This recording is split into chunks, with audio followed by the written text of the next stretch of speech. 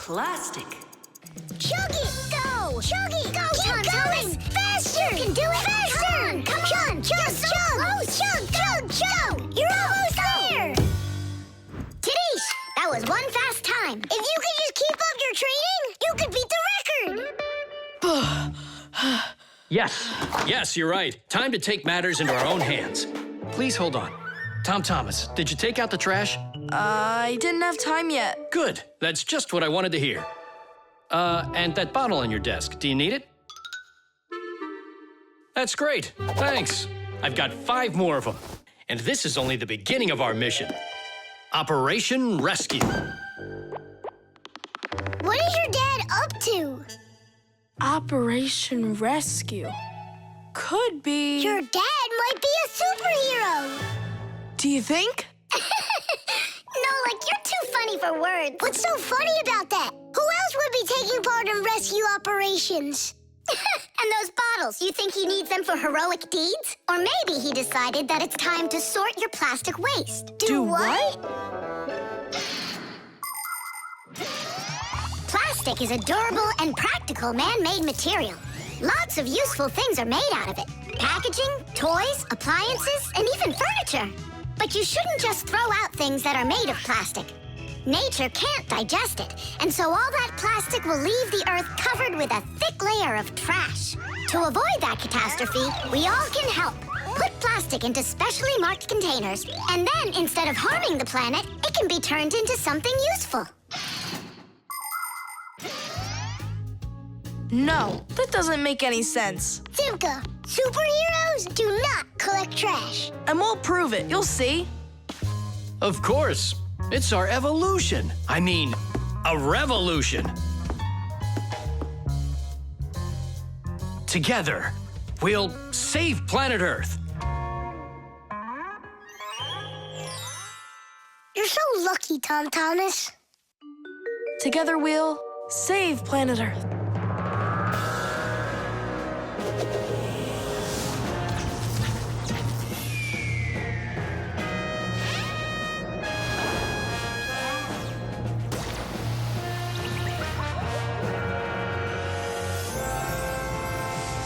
Tom Thomas, do you have any more plastic in your room here that I can take?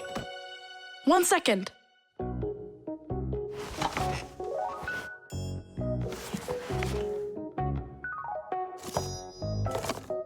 You still use those things. For such a noble mission, it's not a problem. All our useful things should be taken care of.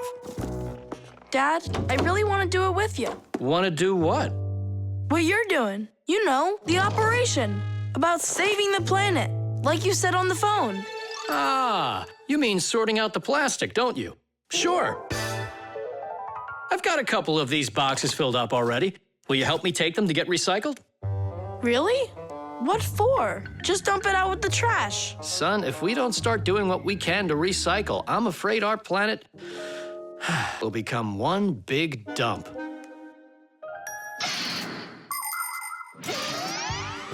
There's lots of stuff that humans just throw out that can be transformed into something totally different.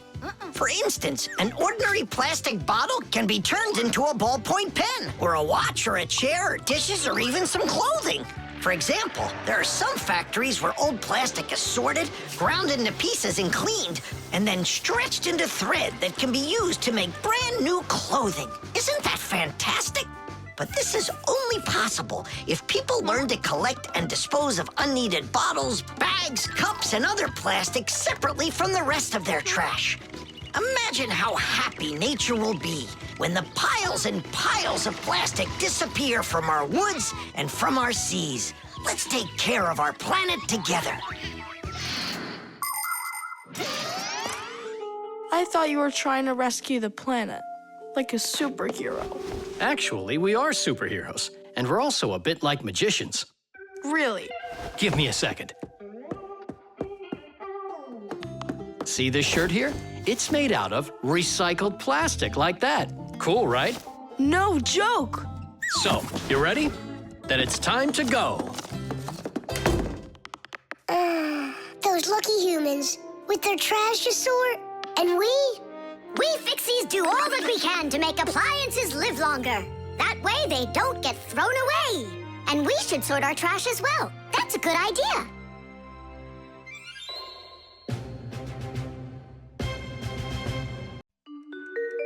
The pencil.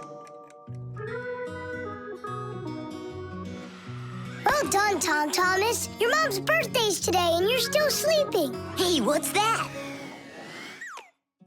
It's a drawing, a portrait of his mom. In my opinion, this mom doesn't look very much like Tom Thomas's mom. Maybe he didn't get to finish the picture yet. He was tired and passed out. This is not good. We gotta do something.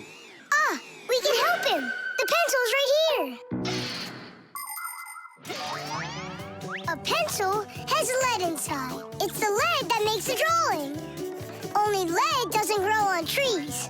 It's made out of a mineral called graphite that's mined out of the Earth's crust. But how does the lead get inside a pencil? It's simple. Pencils are made with rods of lead and 2 wooden boards. Grooves are cut into the boards, and the lead's placed in them. The halves are glued together and cut into pencils. The artist's tool is ready.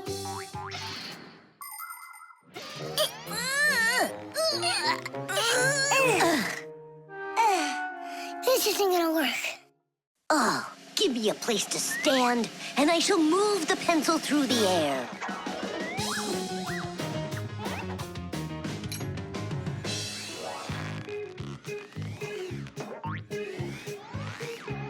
Try and get it closer to the drawing.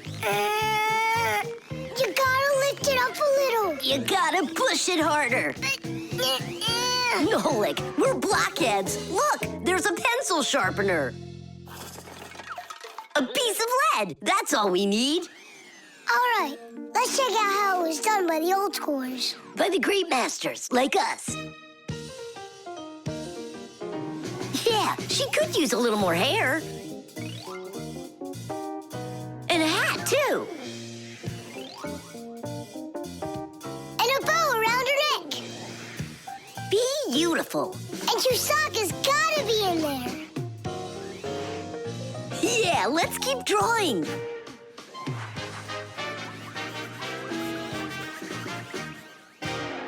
Tom Thomas, are you still sleeping?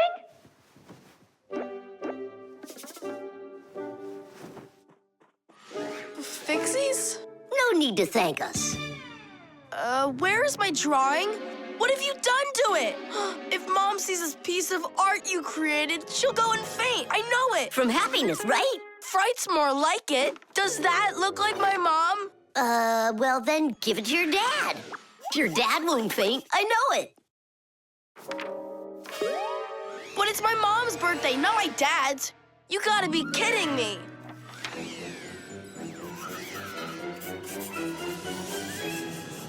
There's also a famous painting like that. It's called the Black Square. It's a classic. You don't think she'll like it?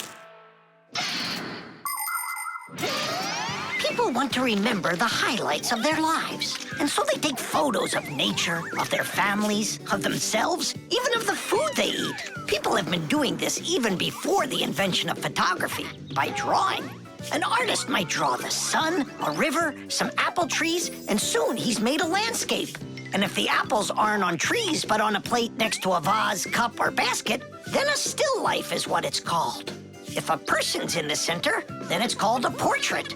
And when artists make pictures of themselves, it's called a self-portrait. Of course, it's easier for us to take a quick photo of things we pass along the way. But just like the old masters, we put a piece of our souls into our drawings. And if you draw more often, you'll see it for yourself. I promise you that.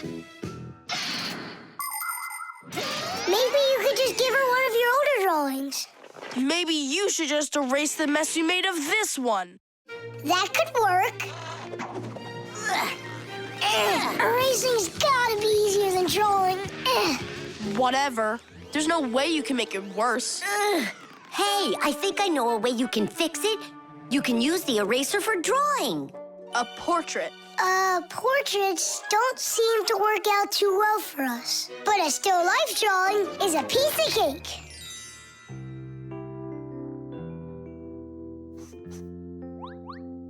Super! Uh-huh. Pretty good, right? Tom Thomas, everything's on the table for breakfast. Mom, happy birthday. I drew this present for you. Thank you, Tom Thomas. What a lovely still life, so unusual. I tried really hard. We'll hang it up on the wall. Now, let's go eat. What would Tom Thomas have done without us? Yeah, whenever you get into a jam, your real friends will always show up to rescue you. The television. Now watch carefully. First I put some of the yellow, then I add some of the blue, mix them together, and now we've got the color green. Isn't that great? Class! And it's not just paint either. Your television works by mixing colors too. Really? No way. That's embarrassing. Nolik, you should know that by now. We live inside of that television, together with Papas and Masya. Come on. The picture on a TV screen is made up of tiny glowing dots that are either red, green, or blue. When blue and green dots are glowing together, we see the color light blue, like in a clear blue sky. When green and red mix, we see a yellow sun. And when all three colors shine brightly together, then we see white on the screen. It may be hard to believe, but it's true. All of the colors on the screen are made up of only three colors: red, green, and blue. So everything that's on the TV screen all comes from three colors: red, green, and blue. Isn't that great? Where do you learn all this stuff, huh? Actually, don't you think it's about time we got you a new TV? What do you say? Sure. Great. And then I'll take this one with me to work. We just started shooting a new show about old things. Hooray! I'm gonna get an awesome new TV. Simka, Nolik, did you hear that? Are you here? They must have gone home for something. Wait a sec, their home is in the television.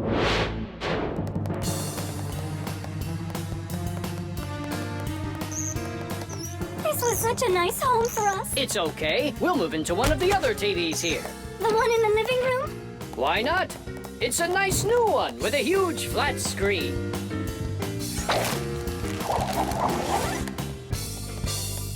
We're gonna have to leave the sofa behind. What? There's just not enough room in that TV. Then I'm not going to move there. Then where? Into the fridge? No, thank you. My nose is running. How about the stove? And what about us? You're the one that says that a stove is off limits for kids. Maybe the microwave will do. No, it's dangerous there. Then, in the piano. What piano? There's no piano in Tom Thomas's apartment. What a shame. A piano's the best place of all to call home. Huh? It looks like he already put us into a box. We're trapped. Good.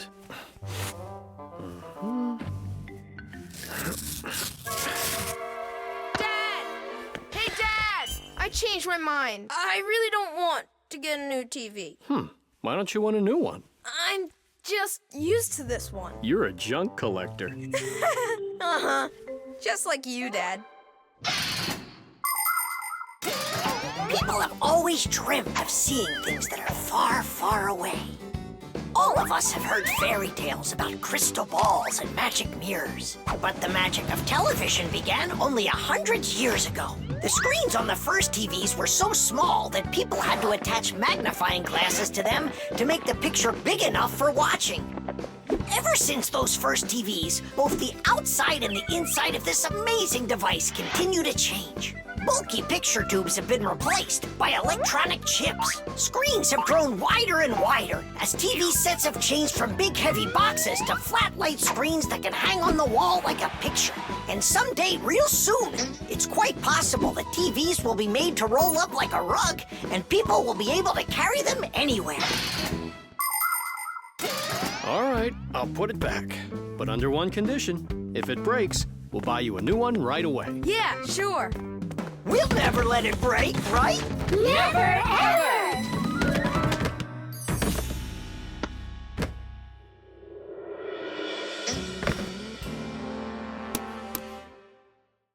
Well, that's that. The color is completely wrong, see? I guess we're going to have to throw it out after all. wait. I know how to make it work perfectly. Watch this. 1, 2, and 3. How did you do it?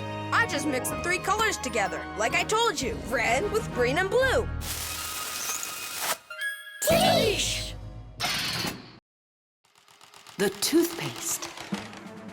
Astronaut food, ready. Rocket ready. And who's flying to the sun? Me, I'm ready.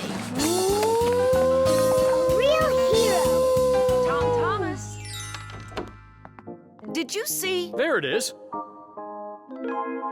You nearly spoiled a vital experiment. Of global, interplanetary significance. Spoiled what?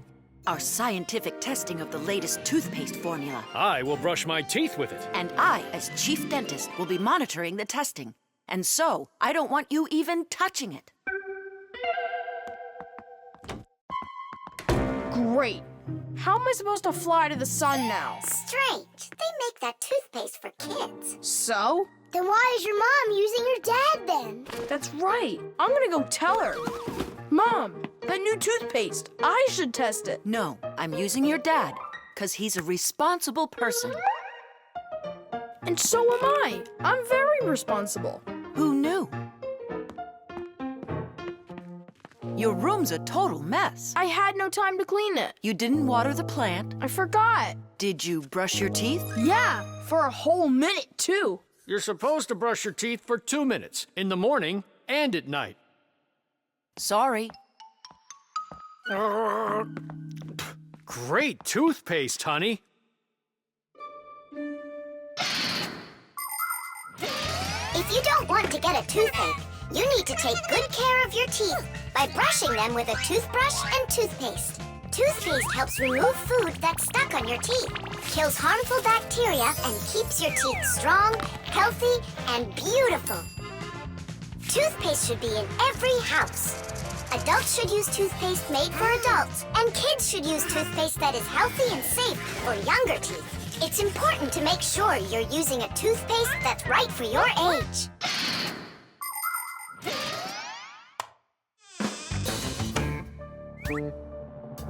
Tom Thomas, don't touch it! It's for the experiment! I'm just gonna smell it. Don't worry. Well? It smells like bubble gum. Hey! Just a peek at the collar, that's all. Come on, do you want to spoil the experiment? Now put that toothpaste right back.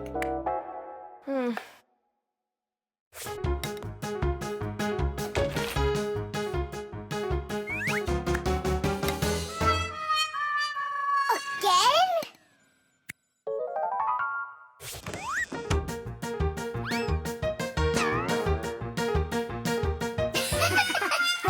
Whoops.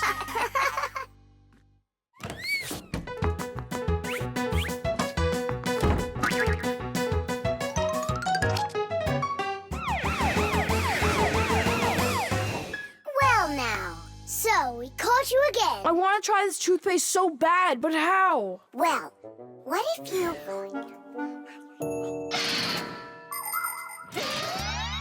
Do you know how to brush your teeth correctly? Let's check.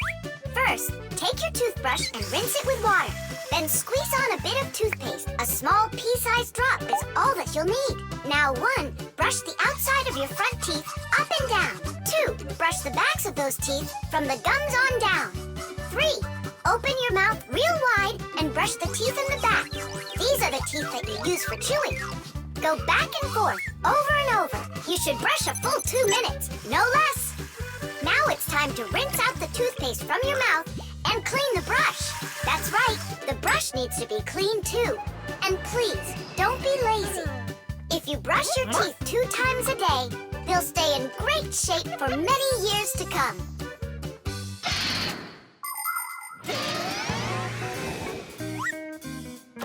Mom, Dad, see? I've done everything. Well done.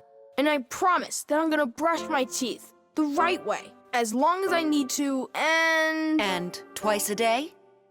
Only let me be a part of your awesome experiment. Please, would ya? Well, I don't know. I think we could try it. Oh. What? Well, we also have this foam for teeth. Who's gonna test that? Me! A real hero.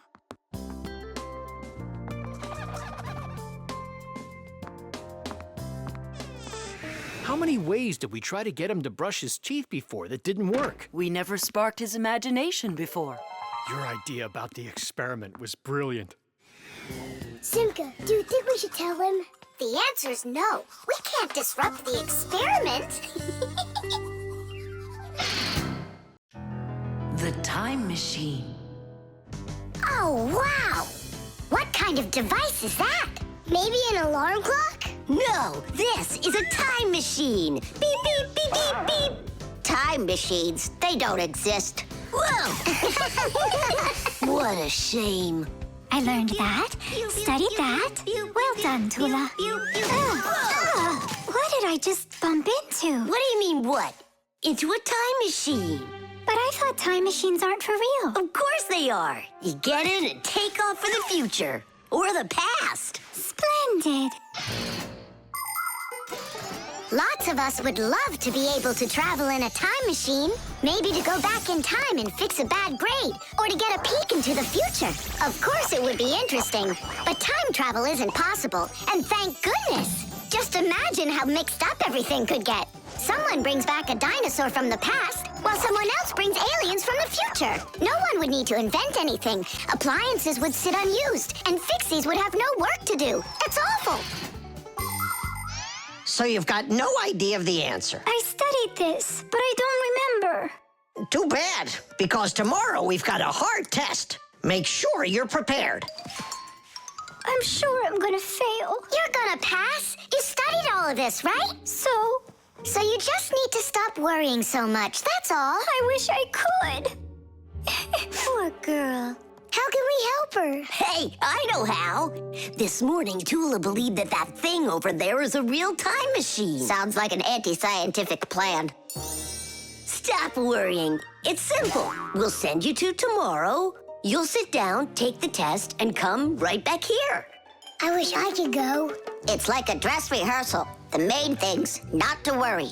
Then what do I do?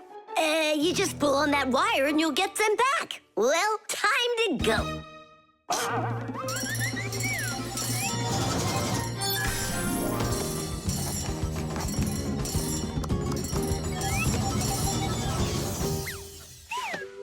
Wow, it's tomorrow. Hi there. Are you ready? Uh-huh. Grandpa's got sick, so I'll be giving you your tests. I'm scared.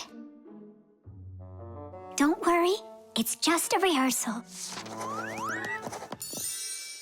Well then, who had the best test? Congratulations, Tula! Oh, so cool. Awesome. that wasn't scary at all. Impressive. By the way, what's wrong with the professor? Grandpa's... You know, don't you? A bolt fell on his head. You dropped it, remember? I did? Yeah, yesterday. I'm not sure I like this future.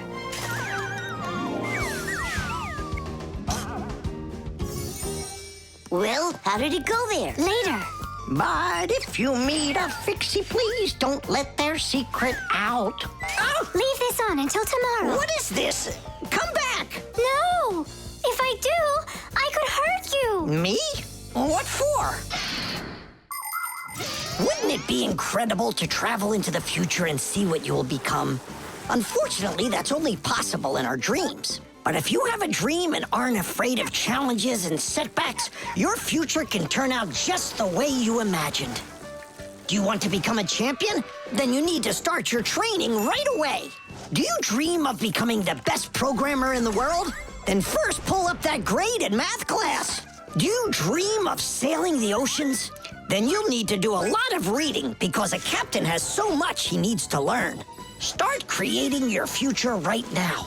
And we Fixies will be right there to help you, making sure the machines you need to reach your dreams will keep on working for years and years to come. Hey there. Are you ready? Uh-huh. So far, everything's exactly the same. Tula, take this, please. It worked. And pass out the tests. You may begin. These questions are different. Who had the best test? Congratulations, Tula! What am I worried about? I know everything is going to be fine. Tish! Well then, all of your test results are great. Only none of you could guess what this device is. What do you mean? Isn't it a time machine? No, it's for automatically watering plants, that's all. You see?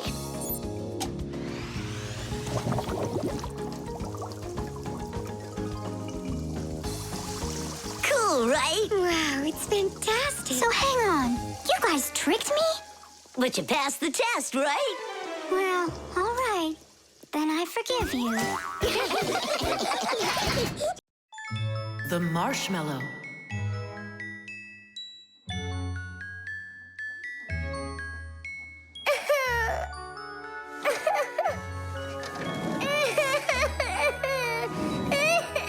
Fixies, why are you so sad? Christmas is just around the corner. Maybe it'll be a lot of fun for you, but not for us. Why's that? Marcia and Papoose had a quarrel. Over what?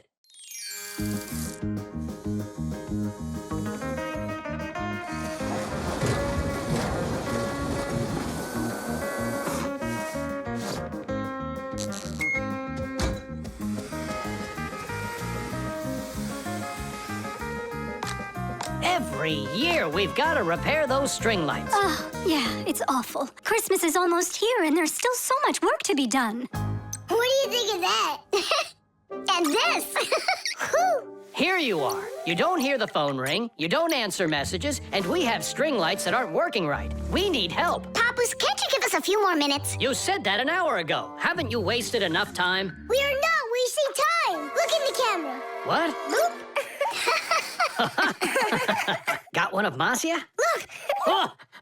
There you are. So, having a good time? We were just about to leave, and... You can stay right here. I've already done everything myself. You obviously have more important things to take care of. So you left me over there, by myself, working my tail off, just so you can play? Where are you going? To relax. Oh, yeah? Fine with me. So now we won't have our Christmas. Don't panic, Nolik. We'll get your parents to forget. I mean to forgive each other. How? My dad always says that the way to a woman's heart is to give flowers and candy. And where are we gonna find flowers right now? Oh, we'll make them out of marshmallows. People are always trying to improve recipes. The French used an ancient Egyptian mallow root recipe to create the marshmallow, a fluffy dessert that can decorate a cake or be roasted on an open fire. In Russia, pureed fruit and berries were mixed with egg whites and sugar and then whipped together to create their own fluffy dessert, zefir. Some ingredients have changed over the years, but these old desserts are still popular. What will they think of next?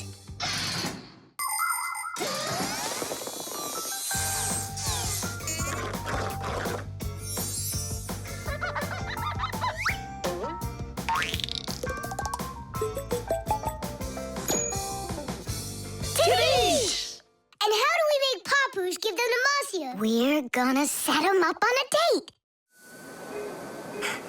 Marcia's calling for you. It's urgent. Tom Thomas's monitor isn't working. I thought she handles everything herself now. Papoose, you're always so kind and love helping others. Come on. All right. No, no, and no. I'm relaxing, I told you. But Tom Thomas won't have time to make his mom's card if you don't go. And then she'll end up without a present. Fine, I'll go. But I'm only going for his mom's sake. Sweets aren't just for eating. They can also be used to decorate a Christmas table. For instance, it's very easy to make this Christmas tree out of marshmallows. Make a row of marshmallows at the bottom of a plate. 1, 2, 3, 4, 5, 6, 7. The second row has 6 of them. The third row, 5.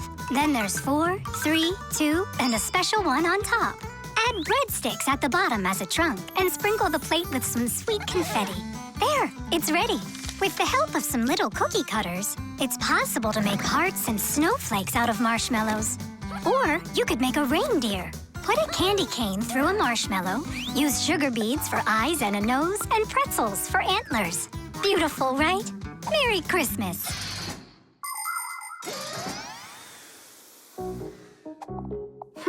I don't get what's going on. The monitor's working. What did you call me for? I didn't call. And you've got nothing for me to do here. No.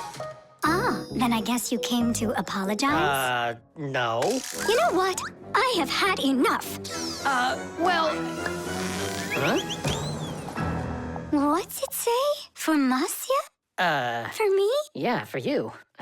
That's so sweet. I hope you can forgive me for yelling at you. I'm just tired. No, I should apologize. It was bad of me to leave you alone. And where are the children? It's almost Christmas. There you are. Come here. Papu, Masya! Oh, my sweetie. Hooray! Merry Christmas! Beauty.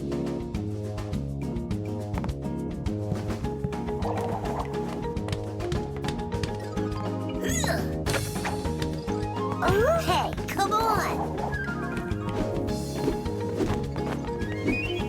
Wow. You're such a show-off, Berta. And one. Ha! Check that out. What's going on? It's a shame Fire didn't see that. I'm just training for school. You're the one that's doing all these twists and turns for Fire. Me?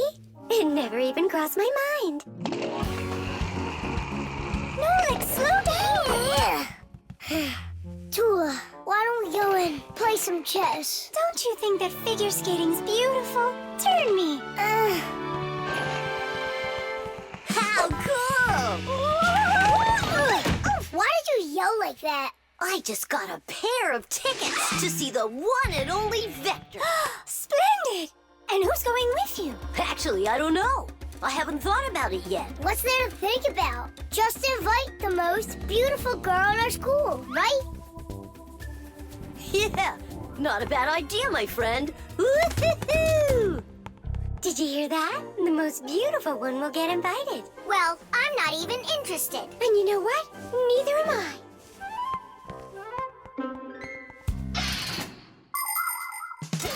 Our world is full of beauty.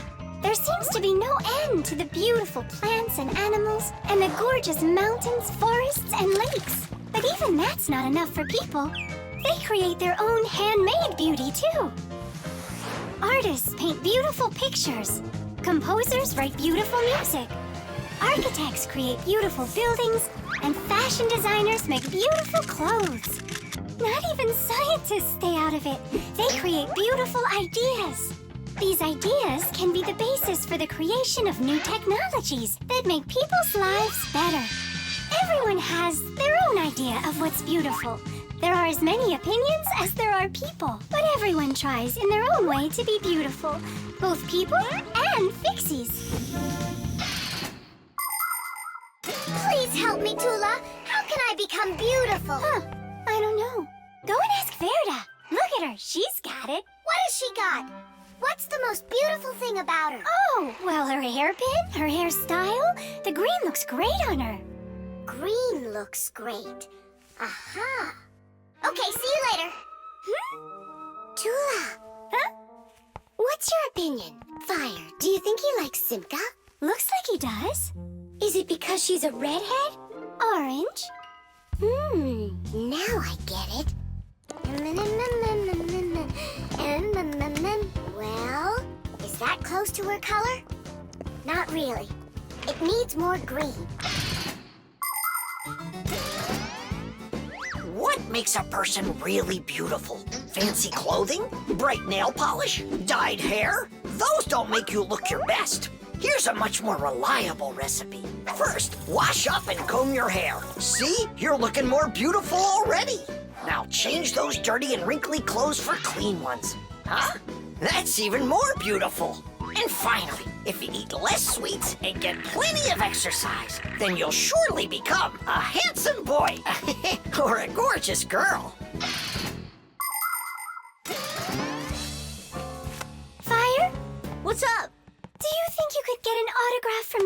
for me? You got it. I love his song so much. So do I. Especially that one that goes... Computer, computer, computer, you are super. I play my computer and turn it up real loud. I play it all morning, all day, and through the nighttime. But no, that's not allowed. I had no idea you were such a fanatic. You know, I'm not gonna get you his autograph. Why won't you? 'Cause you'll get it yourself. You know what I got? An extra ticket. I thought you were gonna take the most beautiful girl. All of you are beautiful, and you're the most fun to be around. Let's go. Stop! Hang on! Oh, Simka? Or is it Verda? Where are you going? What do you mean where? To the concert. Verda? No, Simka. Or vice versa. I'm so confused. Come on, Tula. Can't you recognize them? This one's Simka, that one's Verda. Let's go or we'll be late. Blondes are always the lucky ones. Yeah, I guess we should have made our hair blonde like Tula's. The construction set. Tom Thomas. Huh? Why are you sitting in the dark? Because it looks better this way. Check it out. Oh, look at that! What a beautiful castle this is! It's like out of a fairy tale. No, it's from my construction set. I put it together myself. Class! Oh, let's be knights. I love that game. And so does the old dragon. Who locked the fair princess inside of the castle? I get to be the princess.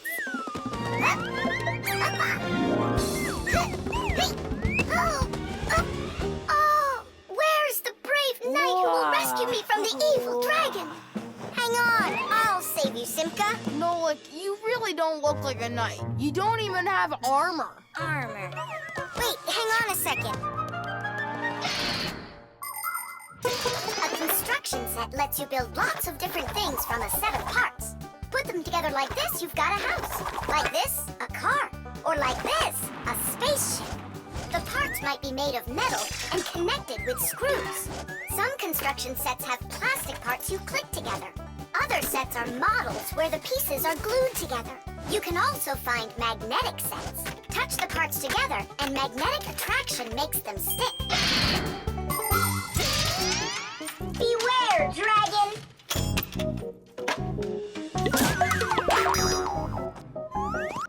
Oh, save me! Oh, help me! Where's that knight already? And where's the castle? The planet has been attacked by robots, and they have destroyed the castle. And they've kidnapped me. And are you still a princess? Of course I'm still a princess. Oh, save me, brave knight. Right. What's going on? This is a magnetic construction set, and your armor is made out of metal, so you got attracted to the magnets. Tom Thomas, it's not fair. Unattract me. Okay. Oh, rescue me! Help me! You gotta save me! Hang in there. I'll be right back. I gotta change my costume.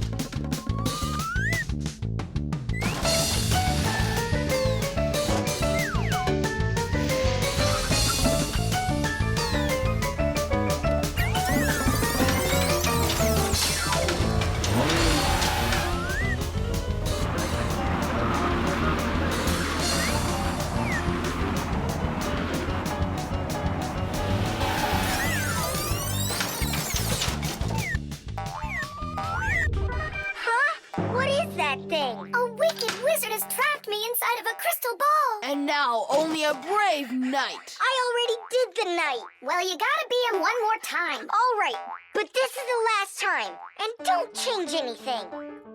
Simka, stay right there. And don't even think about running away. And so it goes. Everyone's abandoned the poor princess. Oh. Simka's my older sister. That's why she thinks it's okay to get bossy with me.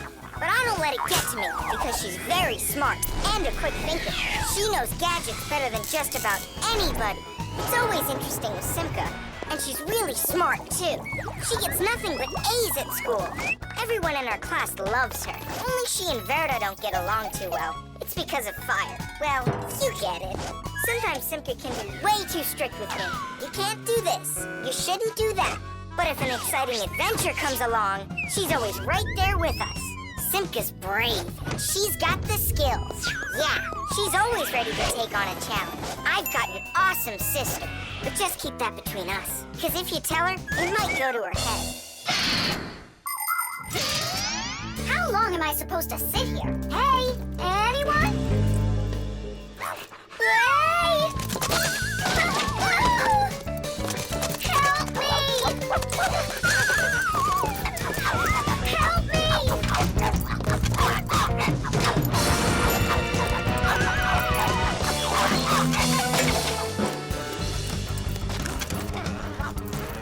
Chusaka, you give that back. Leave this room. Are you okay? I can't leave you alone for a minute. Yeah, I think we're okay. Nolet got here and saved me from Chusaka for real. Just like a real live knight. Oh, come on, a knight. I'm not kidding. You deserve to be one. And to protect every living creature from pesky Chusakas everywhere. I promise.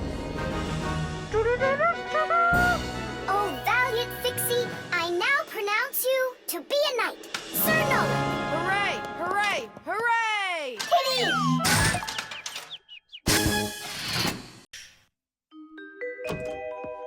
The Rock. Tom Thomas is back! Hooray! So, how was your camping trip? Super! You've got to check out what I found. Rocks? That's just half of it. Wow, is that a screw? It looks kind of strange. Because it got petrified millions of years ago. Screws weren't around then. They came much later. And how do we know that? It could be the first one discovered. And maybe it's not just some screw. Know what I'm saying? Are you saying that we might be looking at a Fixie? Fixies believe that their ancestors came into being not that long ago, right when humans started inventing complicated devices. But what if that's not true? Maybe millions of years ago, before the dinosaurs, there were a different kind of Fixies that inhabited the Earth. And maybe there were people then, too. And Fixies weren't hiding from them. They were friends who they helped with everything. Together, they used to create inventions, construct buildings, and make scientific discoveries. But then there was some horrible catastrophe, and this whole civilization disappeared. And what if someday scientists find traces of that civilization? Then ancient Fixies will be discovered as well. That would be so cool. My imagination ran away with me. You're right. He could be our great-great-grandpoos. Or our great-great-grandmas. Do you think maybe we could bring it back to life? We could screw it in somewhere. You get energy from electricity, right? What an idea! But what if our great-great gets super scared because everything is different?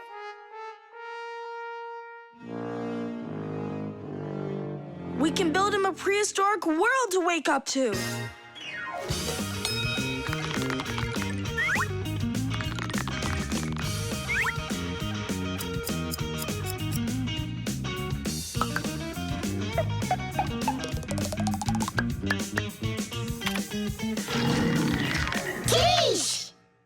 Time to bring him back to life. And you, Tom Thomas, disguise yourself.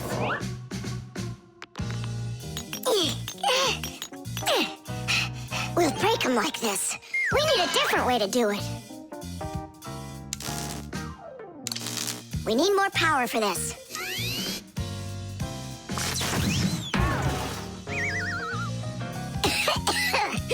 There wasn't any electricity back then. That's why shocking him won't work. Oh, our great-great ancestor, who came to us from an ancient home, be released from this stone. Be free! Why is it always so difficult with relatives? Wake up! Wake up! And what if...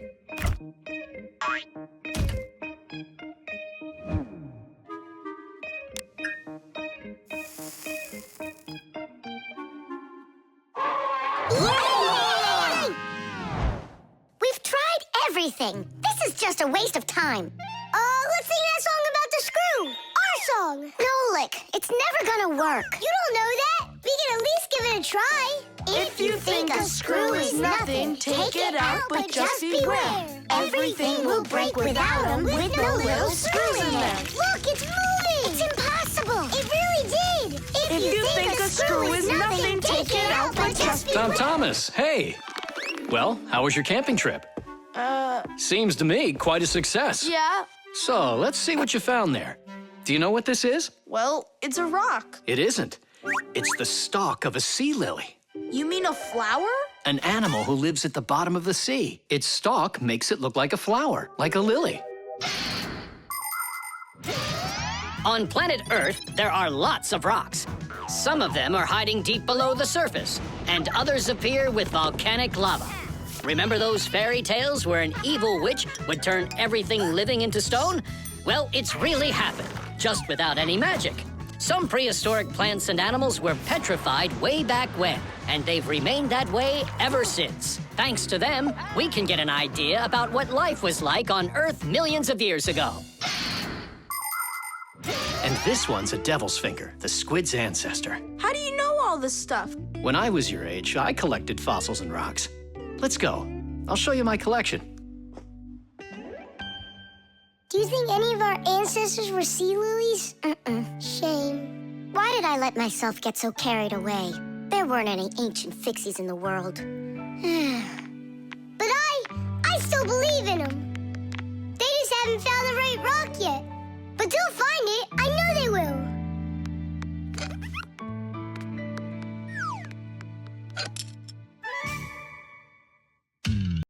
The detective. All right, there that is. Wasn't it great that we got to stay after class and watch that movie together? Yeah, that film was great.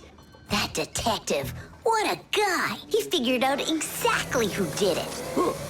Solving a crime's not easy at all. But it looks like a lot of fun. I think it would be so cool to go solve a crime. Where's my lucky screwdriver? I can't do anything without it. Here we go. This could be the crime of the century. Detective Nolik, are you ready? But we're not... There's no escaping our fate, colleague. Our time has come. In order to become a detective or an investigator, you need to be very attentive and astute. Because detectives solve mysteries, find missing things, and detangle the most twisted cases. For instance, who ate the whole cake without permission? A real detective will notice the minor details right away. Crumbs under the sofa, a trail of paw prints across the room. By following the clues, a real detective will easily discover the thief. All right, it's time for us to figure out who stole the screwdriver. And the screwdriver, don't we need to find it?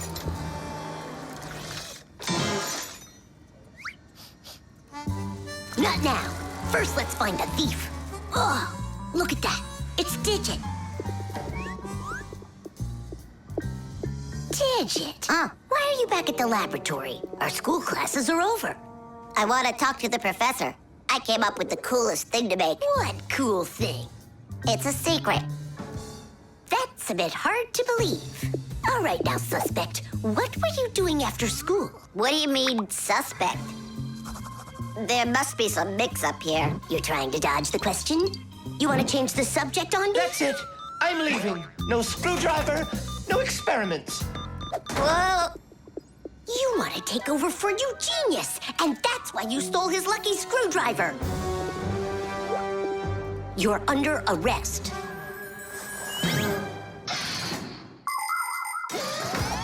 The main qualities of a detective are intelligence and logic.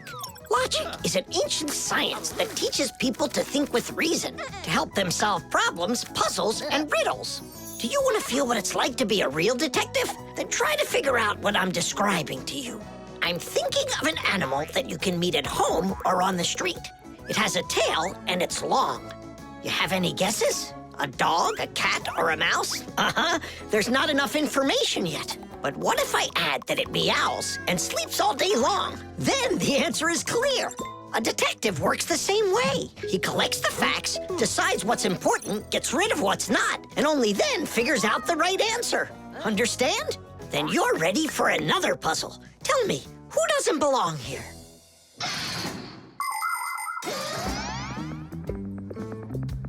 Are you gonna talk? What funny mustaches you got there. Oh, it's a party, right? Mm-hmm. They arrested me. Is this a game you're playing? Tula, you believe that a lucky object can bring good fortune, now don't you? Well, yeah. And what? Now it's clear. You helped Digit steal Eugenius's lucky screwdriver. Yeah, because you like lucky stuff. Arrest her. Tula, how long do I have to wait? Sivka, you gotta see this. We caught the criminals who stole the screwdriver from the professor. Cool, huh? Just awesome. Let's go, Tula. She stays here, under arrest. Yeah, I got it. Come on, let's go. We're not joking around. Oh, and exactly what proof do you have? What proof do I have? Well, just what I thought. You have nothing, Fire. She's their partner, of course. Nolik, arrest her at once. What did she do wrong? It's insane. Now do what I said. I won't do it. Ah, you're with them. Stand with the crooks over there. Hey, we're partners, aren't we? Now wait a second. I'm wondering if you were the thief. Me? Yes, right. It's not me, I swear. I'm a detective. Nolik, please tell him. You put it away? In the warehouse? Oh, Elisa, I've told you 100 times. Please, don't touch my mess.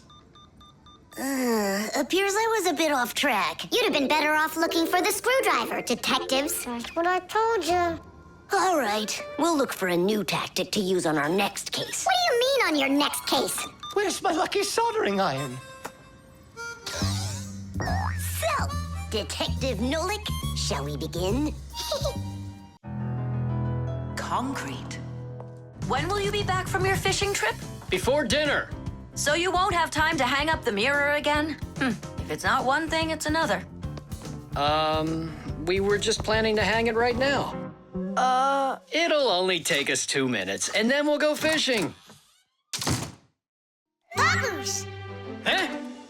What do you want, Nolik? When am I gonna go on a fishing trip with you? You know Fixies don't go fishing. But you promised me that today we would go and visit the aquarium.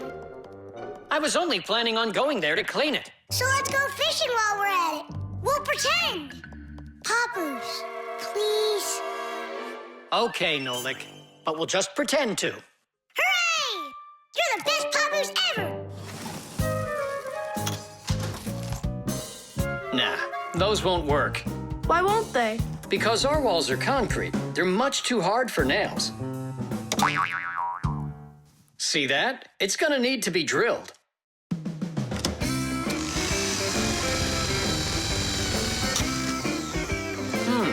I guess we'll need to use a special drill bit that's right for this wall. Concrete is a very strong building material made out of small stones, sand, cement, and water. When the concrete mixture dries, it becomes very hard, like a solid piece of rock. For building houses, bridges, and other large constructions, reinforced concrete is what people use. To reinforce the concrete, it is poured into a mold with steel bars. When you drill into a reinforced concrete wall, you have to be careful not to hit the metal bars. Papoose! Shh, humans. Not big enough. It won't hold up this mirror. But it's all we've got. So we'll have to go and buy another. That stinks. Means there's no time to go fishing now. Actually, I think this will hold it for a little while.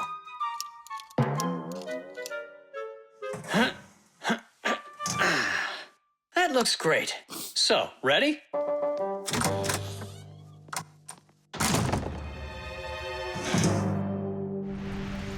Papoose! Huh? Do we own fishing rods? We don't, but we'll figure it out.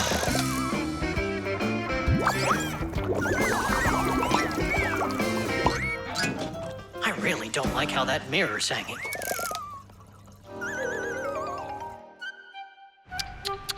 That's what happens when people are in a rush to finish. We're Fixies. We never do things like that. Papoose, we going fishing or not? Yes, we will, after we take care of this mirror.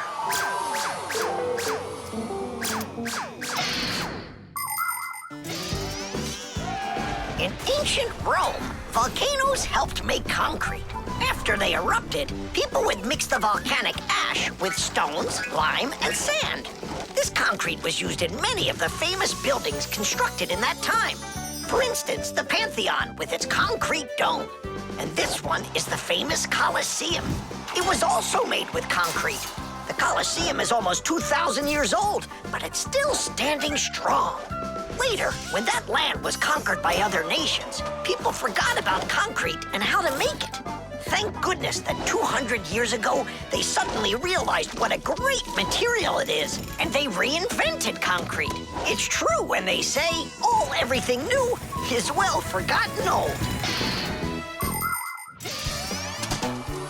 Papoose, hurry up! Haste is the mother of imperfection. It looks like I ran out of wire. Lousy timing. I've got to get to the warehouse. Warehouse? That means we're not going fishing. Nolik, a promise is a promise, and that means we go. This should hold for a little while.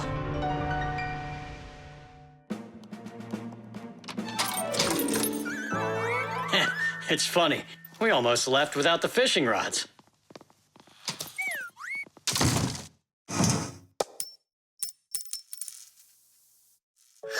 Don't panic. We did a good job of anchoring. Remember what I said? Haste is the...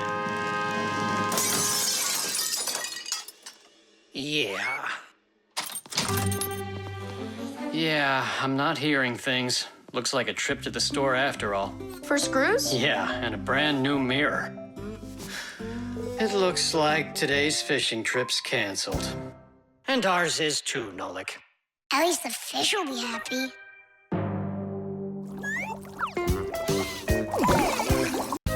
Germs.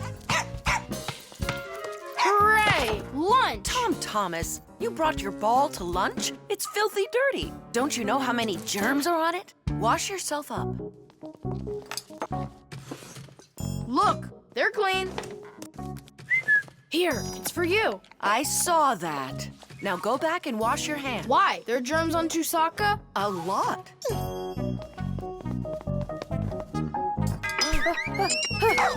Come on, give it back. Again? Hi, Tom Thomas. Why are you so angry? You go wash your hands 5 times solid. This is germs, that is germs. Maybe they don't even exist. Of course they do. It's just that they're so tiny, you can't see them without a microscope. Tom Thomas, let's go into your dad's office. He's got a microscope. We can take a look at some germs. Germs, or microbes, are such tiny creatures we need a microscope to see them. But they live everywhere. In the earth, the water, throughout the air. They're on everything, even on us. Some microbes are able to move around with the help of filaments or tails. Lots of microbes are harmless, but there are some dangerous ones too. If they get inside of you through your nose or your mouth, you could end up with a sore throat or a stomachache. Turn it a little more. Stop. Now, take a look. It's horrible. Hey, let me take a look. Wow, they're so scary. Hang on. Do I really have germs like that living on my hands too? You got it. But I washed them 7 times. With soap? No, just water. You have to use soap to get rid of germs, not just water. So which soap should I use? Either this one, that one, they are both antibacterial, so they kill bacteria. And what about germs? Will it kill them? Of course. Bacteria is just another name for germs. They're the same thing. Wash. Tom Thomas, give me a drop of that liquid soap. I want my hands to be real clean. Good job. That's the spirit. Hooray! We're clean! Let's go put that puzzle together. All right, but doesn't it have germs all over it? And they're on the soccer ball. What are we gonna do? I think we should clean them with soap. No no! Clean the whole room! You're right.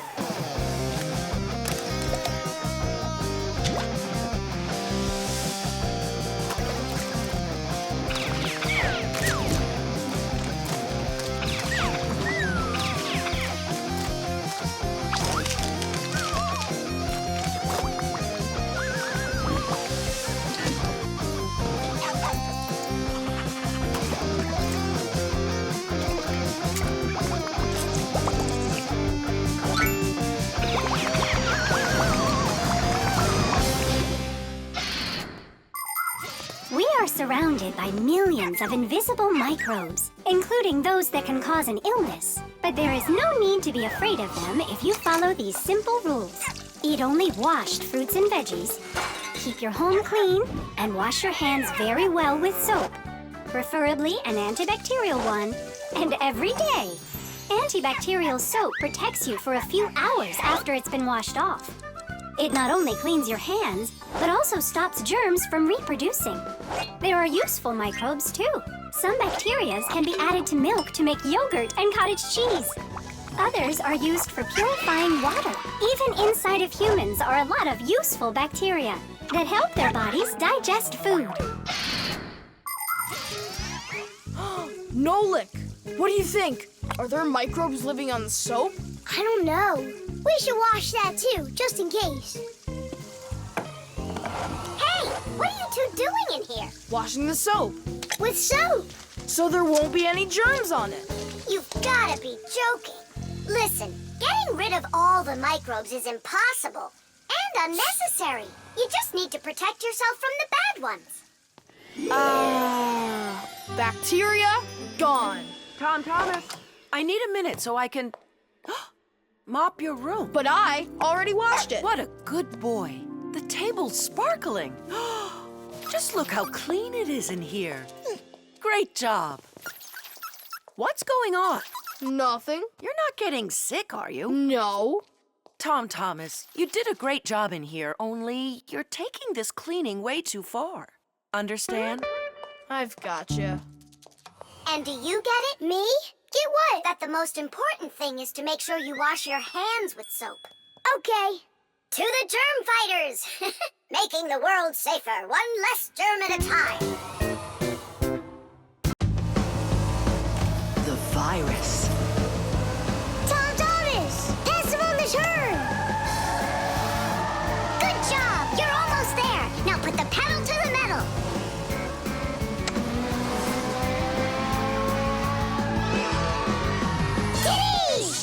Ha! Take that, Johnny. You lose. You want to race him again?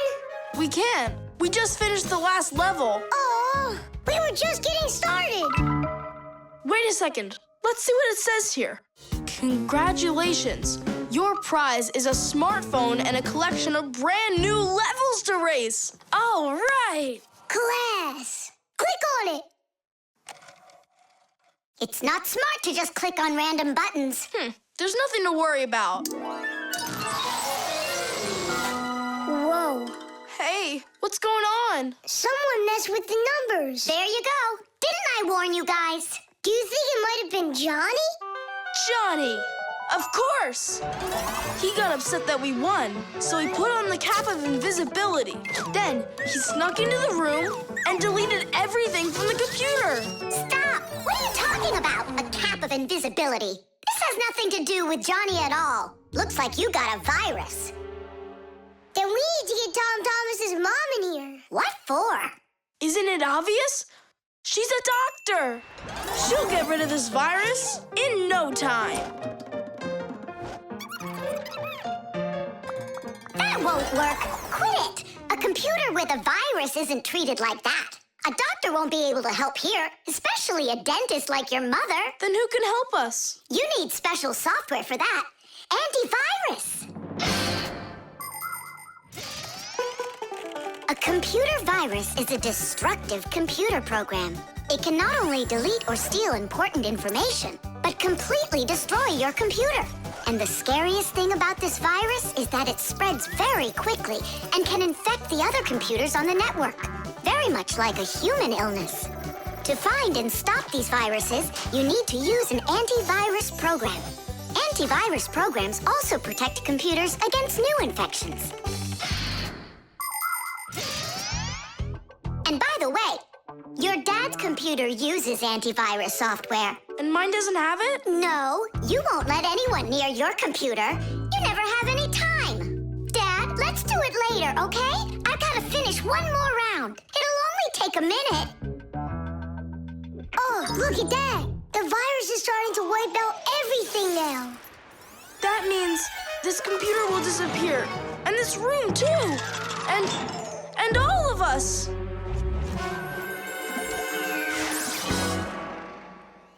Stop! Quit panicking. We have to save the computer right away.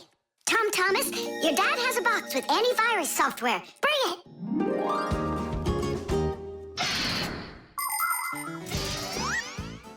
Games, music, cartoons.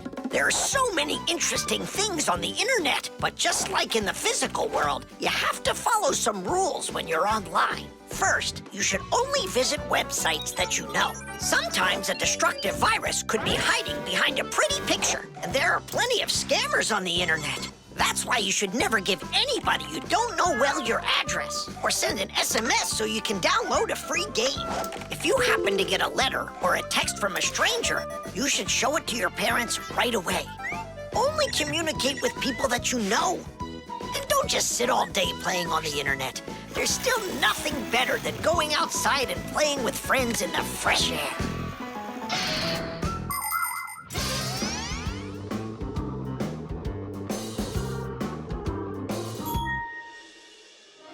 That's it.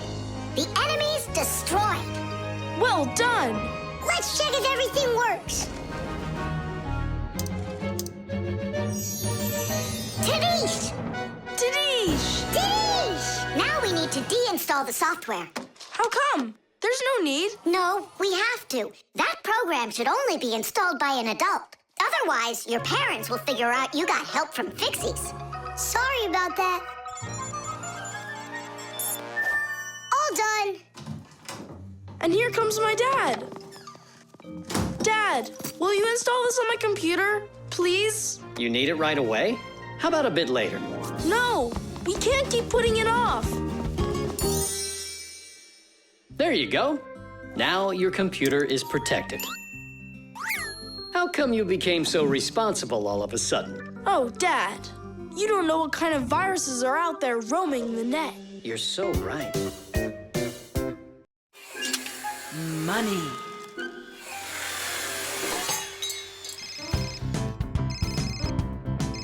Hello?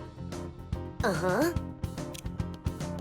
Fire, can you help me, please? Sorry, Verda. I need to go to, the warehouse right away. But I helped you yesterday, didn't I? Well, I helped you the day before that. Yeah, well, what about last week? I helped you 3 times, remember? Well, You helped one another when it was time to. I don't see why you have to count. Of course not, Tula. You asked for the most help from all of us.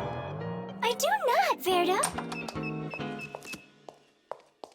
Look how Elisa helps Professor Eugenius.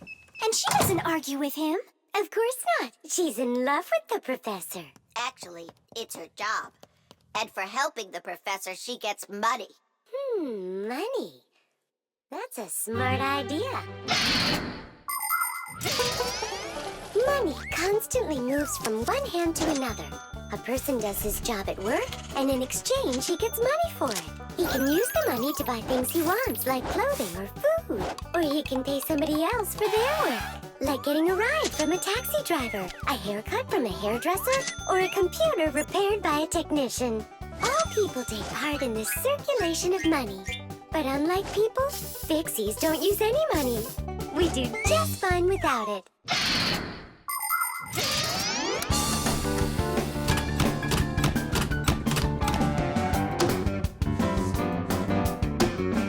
From now on, we'll do it like people do it. If you work for somebody, they give you money for it. And if you need some help, then you pay. and that'll stop the arguing. And all the false accusations. And those are for Simca and Nolan.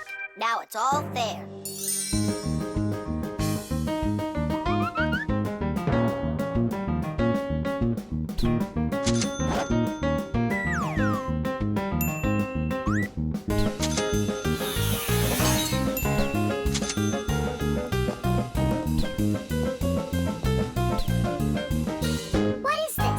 Money. What are we supposed to do with it? You don't know? You pay for someone to help you. I don't like this new idea at all. At all.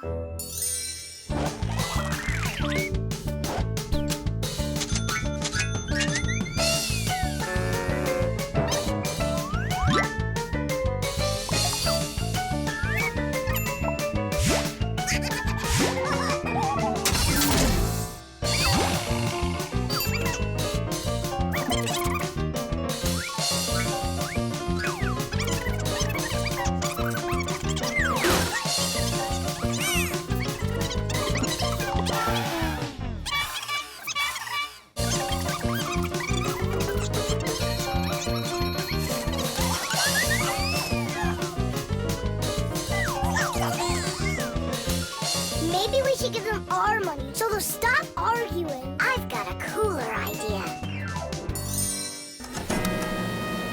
Hey, who needs money around here? 'Cause we've got it. Now there's enough for everybody. Where are you? We're in here. This is all your fault, Fire. And your fault. No, it's the money. That's whose fault it is.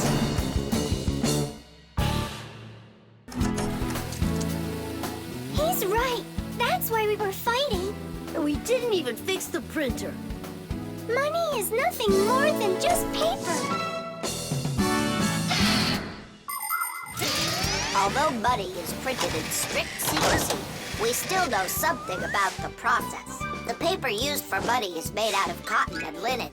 It's stronger than normal paper made out of wood, which means it doesn't rip as easily, even if you fold it thousands of times. The ink used for printing money is special too. It won't rub off the paper or fade in the sun. And that's not all. The ink has secret additives that can only be seen if you look at the money under a special light. This helps protect people from fake money. It is for the same reason that watermarks, metal strings, and teeny tiny writing is also used on money. This writing's very hard to read, unless you happen to be a Fixie. I hope I didn't say more than I should have. Well, all done. It's time for a test.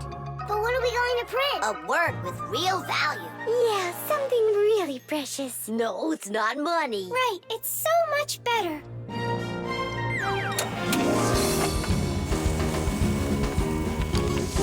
Friendship! Tish! Fasteners. And of course, all of the appliance's parts must be fastened good and tight.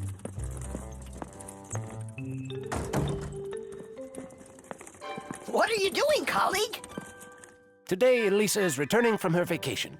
And so, I decided before she gets back, I'll clean up the laboratory. Quite a noble initiative. Now, where was I? You were saying all parts have to be fastened. You're right. And what kinds of fasteners can you name? Fire? A screw? Mm-hmm. And what else? Another screw? That would make a total of 2 screws altogether. Simka? To fasten wood or plastic parts together, you can use nails. Nails are hammered in with a hammer. In metal or stone, you need to first drill holes for the screws. To help a screw hold better, it can be inserted into a special fastener called an anchor or wall plug. The difference between a machine screw and a wood screw is that wood screws have pointy ends. Machine screws go into holes that already have a thread, or into a nut. And what if there aren't any screws or nails around? Well, then a Fixie can turn himself into a screw and screw himself in, like this. Masterfully done. Fire, think you can do it? Of course. Yeah! Nolik, Is it okay if I won't go? what do you mean you won't go?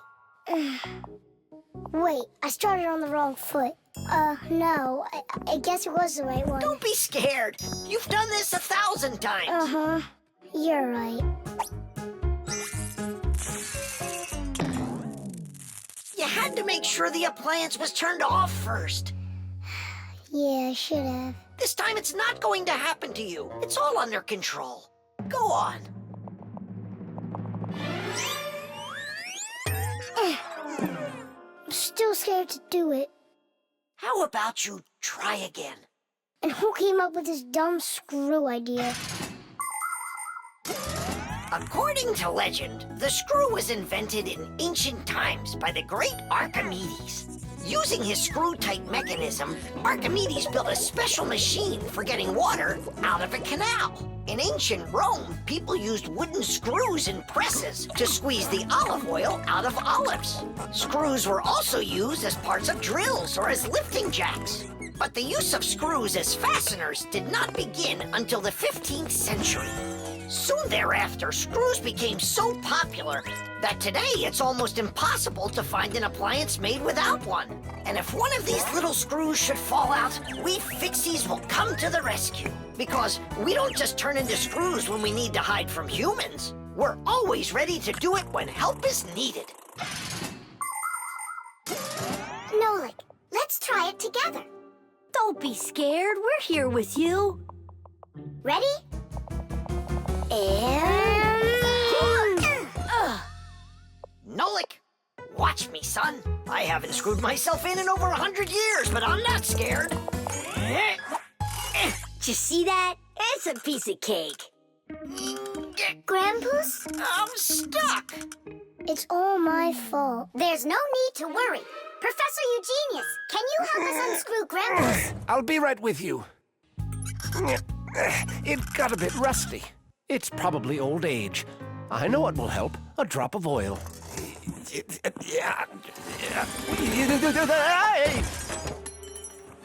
Ow! Oh.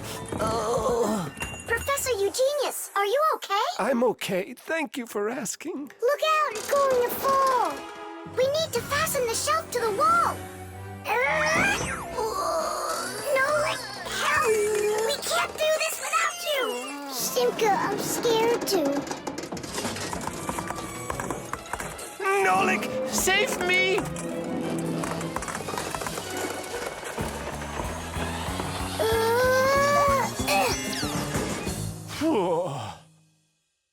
What's going on out there? No big deal, colleague. I just got a little bit buried. Will anyone unscrew me? I wish I could. And we're holding up the shelf. And Nolik? Me too, I did it. I screwed myself in. Well done, Nolik. I knew you could.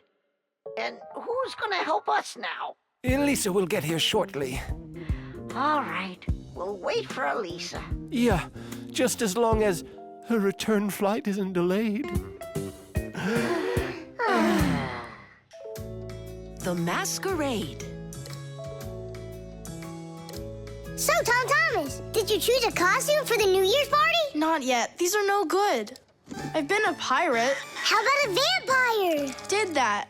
And a knight? Mm-hmm. This year I want to do something that's original.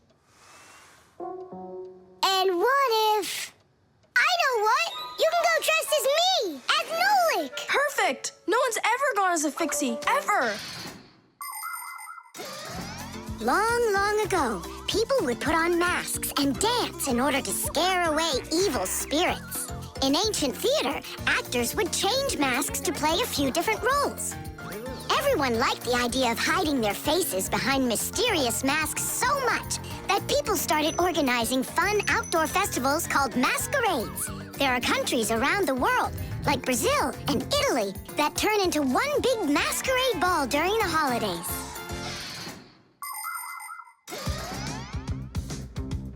Hey there, what are you making? A costume for a masquerade! Can you guess who I'm going as? Yeah, but why does it have to be Nolik? 'Cause I came up with it. Fire'd be a much cooler costume. That's not true. Stop arguing. I can go dressed up as you and you. Now we're talking. Smart Fixies wear glasses. Your glasses are too small to even fit on his finger. They don't make glasses just like yours. What a cute Fixie. Splendid. Not bad. Only if I were you, I'd add a backpack to your costume. Any Fixie who's fashionable is wearing it. And maybe add my curls to it, please? If you don't, then our feelings will be hurt.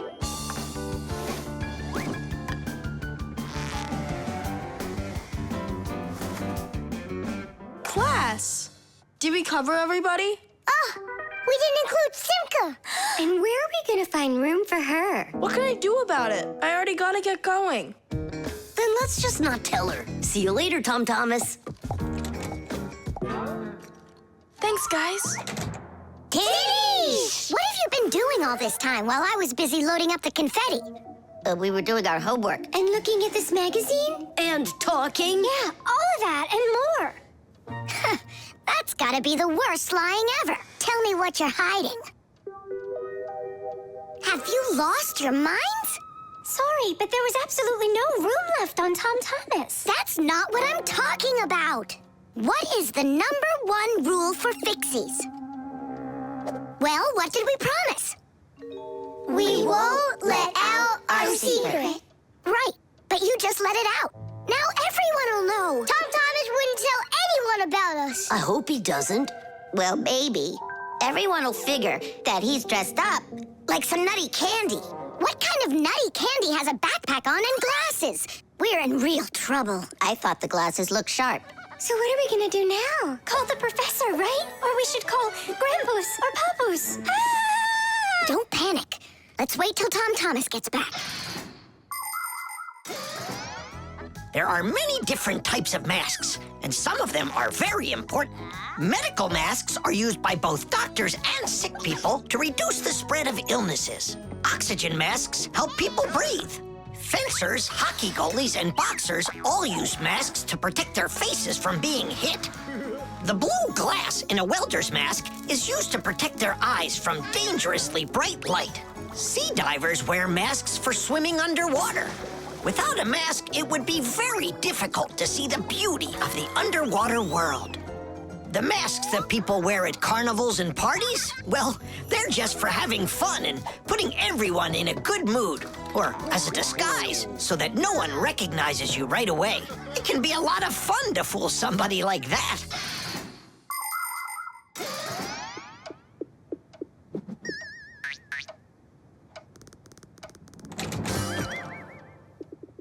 So how was it? It was great. They had a contest for costumes, and I won. Hooray, that's all. Say bye to us. I hope you won't be upset, guys, but I couldn't tell anyone that I was a Fixie. Here's all I could think of. Grand prize for best costume, robotic toucan. Hey, come on. Do you think we look like toucans? Yeah? Yeah. Yeah. All right there, Fixie toucans. We've got work to do. Oops. Happy New Year. The traffic light. Red, yellow, green. All right, let's go. Tom Thomas, why did we stop? There's a crosswalk. When there are lines like that, you have to let pedestrians cross. Go on.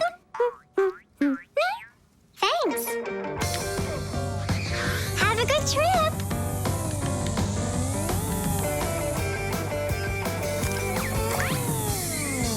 Why do we stop now? There's no crosswalk. But that's a crossing gate, Fire. You have to let the train pass. Wow, that is cool. Hi there, Nolik. Come on down. Check out this traffic light. It's new. Is that a real traffic light? Wonderful, isn't it? Yeah, it looks awesome. Nolik, where are you going? Stop!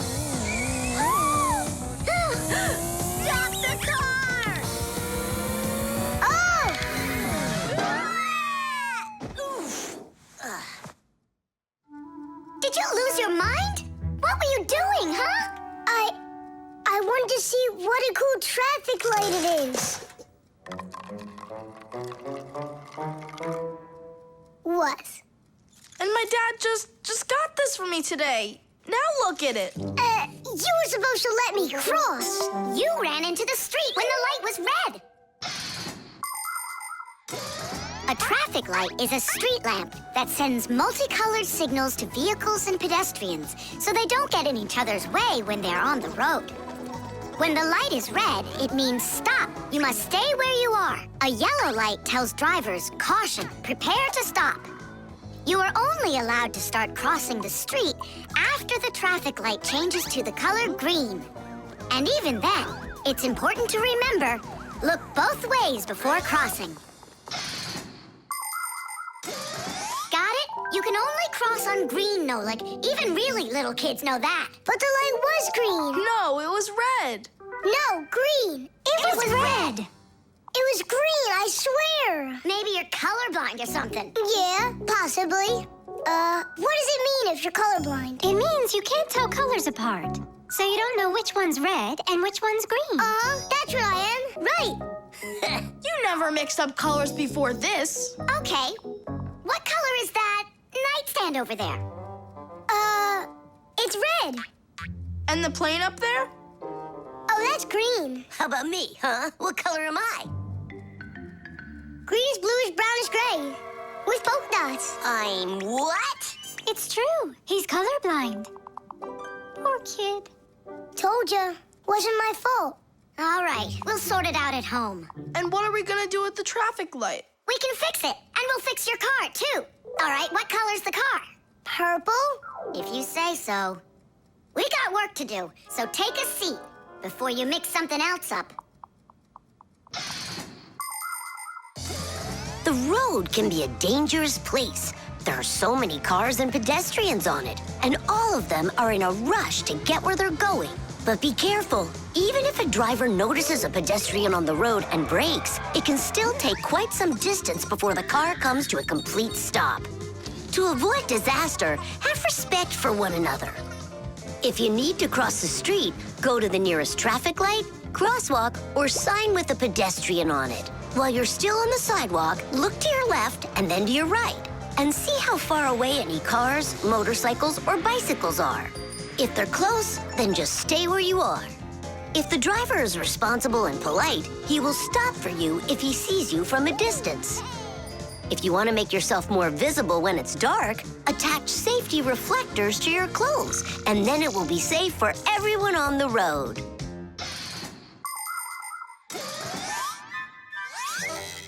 All fixed. Tom Thomas, test it out. Turning the lights on. So, is it right? Yeah? Take your places.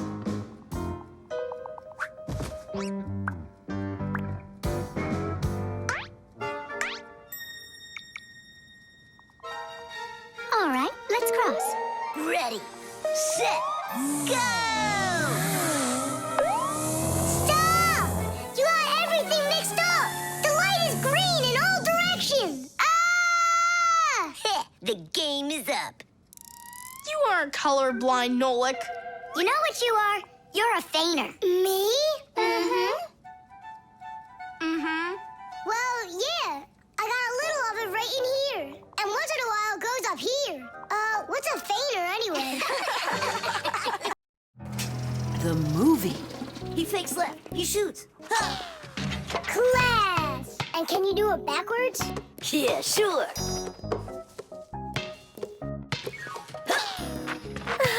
No way! What a shot! Huh. I wish Simka could see this. Why don't we make a movie for Simka about fire? We can use my Fixie tub. It's got a camera. How come it's only for Simka? We'll make it for all of us. That's a great idea. I'll shoot the ball at the basket, and Nolik will do the filming. And what do we do? You can be whatever you want, like cheerleaders or the coaches. Yeah, a cheerleader. Help me in.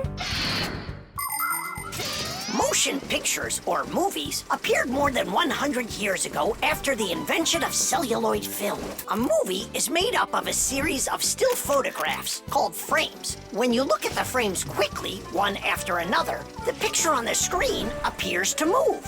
It's hard to believe, but the first viewers got very scared when they saw a moving train on the screen. At first, films were silent. Only later did people learn to make them with sound. And soon after that, people learned to make movies in full, beautiful color. Movies aren't shot on film anymore. They're made with digital cameras. Today, almost all phones and tablets come with digital cameras inside of them. This makes it easy for just about anybody to make their own movie and share it with their friends. Fire is the best. Ooh, he can shoot the best. Hey, I haven't turned the camera on yet. Get ready. Here we go. Yep. Fire is the best. Ooh, cut. I got it. Show me. Yep. Fire is the best. And where's the ball? It flew over there. That's not right. You have to see the ball flying in the picture. I got it. Get ready. Fire is the best. How was that? It worked. I got it. Fire is the best. And where am I? You're somewhere over there. And we aren't there. Why did you have us cheering? Nolik, you need to make sure we're all in the shot. Okay, I'll try.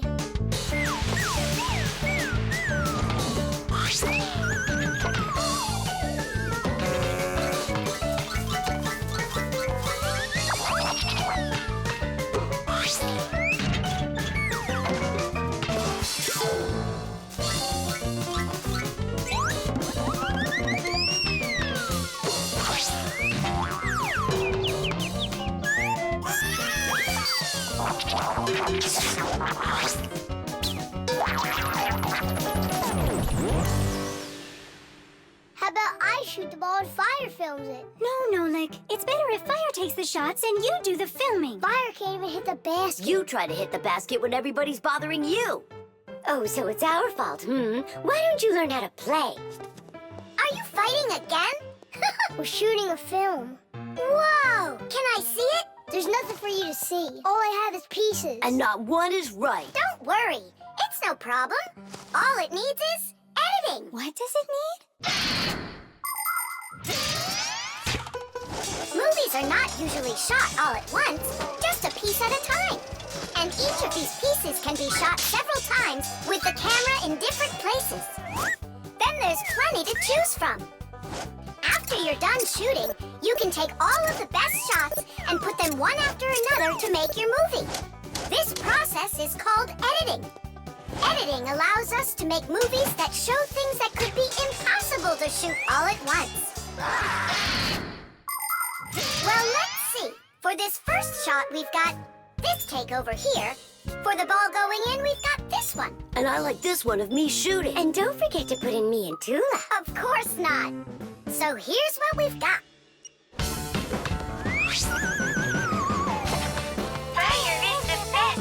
Cities. The film is super.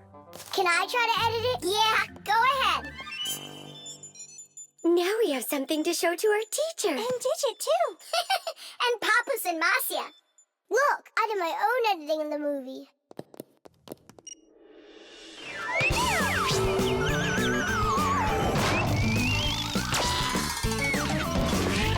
What was that? That's not true. It is so. With editing, it's just not fair, Nolik. Fire was able to put it in 100 times without any editing. You sure didn't. Hey, guys, don't fight. Do you want me to teach you all the right way to shoot hoops? Yeah! All right, here we go. And shoot! Fire is the best. Oh, he can shoot the best.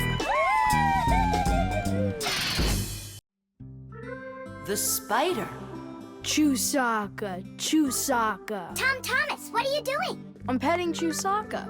How come?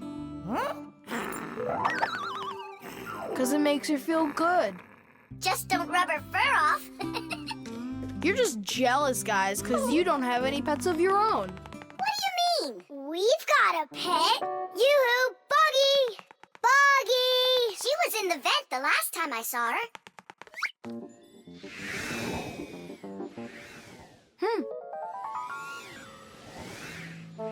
Boggy! Come on out. We need to talk. Here, this is our friend, Boggy. Wait, this insect is really your pet? Ha! What a joke. Buggy's a spider. She's not an insect at all. But isn't a spider a kind of insect? Insect is the term used for mosquitoes, flies, beetles, dragonflies, butterflies, ants, and many others. Spiders certainly look a lot like insects. They have very similar legs. But spiders aren't insects. They're arachnids. Insects have 6 legs, while spiders have 8 of them. Many insects can fly, but spiders can't. But spiders can weave spider webs. They may look beautiful, but really they are traps for hunting insects. How come your buggy has 5 legs instead of 8 of them? I don't know. She lost them somehow. Anyhow, she can do lots of tricks. Hello, Buggy. How do you do? We know how to do that trick. Chusaka, shake. Just see that? And I bet your buggy can't do this. Chusaka, sit. Buggy, sit. Why aren't you sitting? Lie down. Your turn. Lie down. Watch me. Like this. Lie down. She can't do that trick. Her 5th leg must be in the way. Lie down. Lie down, I told you. What kind of pet are you anyway? You can't even do a simple trick. Hey, where are you going? Wait, Buggy, don't go. Nolik, you should be ashamed of yourself. But why is she acting so stupid? Didn't you say that she was your friend? And what? Well, you shouldn't yell at your friends like that. She's right. What kind of friend are you? I'll go find her. And apologize. Buggy! Do you hear me?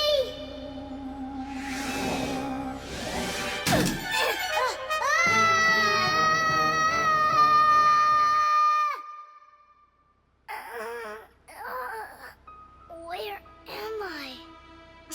Ow! Well, it hurts. Hey! Can you hear me? Somebody help me, please.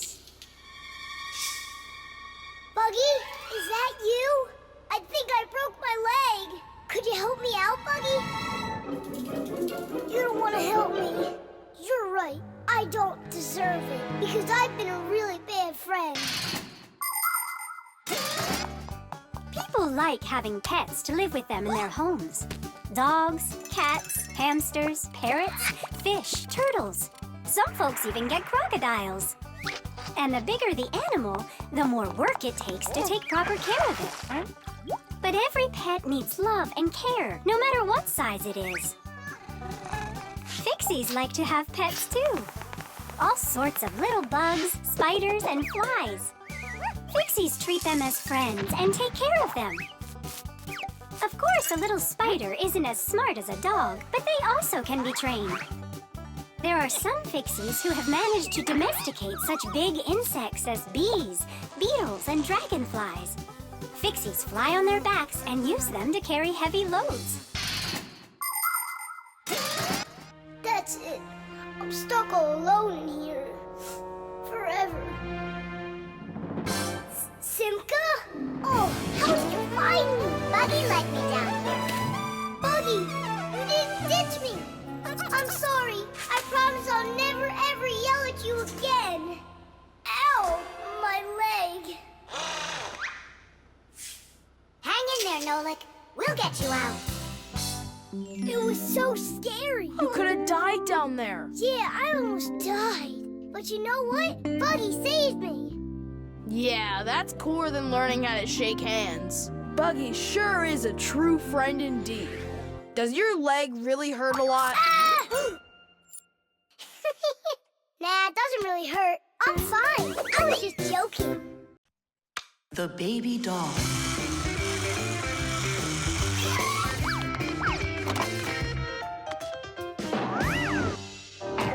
Tula, you gotta get out. We can't all fit in here. This time we'll take a ride, and next time you can. And I'm by myself again? Hey, don't worry.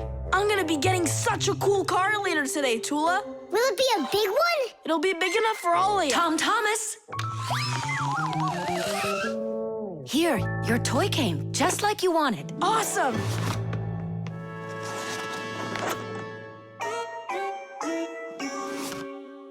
Wait, what is this? A baby doll? Splendid. Oh, it's gotta be some mistake. I'll find out for you. I'm calling them. It's good to be a kid. People take care of you, feed you, buy you toys, and read you bedtime stories. But in return, you have to listen to adults. Go to preschool, then school, and always remember to put on a hat. All kids dream about being a parent, at least for a little while, because moms, they're just superhuman. Human moms can do laundry, cook meals, iron clothes, and check their kids' homework all at once. Fixie moms can fix irons and hair dryers and can teach young Fixies how they can do it. It's a shame that you can't become a parent before you grow up, but you can have fun pretending to be one. That's why girls like to play with dolls. Boys usually don't like it, but I don't see why. Dads can be really cool, too. What am I supposed to do with this now? I'm not some kind of girl who plays with dolls. Hey there, come on now. That baby doll's a real cutie. Why don't you put it down and we can get back to racing? Wait. The baby's hungry. He needs to eat. Thomas, help me. No, I won't. Won't you please? He's crying. Don't you hear? Oh, Mama. That's all?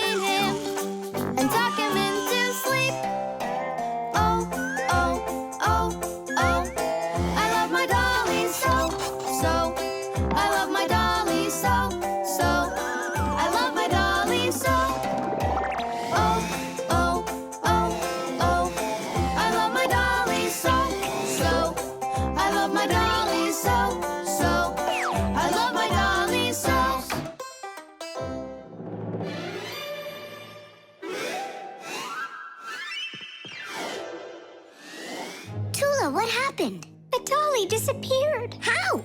Thomas, have you seen him? No. I'm not watching after that boy. But what if something terrible has happened? My dolly's eyes were shiny, toes and fingers tiny. He never acted whiny. I love my dolly so. Now my life is gloomy. How'd this happen to me? I can't find my cutie. My dolly's gone, oh no. Oh no, oh no. Where'd my dolly go? Go. Where'd my dolly go? Go. Where'd my dolly go? Oh no, oh no. Where'd my dolly go? Go. Where'd my dolly go? Go. Where'd my dolly go? Honey, don't be upset about the car. It's gonna get here soon. By the way, why did you put the doll in the cupboard? It was so hard to find. But is it still home? It's in the box over there. It's gotta go back to the store. My poor dolly's gone. My dolly! We're supposed to send him back today. Oh, Only I told Mom that I'd rather keep him. Hey, and what about your big new race car? Later. did you do all this for me? You know... Whoa!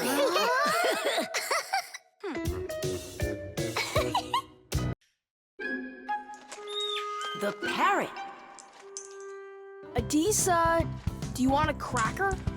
Wow, Thomas, who is that? Simka, Nolik, this is Adisa. My dad brought him from Africa. I can't believe it! You've got a real parrot! Can he talk? My dad said that he can, but I haven't heard him yet. Well, let's see if he can. Okay, say, Adisa's a good bird. No, he should learn my name. That would be awesome. Adisa say, Nolik. That's my name. He doesn't want to talk about you, Nolik. Maybe he doesn't know how to speak human language.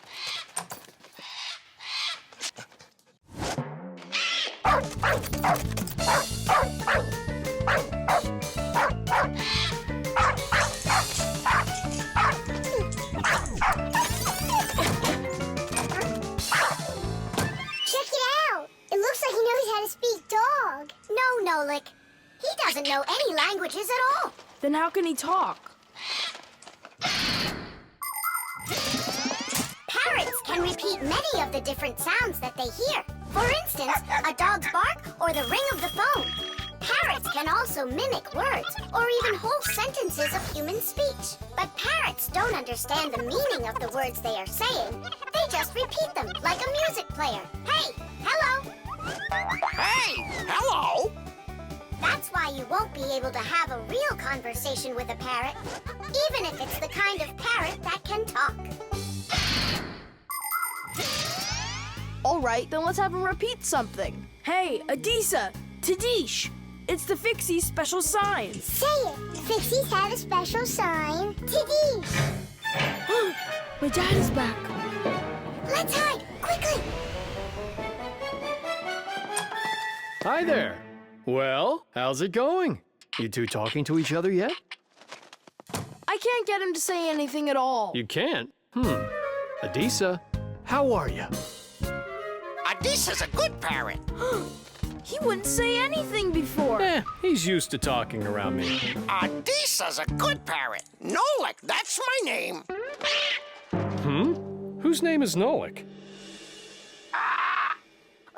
No. He was saying he's got no luck in this game. What kind of game? Let's hide, quickly. Hide. We were playing hide and seek. With the parrot? Uh-huh. Fixies have a special sign. Fixies have a special sign. What? Fixies? A special sign? No. It was physics. It's a special science. That's what we're studying about right now at school. You know how special physics is. Wow, that's impressive. Well, keep up the good work, son. Whew.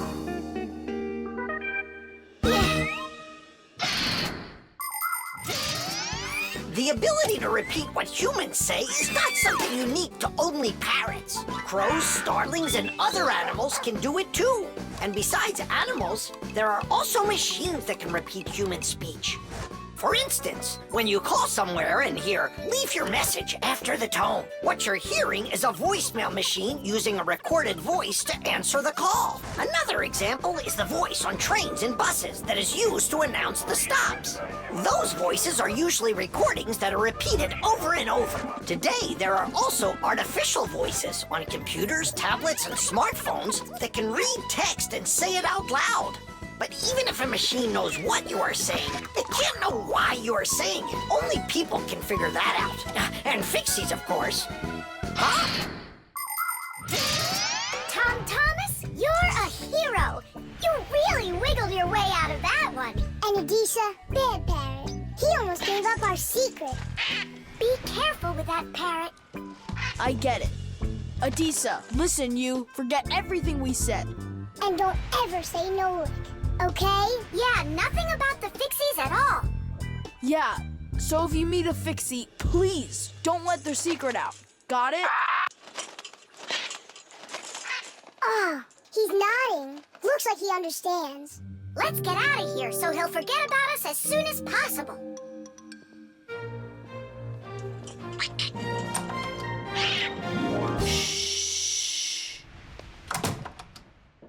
So if you meet a Fixie, please, don't let their secret... Ow! Tadish, Tadish, Tadish! The submarine.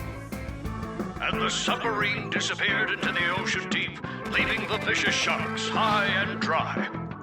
That cartoon was super. Class! Splendid! I wish we had a submarine too. What do you say we make one? But we don't know anything about building a submarine. What makes you say that?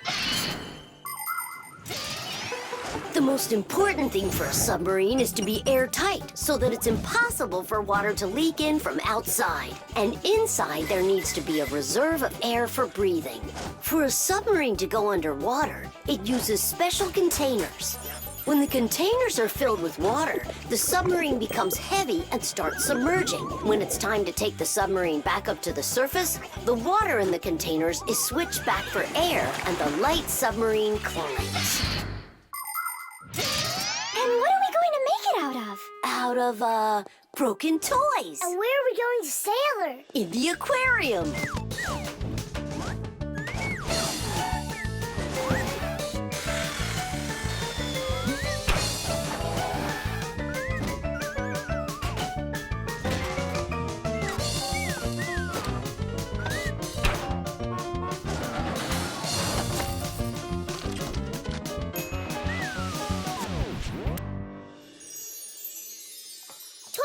Aren't you going with us?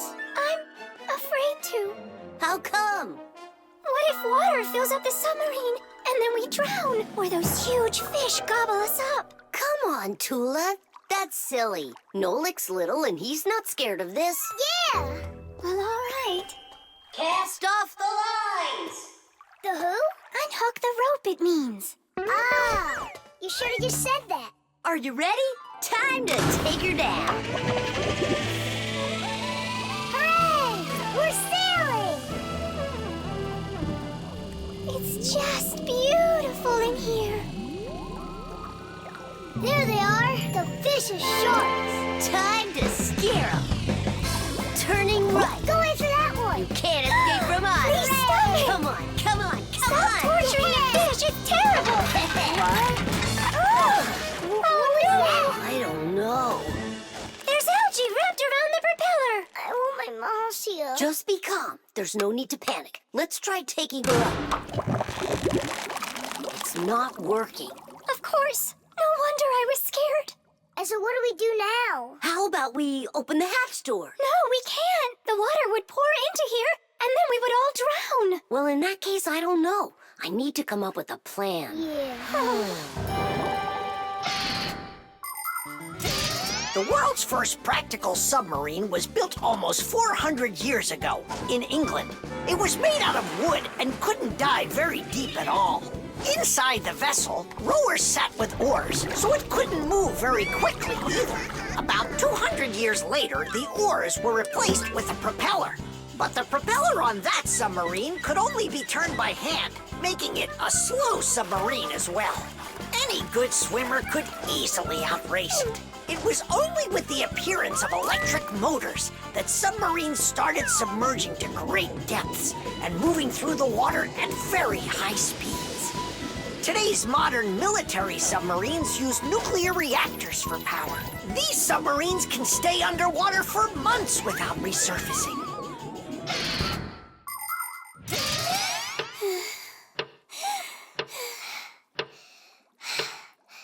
Fire, can you come up with your plan quicker? Because we're running out of air. Fire, we're gonna suffocate. No, we won't, mate.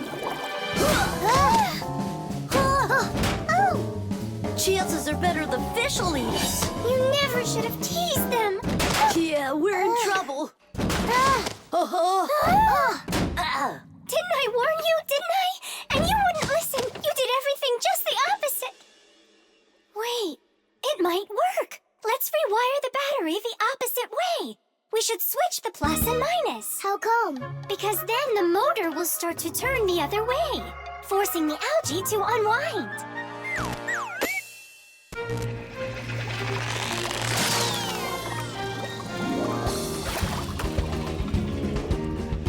Titties! Hey, quit it! We won't bother you anymore, all right? Peace.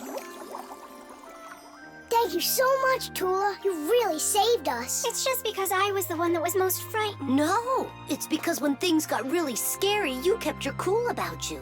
Wouldn't it be splendid if next time we built a helicopter?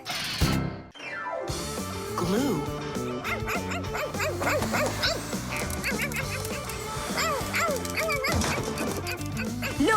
Let's split up.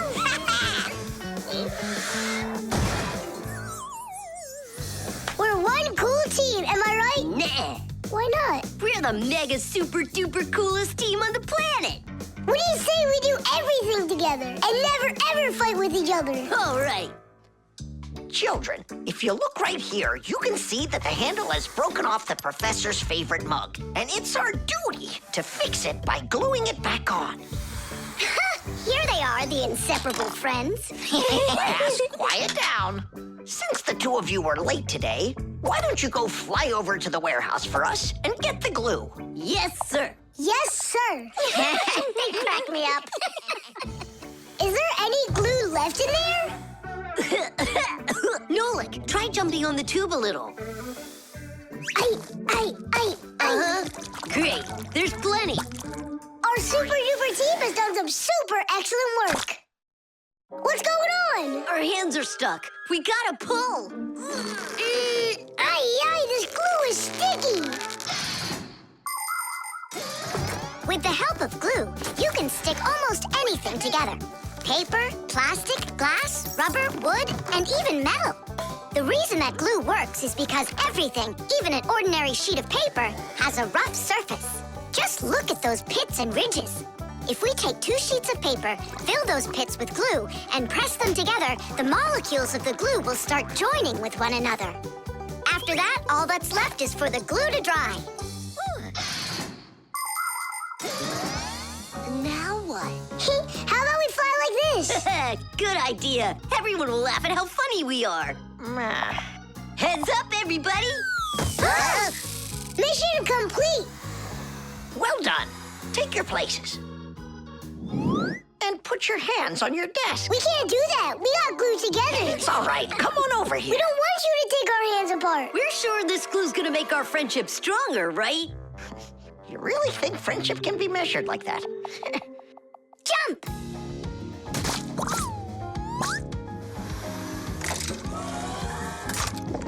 One, 2, 3, yeah!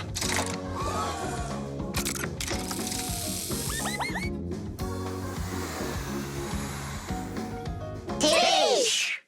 Tish!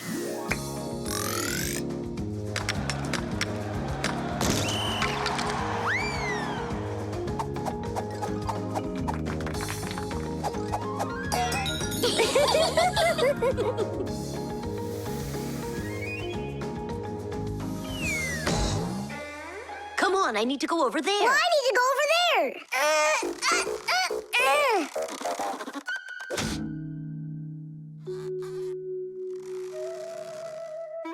It's your fault we got into this mess. Mine? And who was the one that told me to jump? Enough! I'm done with your nonsense. From now on, you're not my friend. And you're not mine, all right?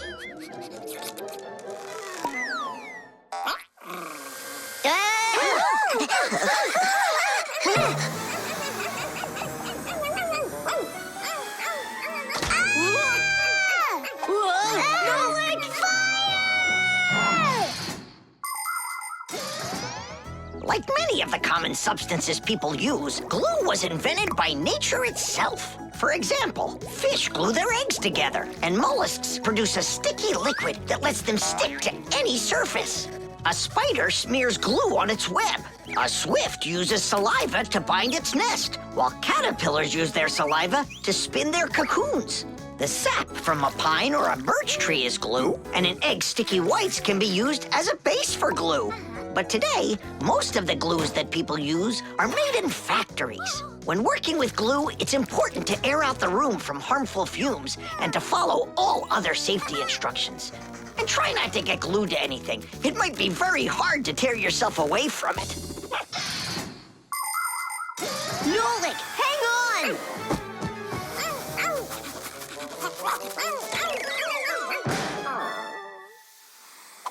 Fire! You just saved me! But how come we got unstuck? Maybe it was bad glue? No, we were trying to get you disattached for so long that the glue lost the adhesive properties it had. And our friendship? Did it also lose its properties? You know what, Nolik? I'm sorry. We don't need glue to make our friendship stronger. Peace. Peace. Oh. Uh-oh. Gotcha. The star. And so, this is our solar system, and it consists of... Friends, you're not going to believe it. I discovered an unknown star. That is superb, colleague. Yeah, and today, journalists will visit the laboratory for an interview. Who's going to be interviewed? If you weren't late, you'd know that. I had to do my hair. They're here. Everyone hide.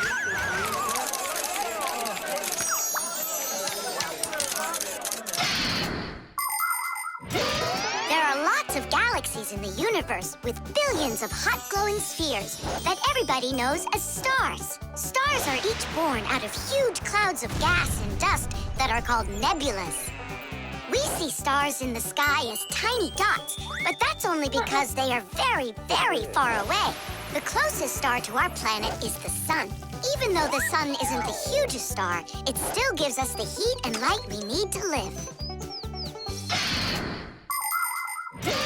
Professor Eugenius is a celebrity now, on a global scale. Yeah. Hey, did you see? Verda also got on the cover. No joke. Where? And I think we look pretty good together. So, who wants my autograph? We'll have to wait till after school. It's time to go. Hey, aren't you going? Not right now. My colleague and I have more important business. What colleague? The professor. Both of us have become celebrities. Verda, you got on that cover totally by accident. Somebody's jealous. Well, we've got our new star. Now, what should I name it? Colleague, Huh? why don't you name the new star Verda? After all, it does sound pretty. Verda. Like a vertex whirling around. That's a great idea. It's a shame you didn't get my autograph, because that new star now has my name, Verda. And now an elaborate celebration needs to be thrown in my honor. I mean mine and the professor's, of course. What celebration you talking about? With a red carpet and flowers. Why are you just standing there? Make it happen. The poor girl thinks she's a star. Absolutely. So what can we do about it? With lunatics, it's better not to argue. That's what I read. Then let's play your silly game.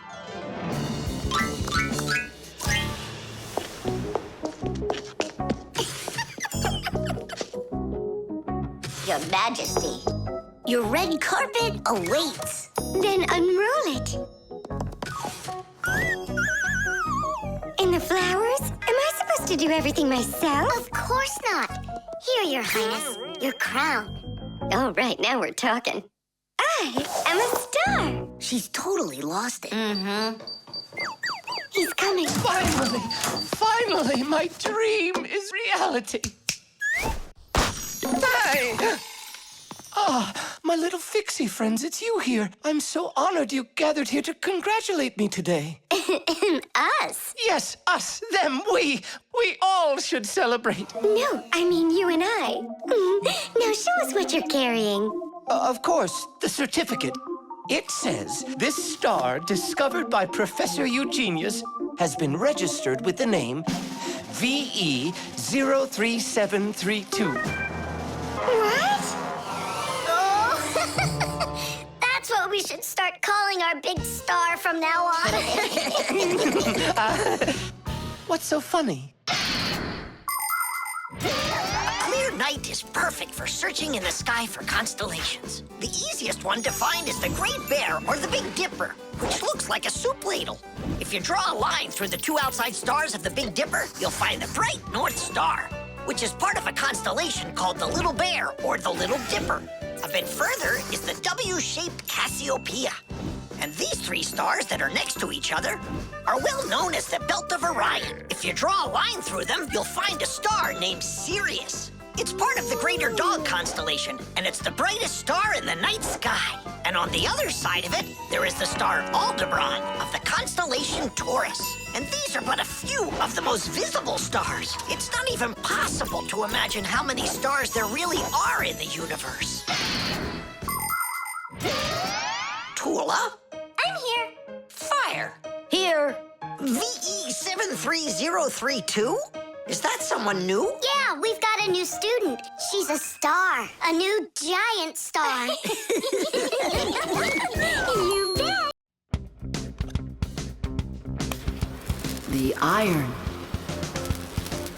All done. Thanks for your help. Professor Eugenius! Yes, Elisa. The award ceremony's in an hour. You need to leave soon. I remember, Elisa. What are you getting an award for? It's the... it's the Genius of the Year. Not too modest, but fair. And well-deserved. Wow. And they're giving it to you? Well, yeah. Will they show it on TV? Why, of course. Class. And during your speech, can you say hi to me? And me, and me. And Sipka. Right. Say something like this. I'd like to send a big shout out to all my Fixie friends. Oh, that's a great idea. That way everyone can know about Fixies. Professor Eugenius, didn't I see an iron in here earlier? Huh? Oh! Oh, come on, Elisa. There's no need for that. I'm not going to argue with you. You have to look just perfect. Otherwise, everybody is going to think that I don't take care of you. First, we'll let the iron warm up, and then I can iron your suit. The most essential part of an electric iron is called the heating coil. It's hidden inside the iron sole plate. When the iron is plugged into an electrical outlet, the coil gets hot and heats up the sole. People use a hot iron to remove the wrinkles from their clothing. Irons also have a water container. When the water gets hot, it turns into steam. The steam comes out through the holes in the iron sole, making it even easier to remove wrinkles. Wow, that sure is hot. All that's left to do is pour some water into it. Professor, this is water, right? Yeah, it's water. That isn't water. No, wait. It's not water. It's not water. Then what is it? Well, it's, juice. Juice? Yeah, juice. Oh, no. The poor iron won't last. Phew. And it smells like crud. I broke the iron. It's awful. No, Elisa. Don't be so upset. Don't be so upset. It's the Genius of the Year ceremony, and you'll be in a wrinkled suit in front of the whole country. Oh, I won't survive. Elisa, hang in there. Be careful. Elisa. Elisa. Professor Eugenius, are you all right? Couldn't be any better. We're gonna go fix that iron for you. And while we're doing that, you go fix Elisa. That would be great. Look over there. I'll fix the contact. You and Nola can scrape that burnt juice off the iron.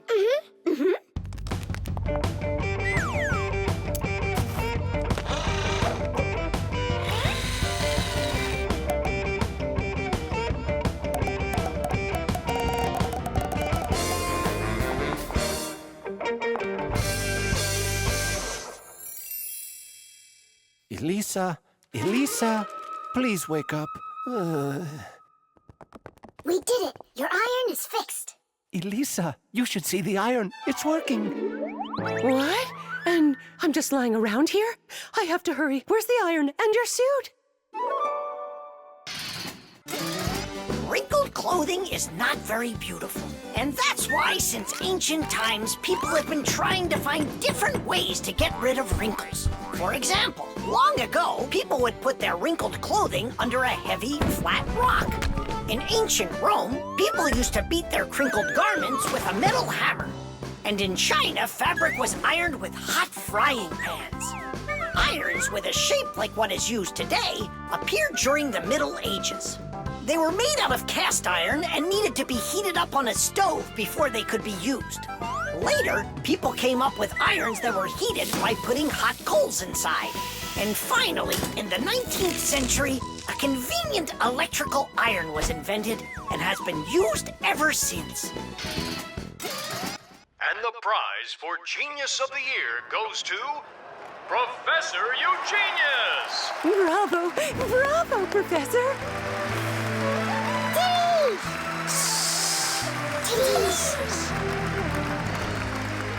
I thank you. I give my sincerest thanks to you. And may I take this opportunity to send my greetings to to all the Fixies. Just give me the prize. Oh, that was quick thinking. Brilliant! He is just astounding. Perfection from head to toe. Well, practically perfect. The jewel. Tom Thomas, it's time to eat. Where did it go? Chusaka, did you see this tiny little... Can't believe now I'm asking a dog. Tom Thomas, are you looking for us? Hey, Fixies, maybe you can help me. One of these stones is missing. And so? And so, this pin is very valuable. And so's the stone. If I don't find the stone soon, it's gonna be the end. Honey, your lunch is getting cold. There's no reason to panic. Your precious stone will be found. Wait a sec. Can stones really be precious? Of course they can. Gemstones are the most rare and beautiful of all stones, but it's not easy to find them. Diamonds, emeralds, rubies, sapphires, people find them underground and inside of mountains. Brave divers go to the bottom of the sea to find pearls. People have performed heroic acts and committed daring crimes to get these precious jewels. The magical shine of gems can both enchant and ruin. Remember, only gems acquired honestly bring happiness.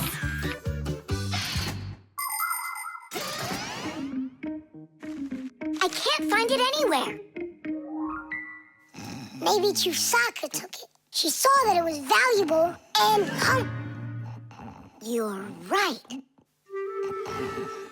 Chusaka, give us back the gem, all right? Give it back, we said.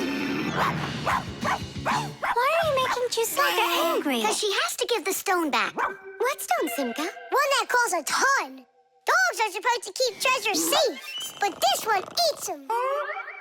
Maybe you didn't look carefully. For example, did you check inside that flower pot?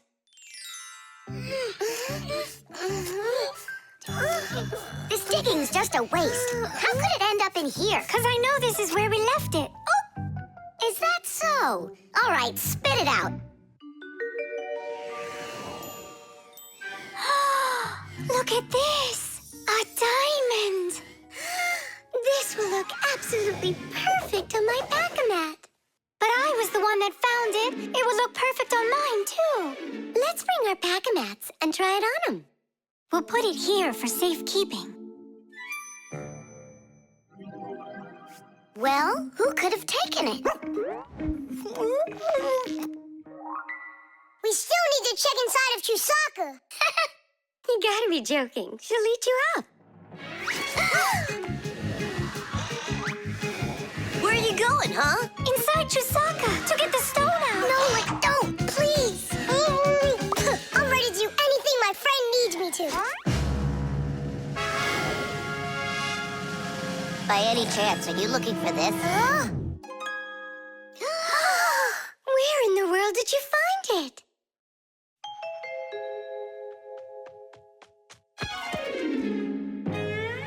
I found a buried diamond.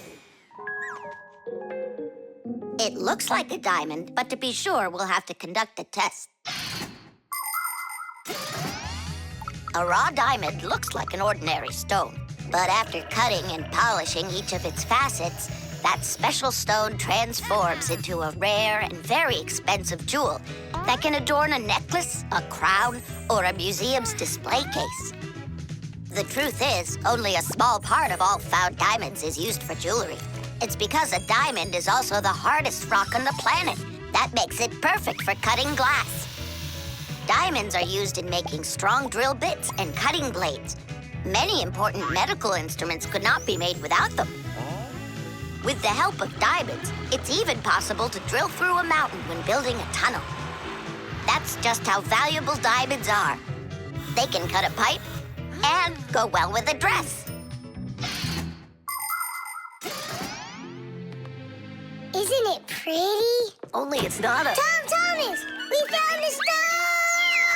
Oh. And now it's gone.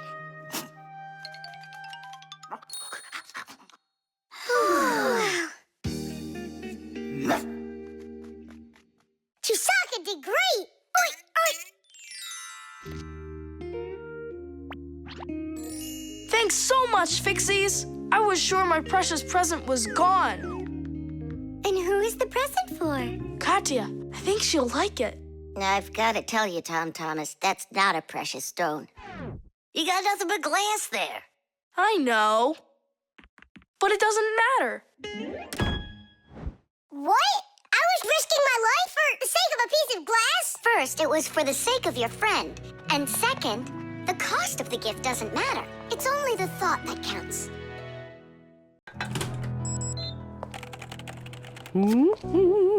The copy. Elisa! Don't worry, I found it. No, I didn't find it. Elisa! Elisa! I hear you. I'm coming, Professor Eugenius. Have you seen this umbrella anywhere? Looks like the professor lost his umbrella again. More than one? Look at all these flyers. No, they're all copies of one flyer. Elisa prints lots of them so she can hang them up all over town. A copier is a device for making multiple copies of a single picture or document. An image that needs to be copied is placed on a piece of glass under a lid. The photocopier shines a bright light on it so it can take a clear picture. Then the image is printed onto paper with the help of special ink and a rotating drum. This way, you can make identical copies over and over again from one original until the ink or the paper runs out. What happened, Professor Eugenius? My briefcase. I can't find it anywhere. Oh, you're so absent-minded. First it was the umbrella, now it's the briefcase. Oh, is that for me? I don't do it on purpose. Well, we'll find your briefcase. I'll go design a new flyer for that, and I'll print those out too. I just remembered. Remembered where you left your briefcase? Not that. This morning, I forgot to drink my tea. So we need to find your tea as well. It's so dark inside of here. Quiet! Elisa's coming out. We have to hide.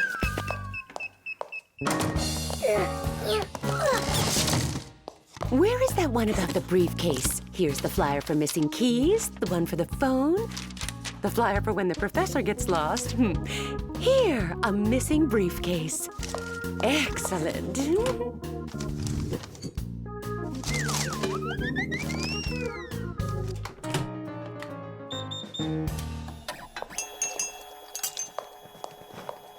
Looks like she's gone for now. And where is Nolik?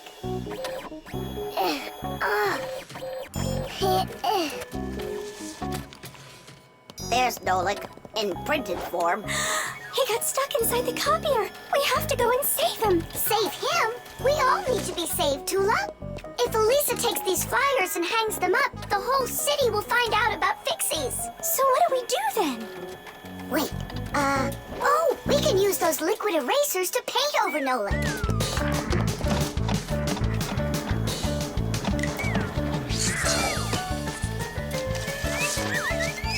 Simka, look! Here's another Nolik! Oh, here comes another one.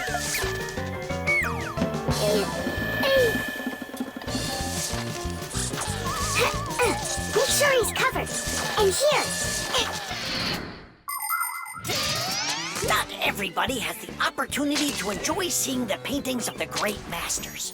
But thanks to copying technology, these pictures are well known all over the world. Young artists and sculptors can learn their craft by studying and copying the great artwork of the past. It's good to have copies of important documents, just in case. What if the original of a document happens to get destroyed? At least there will be a copy. Copies are generally very helpful, but not all copies are good. Some copies called forgeries are bad. A forgery is a copy of a picture, document, or even money that is presented as the original. Making forged copies is illegal. You can even be sent to jail for making copies like that. And a little bit here. Simka! I can't see! We're right over here. The light's so bright in there. I almost went mind. And we had to take every one of those copies and paint over all of them. So that humans won't find out about Fixies. It's a shame I wasn't there. I could have helped you out with that. Professor, I'm leaving.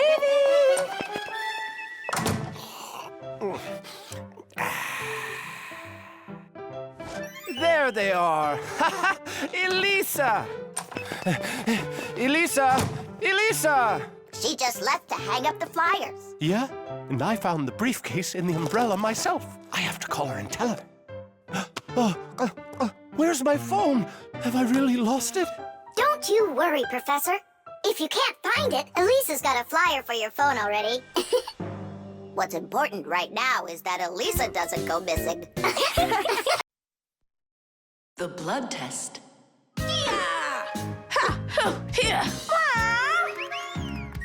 Hi, Tom Thomas. Huh? What are you fighting with flies? No. Dad signed me up for a class. I'm starting to learn martial arts.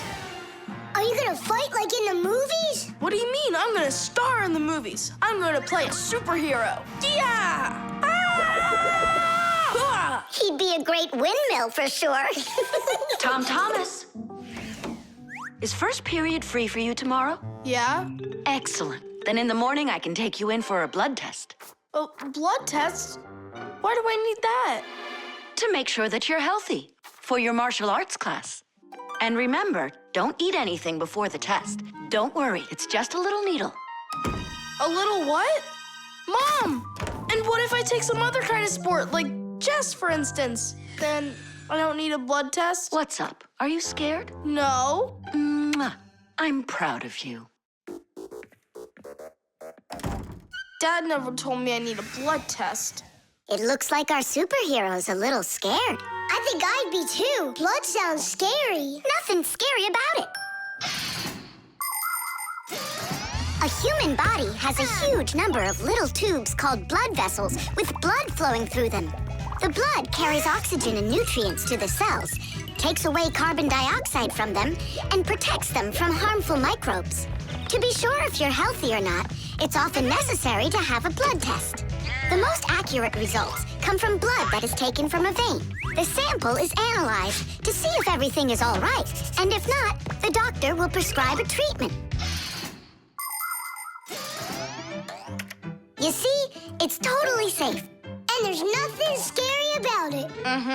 Oh, blood should only be drawn on an empty stomach. What's that mean? It means no eating before the test. And what happens if I eat?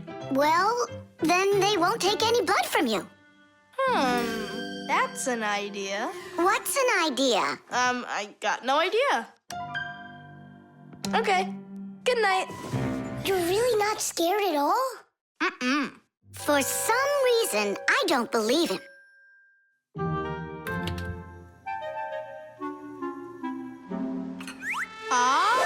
Huh? Hey, what's going on? You're not allowed to eat. Give it back. Oh, my mom's coming. Oh. Tom Thomas, did you forget? You're not allowed to eat now. Do I have to have this test? Go on. Go get yourself ready.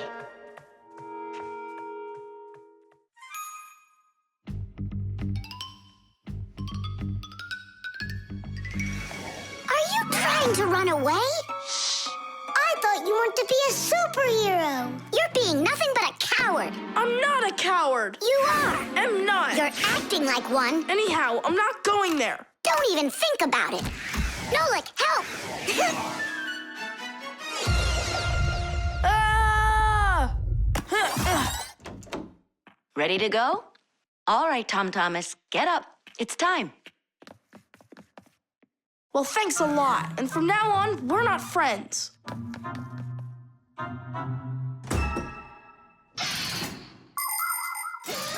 Making an accurate blood analysis is not a simple task.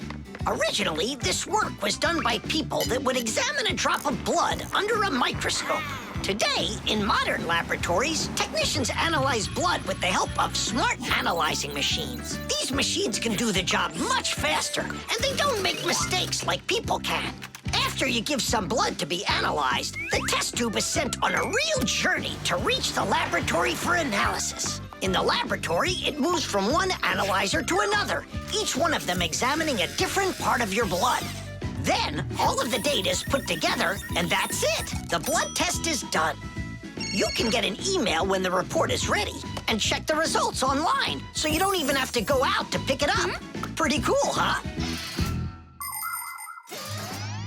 Thanks to you, we just lost our friend. It's because he was being a coward.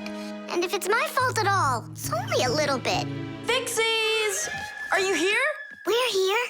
Look what I've got! A certificate for bravery. You had the blood test, and you weren't scared? Look! Way to go!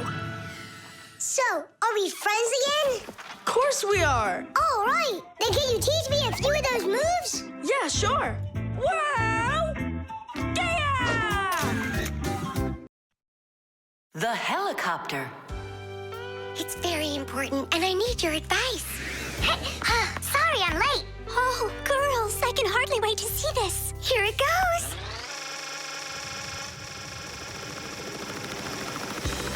Hey there! Where did you get a helicopter? Professor Eugenius threw it away, but we fixed it. Come fly with us. Hop in. There's no way. We're busy. Doing what? Something important. Go find somewhere else to fly. You got it. No problem. Now back to our job.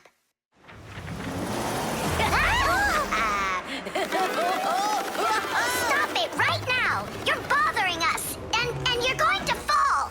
Land that helicopter. We can't do it. But you're flying it. Why can't you land it?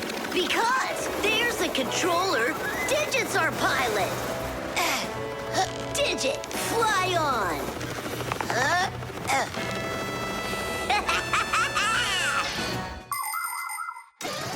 Helicopters fly with the help of propellers. The biggest one is called the main rotor blade. When the engine turns it, the rotor pushes the air with such a powerful force that it lifts the helicopter up off the ground. Of course, helicopters can't fly as fast as airplanes, but they have the ability to easily land on a small patch of ground. And unlike airplanes, helicopters can hover in the air for a long time and even fly backwards. Digit, turn us to the left. No! Turn right! And higher! Digit, Fire and Nolik are being dopey, but you're smart enough to know it's dangerous. Just land it. Hang on. This is one amazing rotor-driven machine. Leonardo da Vinci himself had a design for one, and now look who's controlling it. It really is impressive. You're a total ace on that controller. And so smart. And brave.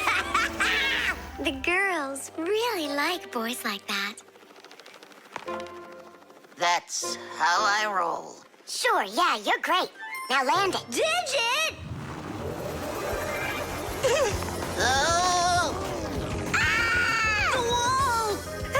Nolik, don't panic. We're gonna have to jump. Whoa! What about me?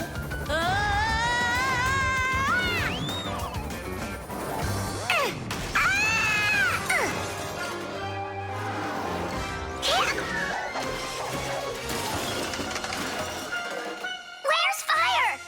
Here!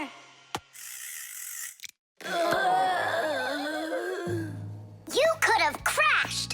And if it wasn't for us... If it wasn't for you distracting our pilot, everything would have been okay. A real pilot, you know, shouldn't get distracted. And first he has to learn how to fly on a simulator, right, Digit?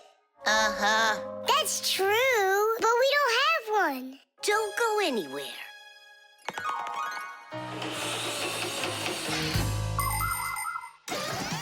Airplanes, helicopters, trains, and even cars are complicated machines that can be a challenge to navigate. And if you don't watch what you're doing, you can easily end up having an accident. That's That's why future pilots, train operators, and drivers all take comprehensive training classes that include learning how to fly a plane or drive a train using simulators. This, for instance, is an exact copy of a cockpit, only without wings and with screens for windows. You pull the controller, and the cabin moves the way it would if you were actually taking off. And on the screens, the Earth is racing under the clouds. It takes your breath away. Commercial pilots are required to take part in many simulations like this before they're allowed to pilot a real airplane. Our pilot simulator is ready to go. Oh, wow. And I'll be the first one to try it. Here we go. Kids. Right, Digit? I'm only going over there just to take a look. You know how those two can behave. I'll just watch them. My turn again. Hey, wait! It's my turn now! Boys are just silly. They're never serious. They just joke around. Speaking of serious, we have some important business to take care of. You're right.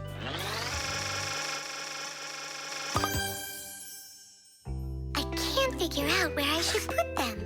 What about on the pack-a-mat? Oh, that's a very serious problem. Yeah, this is really important, not something silly like those boys are doing. The dishwasher. Can't catch me. You won't catch me. Enjoying yourself? Without a care in the world. What? We have more cares than both of you together. Yeah, anyone can see that. Wanna bet me? How about we try doing your job and you try doing ours? And whoever loses has got to grant the other's wish. We have a dishwasher here in the kitchen that isn't working, and you're distracting us with your nonsense. Wait a sec. Let's do it. Find the broken part. Good as done. Find it where? You're the adults now. Go and find it. Just look out for yourselves. And you kids, time for school. And I better not hear that you were misbehaving. Was I there when they taught us about dishwashers at school? The main element of a dishwashing machine is this part, called the sprayer, which looks like a propeller. After the dishwasher's pump delivers water, it is warmed, mixed with detergent, and then pushed up with high pressure. That makes the propeller spin very quickly, so it can shoot out the water with a force strong enough to wash all of the dirt off the plates and glasses. But it does it carefully, so that dishes not only come out sparkling, but unbroken as well. Is this a parent-teacher conference? It's not. It's an experiment. For today, I'm Simka. And I'm Nolik. All right. Who's ready to tell the rest of the class what we studied yesterday? Simka. Yesterday? Oh. You forgot. Be seated. That's an F. I think the problem is in the control panel. I wonder if the dishwasher ran out of water. Papoose, don't argue with your wife. This one is working. And so is this.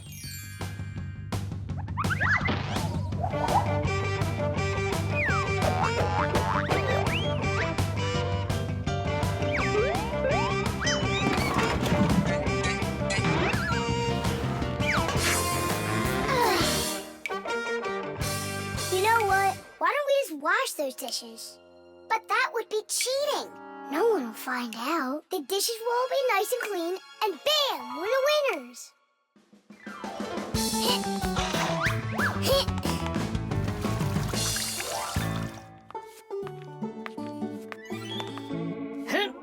Check it out. We are all done.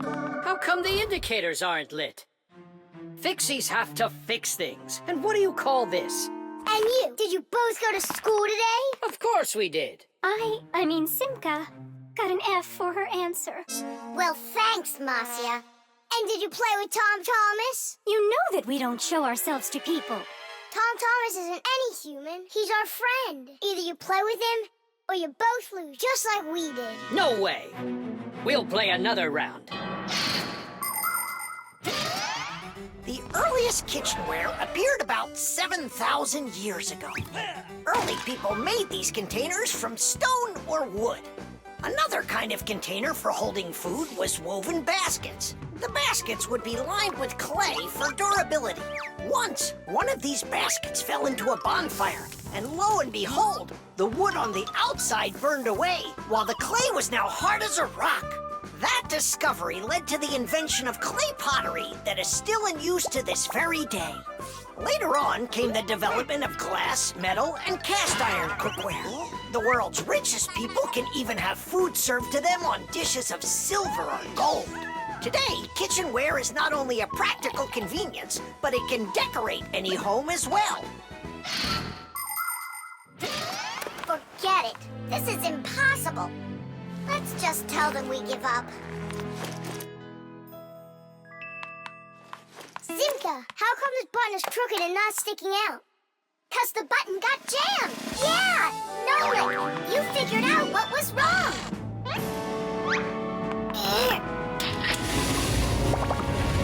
I'm glad I kept dragging this around. Diddy!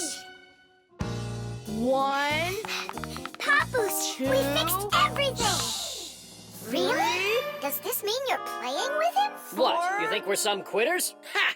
Then which one of us is the Ready winner? or not, here I come. Let's call it a draw. Each team gets one wish. Our team wants you to fix my And you finish this game with him.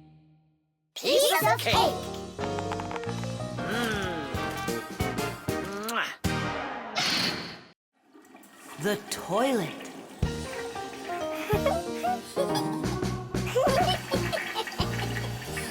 Hey, Thomas, you're not allowed to drink water from the toilet. I'm not drinking it. Then what? Washing up? In the toilet? Come on now. Then what are you staring at inside of there? Well, I think that the toilet's broken. The water just won't stop running. Yeah, so? What do you mean, so? We gotta conserve water. Simka, you're the one that taught me that. You're right, Thomas. It's important not to waste water. But the problem in this toilet isn't where you were looking. Then where? Here in the tank, not the bowl. Almost all toilets have tanks that are used for storing water. This water is flushed into the bowl when needed. Water flows into the tank through a water valve that has a float attached to it. As the water level in the tank rises, so does the float. And when there's enough water in the tank, the float closes off the valve and the water stops. But if the float happens to break, the water will keep running through the overflow tube into the bowl. We'll be back soon. Look at this. I can't believe how beautiful it is. Ha! I see what's wrong here. This float that we're standing on, it got disconnected for some reason. That's why the water keeps pouring out. I see. And it's going down that tube into the bowl. Well, what's the problem? It's the float. It got disconnected. Can you get it back on? Nope, sorry. Without Papoose, we can't fix it.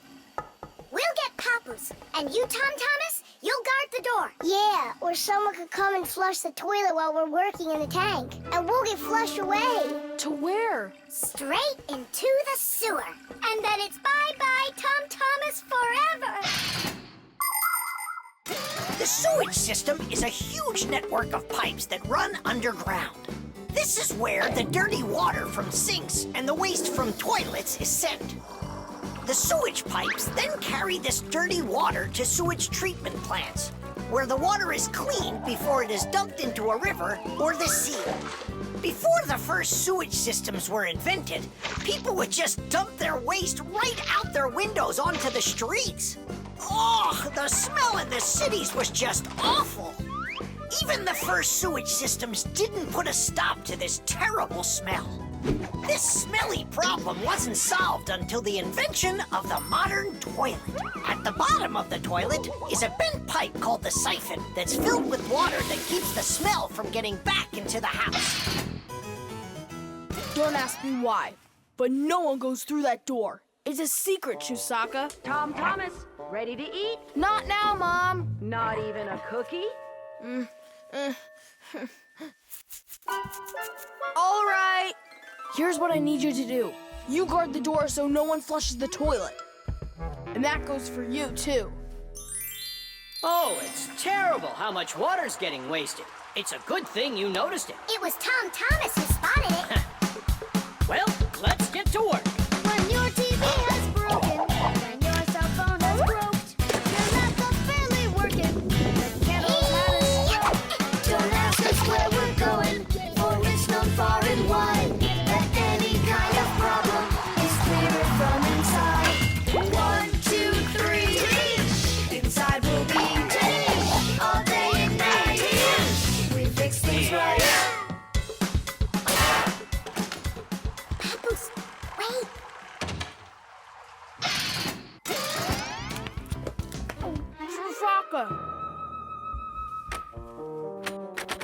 Hey, who's in there? Me? Dad! Don't flush the toilet! I wasn't planning on it. I was getting ready to take a shower. All right, just don't touch the toilet. What's wrong with it? It's just broken. Really? Let me check it out. No! Don't flush it!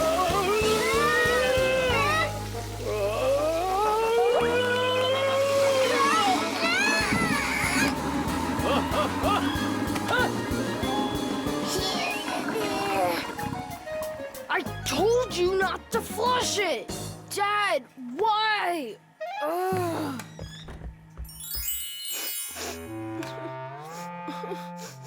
Why are you crying? We fixed it. You're here! I thought that you got flushed down into the sewer! We almost did, but Nolik saved us, both me and Papoose. I'm Thomas. What was it that made you so sad? The toilet? Uh-huh. No need to be sad. The toilet's working just fine. Really? Yeah, I had to check it. Now I need to go and check it too. The backpack. All right, homework's all done. Time to play? Tom Thomas, is that how you pack your backpack? Why not? What's wrong with it? I don't know how you think you're going to find anything at all in there. I will too. Then go and find your ruler. Here you go. An eraser? Hang on, I'll get it. Where is it? You can't find it. What a shame. It's because this backpack is so lousy. The backpack is just fine. If you don't want to lose anything, you gotta pack it carefully. Or have a pack-a-mat that can just hand everything to ya. Oh yeah, that's just what I need, a pack-a-mat. Only Fixies have pack-a-mats. And I'm gonna have one. I'll make my own. There's no way. Way? Because I'll help him do it. Sure, Nolik.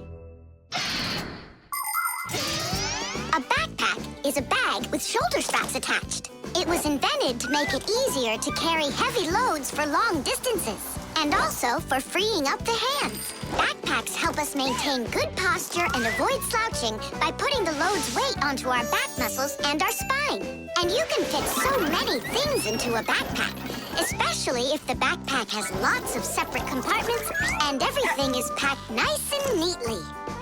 The first backpacks were quite heavy and uncomfortable. They were made out of wood and leather. These kinds of backpacks were worn by ancient hunters.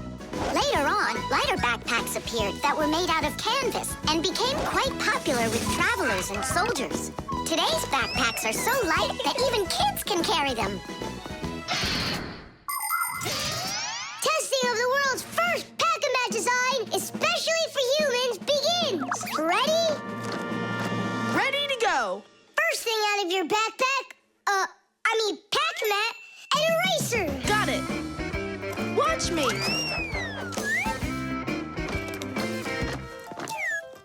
Cool. A pen, your blue one. Got it.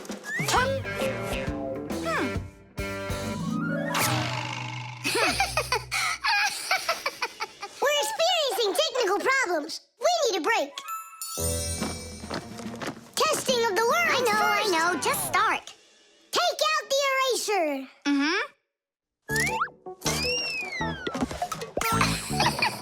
We'll say you did it. Take out the blue pen. Oh, wow. The ruler's next. That's some pack-a-mat you got. the world's first pack-a-match And design. where's Nolik? Don't worry, he'll come later. Testing. All right, already. Let's get it started. Go ahead. The eraser. We've seen that twice already. The blue pen. Can you take out the ruler? Sure I can. Drum roll, please. Whoa. It's not possible. Let me see. Now I get it. Why don't you take out your science book? Science book. Cuckoo, did you get the textbook? There's no way. It's huge. Yeah, some inventors you are. Your invention calls for a little improvement, and I know what it is. What? Just make sure that when you put things into your backpack, you do it neatly. Do it neatly. Takes forever and it's boring. I'm gonna show you how to make it fun. Ha-ha! Whenever it's a school day, a backpack's all you need. A backpack's all you need. A backpack's all you need. Your pencils, books, and papers will fit inside indeed. Will fit inside, will fit inside, will fit inside indeed. Without a backpack on your back, you won't get by, you won't succeed. But with a backpack on your back, you will go far indeed. Whenever you go hiking, a backpack's all you need. A backpack's all you need. A backpack's all you need. Whatever you've collected will fit inside indeed. Will fit inside, will fit inside, will fit inside indeed. Without a backpack on your back, you won't get by, you won't succeed. But with a backpack on your back, you will go far indeed. Without a backpack on your back, you won't get by. Buttered bread.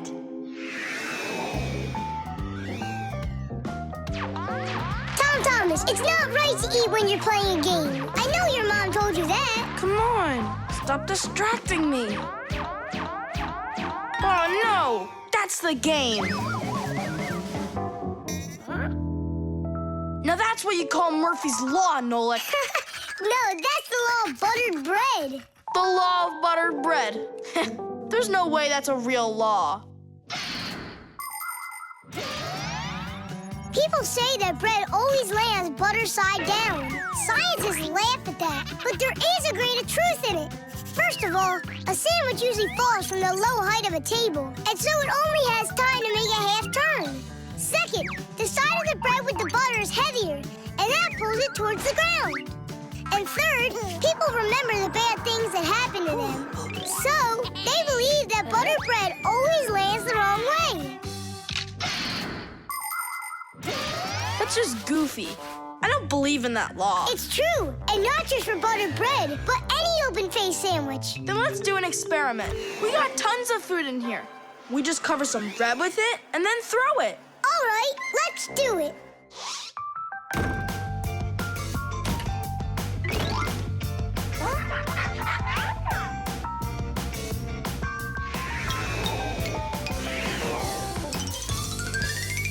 Didish! Well, jelly side down. Uh-huh. And the cheese went down. And the chocolate spread's out of luck, too. The bologna didn't do any better. Do you believe me now? Not yet. Let's keep going. We should try some other methods of throwing.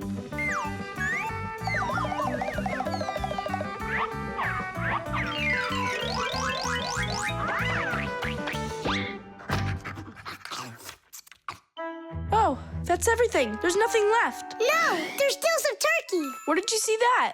Here it is. Take some from this plate instead. Your mom already cooked it. Hey, turkey, show him how you're supposed to fall.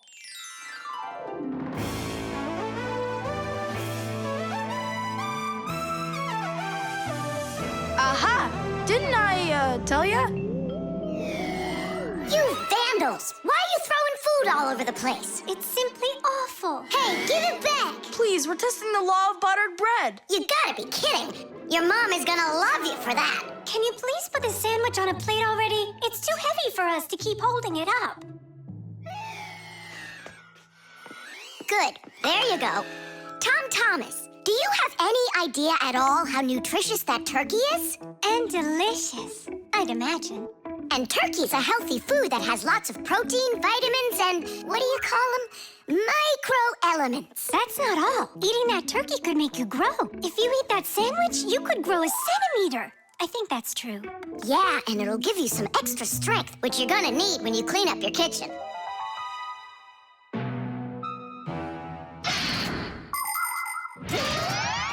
Humans eat food not only to make them strong, but also to grow and develop. Take a look at all these different foods. Do you think they have anything at all in common? Well, actually, they do. All foods contain nutrients like proteins, fats, and carbohydrates. Combining them properly is the science of nutrition. Foods with fats and carbohydrates give humans energy, while those with protein are essential for helping children grow. People love to eat food that is delicious, fresh, and assorted. Try to eat all sorts of good foods like salads and soups, cereals, potatoes, vegetables, and meats, and not just sandwiches. But when it's time for a little snack, a sandwich can be just right, and it's so easy to make.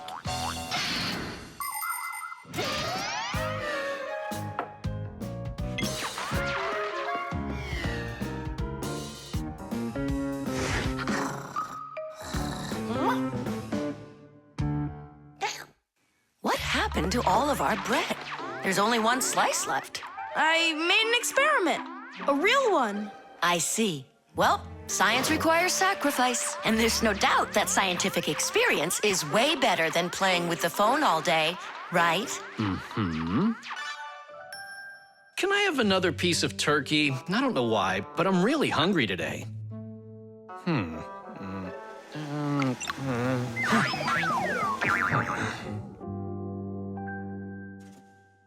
No, that's what I call Murphy's Law. No!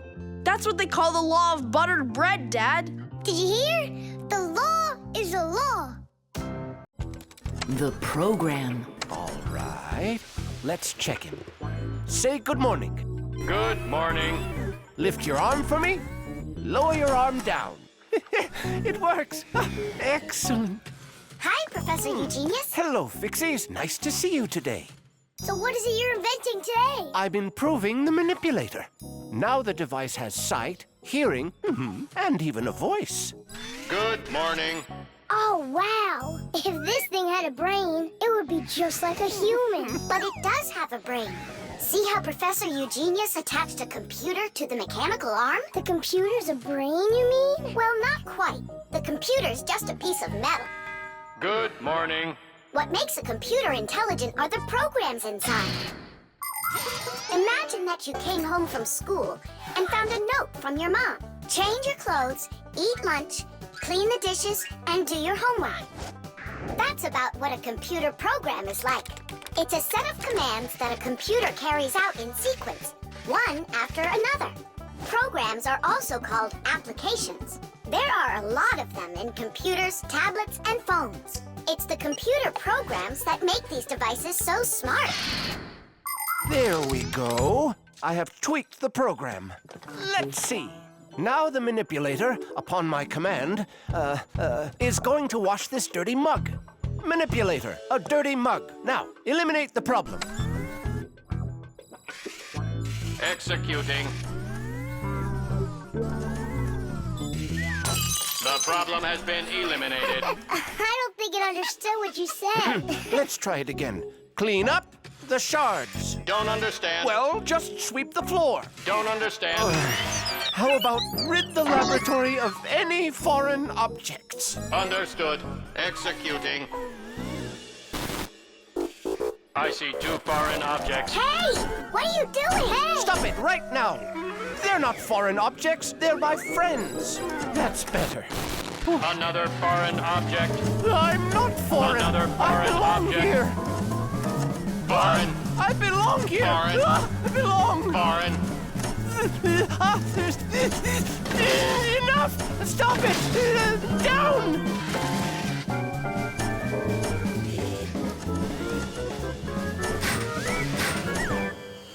can't get us. You need a longer arm.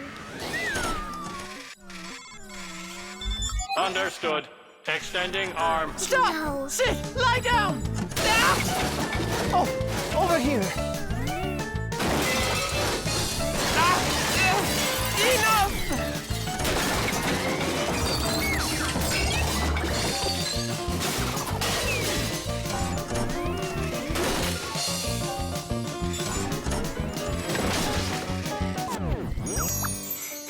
Your program doesn't seem to be working right. For sure. It must have some glitch. Modern devices often work under the command of different computer programs. And these programs can malfunction. For instance, a car alarm might go off for no apparent reason. Or a computer stops following your commands and starts doing strange things on its own. Or your phone freezes up and doesn't respond no matter how many times you poke at it. If this happens to one of your devices, it's recommended that you restart it or turn off your device and turn it back on again. Sometimes it helps and the device comes back to life. But if that doesn't help, you may need a repairman to figure out if it's a problem with the program or with the device itself so he can fix it. How are we gonna stop this thing? Oh, we need to disconnect the manipulator from the computer. That's brilliant. I'll distract him and you pull the plug out.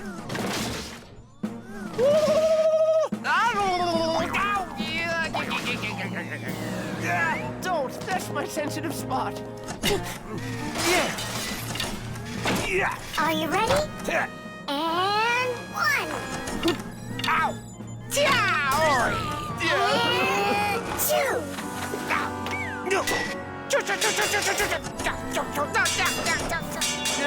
And 3.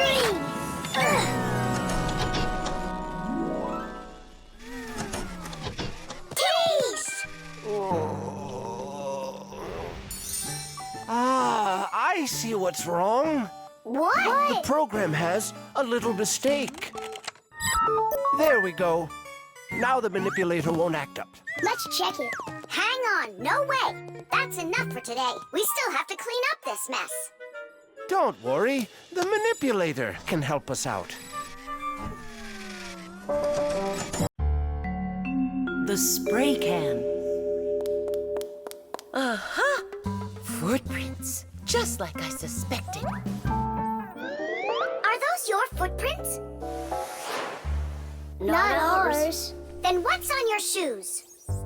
What a mess I got into.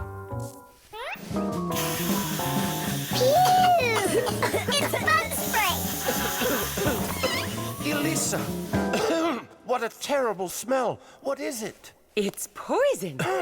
Why do we need poison? I've had this gnawing suspicion for quite a long time that something is living in our laboratory. And so, yesterday, after it got dark, I quietly dusted the table with flour. And so... Look, don't you see? Footprints. And I want to destroy them. Destroy who? You really haven't figured it out? Cockroaches live here. A cockroach. That's what she thinks you are. What makes you sure that it's a cockroach? What else could it be? Well, maybe a spider. Well, spiders are cute. And nice, too. But then where is the spider web? I don't know. Exactly. It's cockroaches. That stuff is gross. Where's that stuff coming from? It's from an aerosol spray can, Nolik. Aerosol is made of tiny little drops and particles that can hang in the air for quite a long time. Dust, smoke, and fog, they are all aerosols. People learned to make aerosols long ago. For instance, they took a liquid that repels mosquitoes, poured it into a can, and injected some gas into it. Then, when you push the button, the gas forces the liquid to go out through a tiny hole, turning it into a bug spray. That spray will poison the Fixies. We have got to stop Elisa. Let's destroy the aerosol can.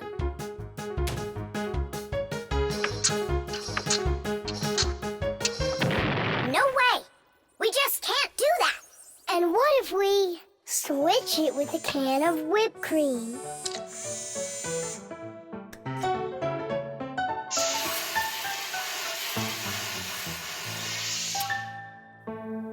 Quit joking. We've got to get Elisa to believe that it's a spider and not cockroaches. She thinks spiders are cute. You're right. Let's go get Buggy.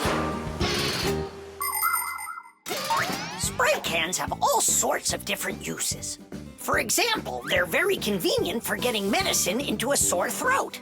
They can be used to fill the air with the sweet smell of perfume or to cover unpleasant smells with deodorant. Spraying paint from a can is also very useful. It applies the paint very evenly. Some spray cans are even used for food.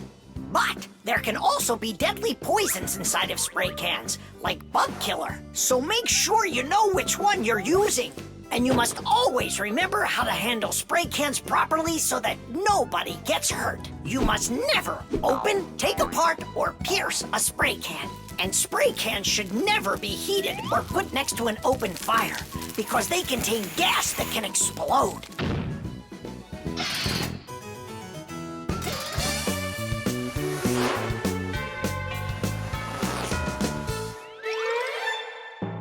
Buggy, hi there.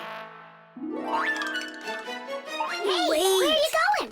Buggy, we need your help. Hang on. Buggy, don't be scared. We're your friends, right? Would you help us, please? There are new tracks here. Well, roaches, prepare to die. Are you ready? Go ahead. Run.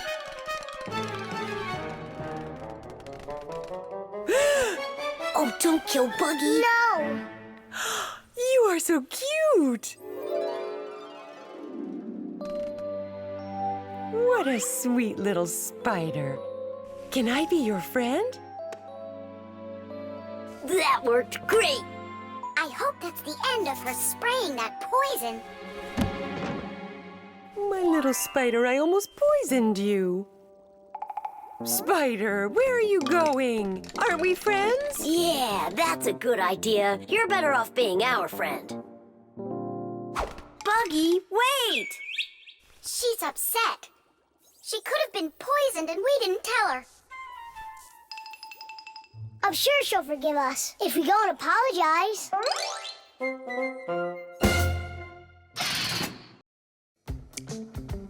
Water. Hi, I'm all ready. Nolik, he's gonna stay home like we agreed. Uh-huh, see you soon. Who's that? Nolik, it's you. I gotta go. I'll go with you. No, we've got an important job. Little kids aren't allowed. Why can't I help you? Because this work is very demanding. Only it's boring. And you're impatient, so you'll bother us. Huh? But I am patientest. Patient, son? I mean patient. Like totally patient. Prove it then. How? See that, water filter? You have to count how many glasses of water it cleans. How many do I need to count? If you can reach 100, I'll believe you're patient. Why do they need that filter? Why not just drink water out of the sink? Don't worry about it. You need to be counting. That was 1.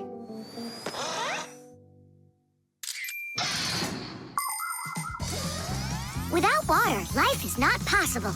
The human body is made up of 2/3 water, and people need to drink it all the time, but only when it's clean water. Water is transported from rivers and lakes into houses through pipes. Along the way, it gets cleaned of debris and dirt. But even so, this water might still contain toxic substances or harmful microbes. That's why people use filters to clean water for drinking. No bad stuff can get through this last line of defense.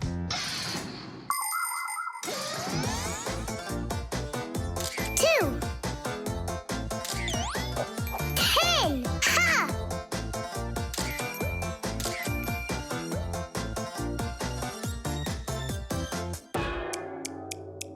Where did they all go? They're not drinking anymore. How long do I gotta wait here? Thomas, are you thirsty?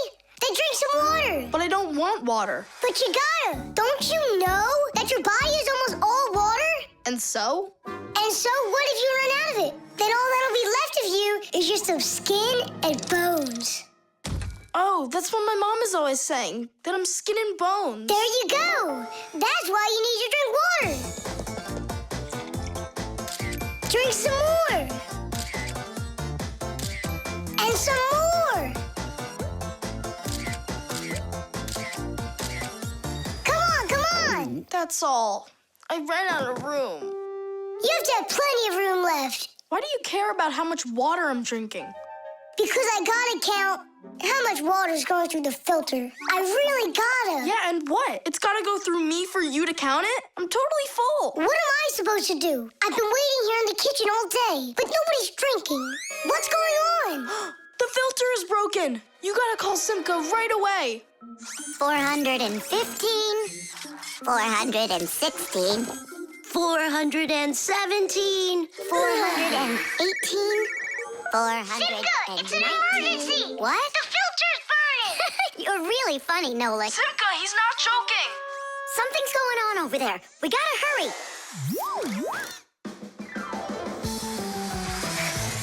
Where's the emergency? Look! So, what's going on here? Great. Now we're stuck fixing the filter. It's not broken. The flashing red light is an indicator. It means it's time to replace the cartridge in the filter. Since ancient times, people have been coming up with ways to remember things or to not mix things up. Knots on ropes were used as reminders that it was time to pay back a debt or reap a harvest. People would cut notches into trees to help remember numbers. Later, people invented the abacus, calendars, and day planners. And now, things are even easier because devices can give us reminders. Alarm clocks help people get up on time. A loud oven timer can save a pie from burning. The green light of an indicator shows that a device is turned on and ready to be used. A red light shows the opposite. Today's smart appliances can tell their owners what they need to do. Without them, humans can be so absent-minded.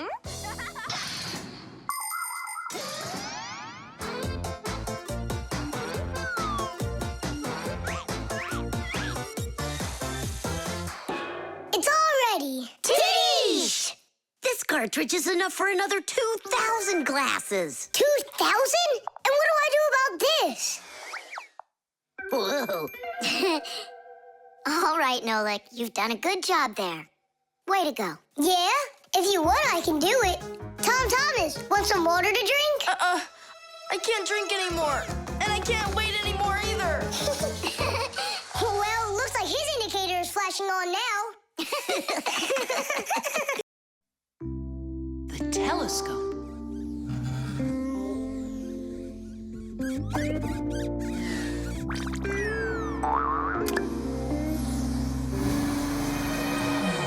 Ooh, Buggy. That was scary. Is Nolik with you? He said he was gonna help us out.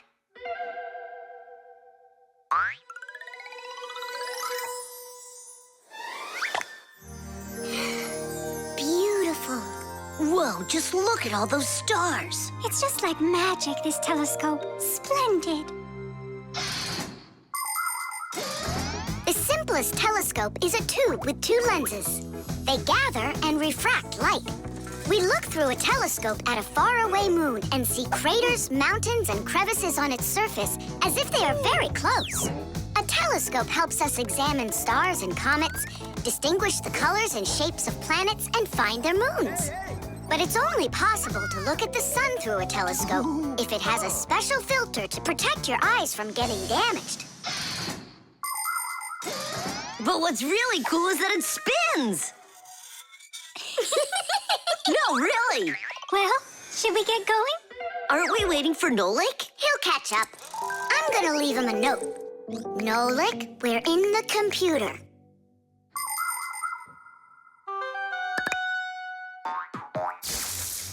Hey! Here I am. Hello? Where is everybody? A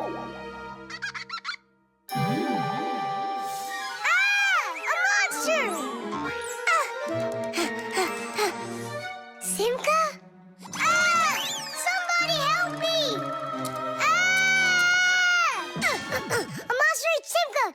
the telescope. 8? She was here a minute ago. The only thing left of her is her Fixie tail. A huge monster, enormous, with sharp teeth and jaws like that. Mamma mia! And horns on its head? It's got everything. Ah! The monster! I know you are, but what am I? What's all the screaming about? You aren't eaten. What do you mean eaten? By the monster that was after you. The monster attacked fire. An unfortunate left turn. Fire! Did it want to eat you? Who? The monster. It's enormous, with jaws like that. Yeah, and horns on its head. And what about tentacles? Oh, yeah. I think I know who that is. It's a Fixie Eater. He's gonna eat us! But Fixie Eaters, they don't exist. For real? It could be from another planet. This is our sun, and the Earth isn't the only planet revolving around it. But people couldn't even imagine that idea until the telescope was invented. Then astronomers could finally see how our solar system is organized. The closest planet to our sun is a small planet called Mercury. Then comes the planet Venus, then our Earth, then Mars, Jupiter, Saturn, Uranus, and Neptune, the furthest planet. Is it possible that life only exists on Earth? So far, not even living bacteria has been found on any of the other planets, let alone human life. But we'd like to believe that deep in space, someone is looking through a telescope, and just like us, dreaming of finding their outer space brethren.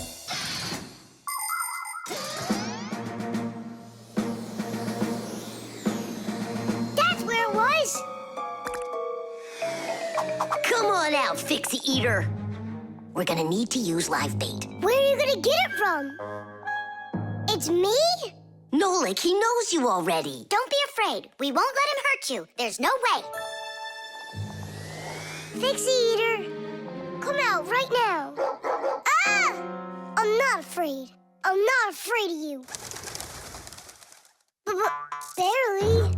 Ah! Help me! Ah! Catching fire! I gotcha! It's Buggy. That's who you just caught. Then where's the Fixie Eater? Did you see the monster? Look at those jaws. Just like the monster. Nolik, show us where you saw the Fixie Eater. Up there. I saw him through the telescope. Buggy, could you please go up to that corner over there?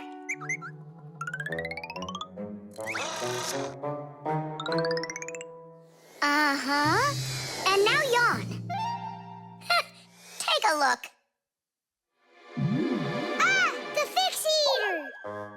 Or Buggy? What do you think?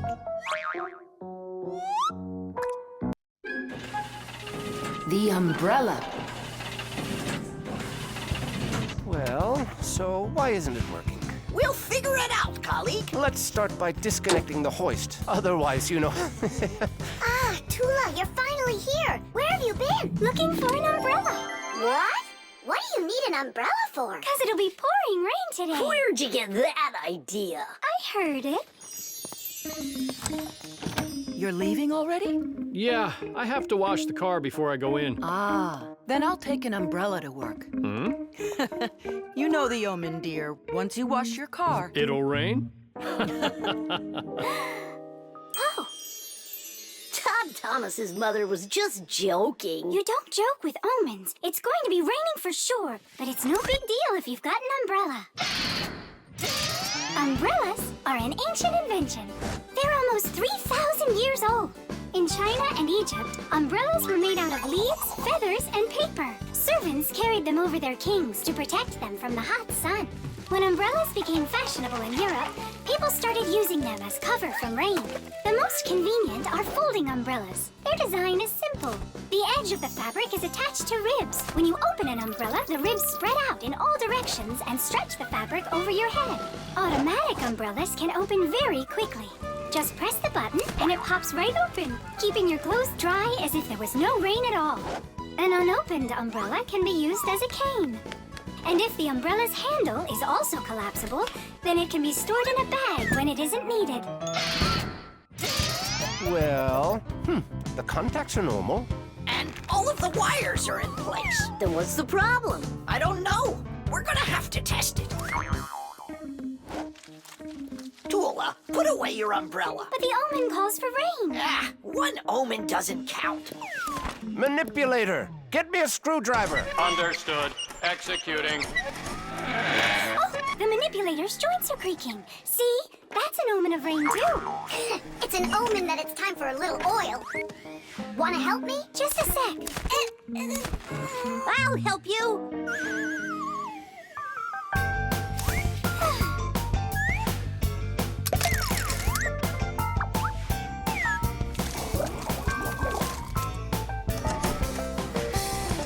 Thank you.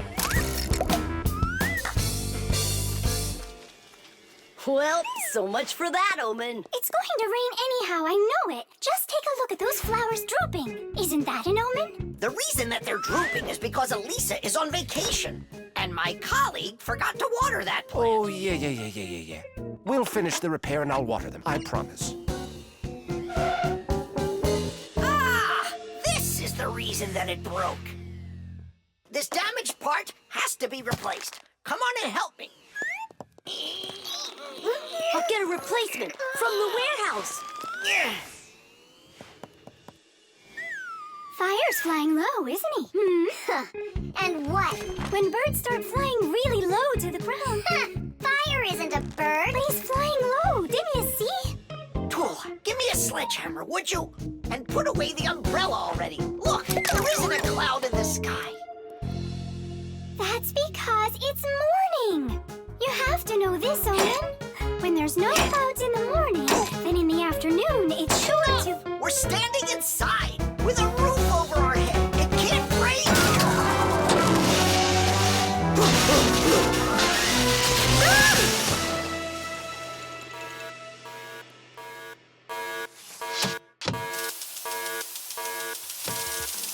Look, it's raining. You see? I told you so, and you didn't believe me. Let's walk together, but how's the weather? Outside the rain keeps on falling down. But raindrops do not scare me, in fact they make me happy. With my umbrella, I'm free to walk the town. With my umbrella, my sweet umbrella, I pop it open and twirl it round.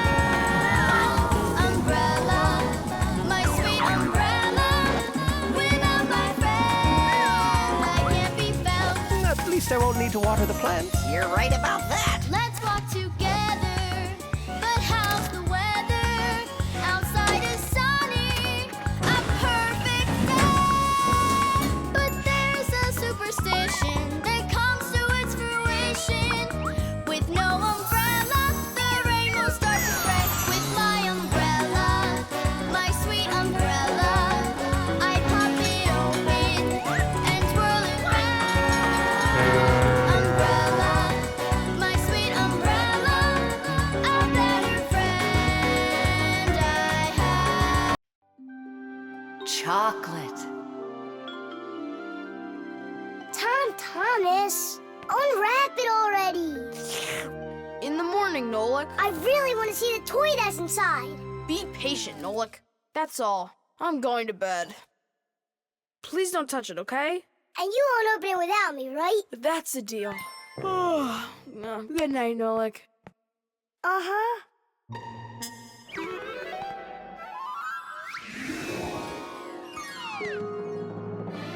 And what are you doing in here? Me? Well, I was... Oh, it's a chocolate ball with a toy inside.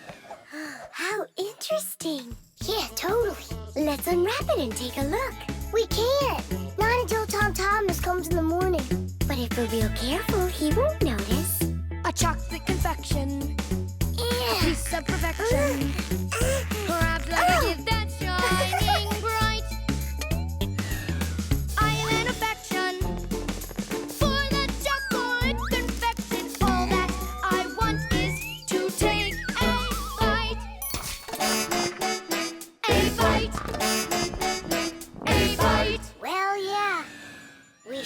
took a look.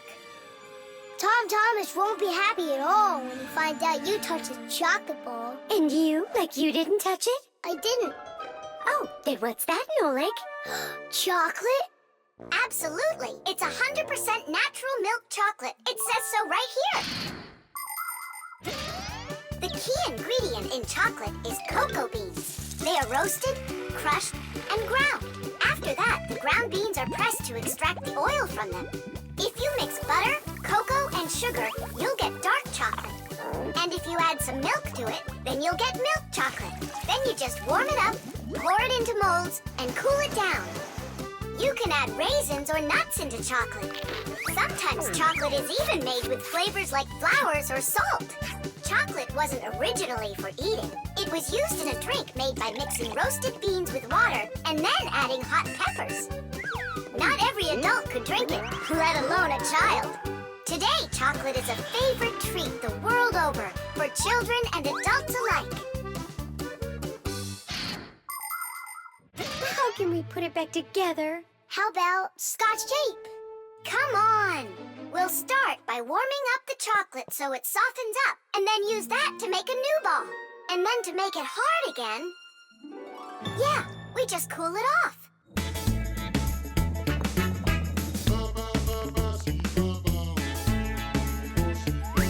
My chocolate confection has got an imperfection. Half of it's gone into thin air. But this is expected when chocolate goes unprotected. First you have got it, then it's not there. Not there. Not there. Titties! Done. Let's put in the toy. But we haven't even looked at it yet. Oh, it's so pretty. Tom Thomas is gonna love it. Oh, wait! Oh, what do you think of this idea? I've got a new confection of chocolate perfection. Safe in its wrapper, shining bright. Oh, what perfection! My brand new chocolate confection. I'll try my best not to take a bite. Hi there. Oh, what's that? A chocolate ball? You're lucky. Could there be a toy inside? Mm-hmm. But I can't take off the wrapper without Nolik. You really can't do it without him? I can't. I told Nolik I wouldn't. Your chocolate is gonna be delicious. Go on, you can eat a little. If you say so, I'll eat the chocolate. But we won't open the toy without Nolik.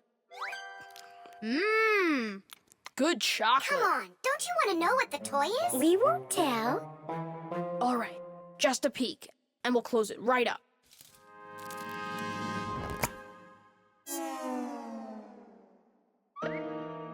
What is this for?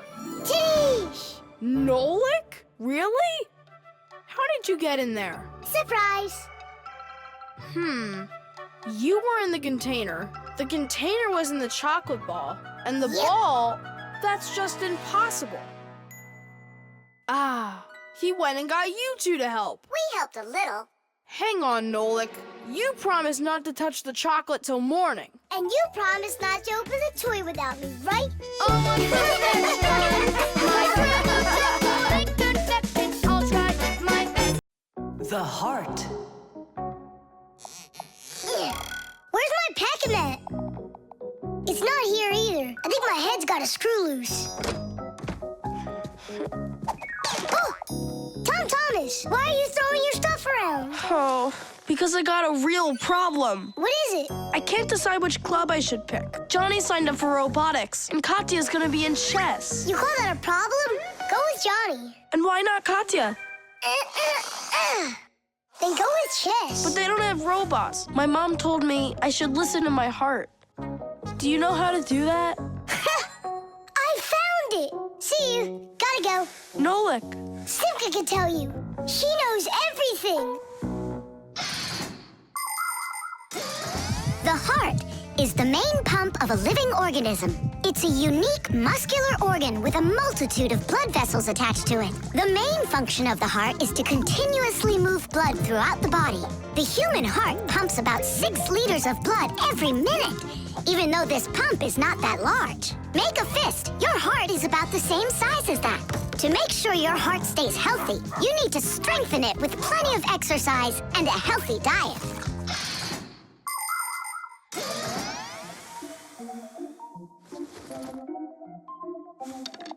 Nolik, please come help me. Why me? Tool is stronger. Huh? Interesting. And do you know what is meant by the word heartlessness? Well, I think it's some kind of human illness. May I? Tula. Heartlessness is when a human or a fixie leaves someone who has a problem behind. Huh?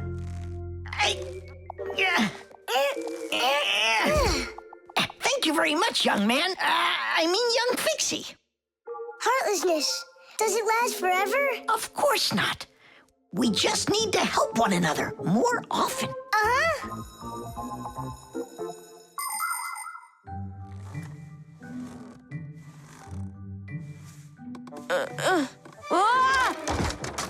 Tom Thomas, my friend. Here I am. How are you? How am I? Why do you care? Oh, by the way, I found out how you can listen to your heart. You need this tube. It's called a stethoscope. A stethoscope, but I don't have one. That's what I'm for. That thing is way too tiny. Your mom must have one. Oh, yeah.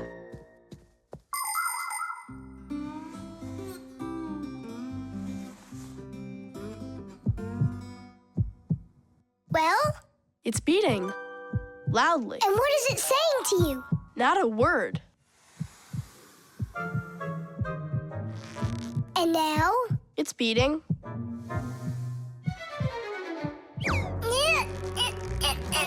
Huh? What was that?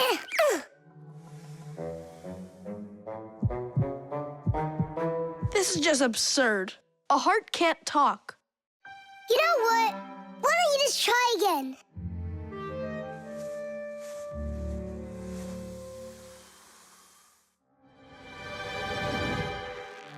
Tom Thomas.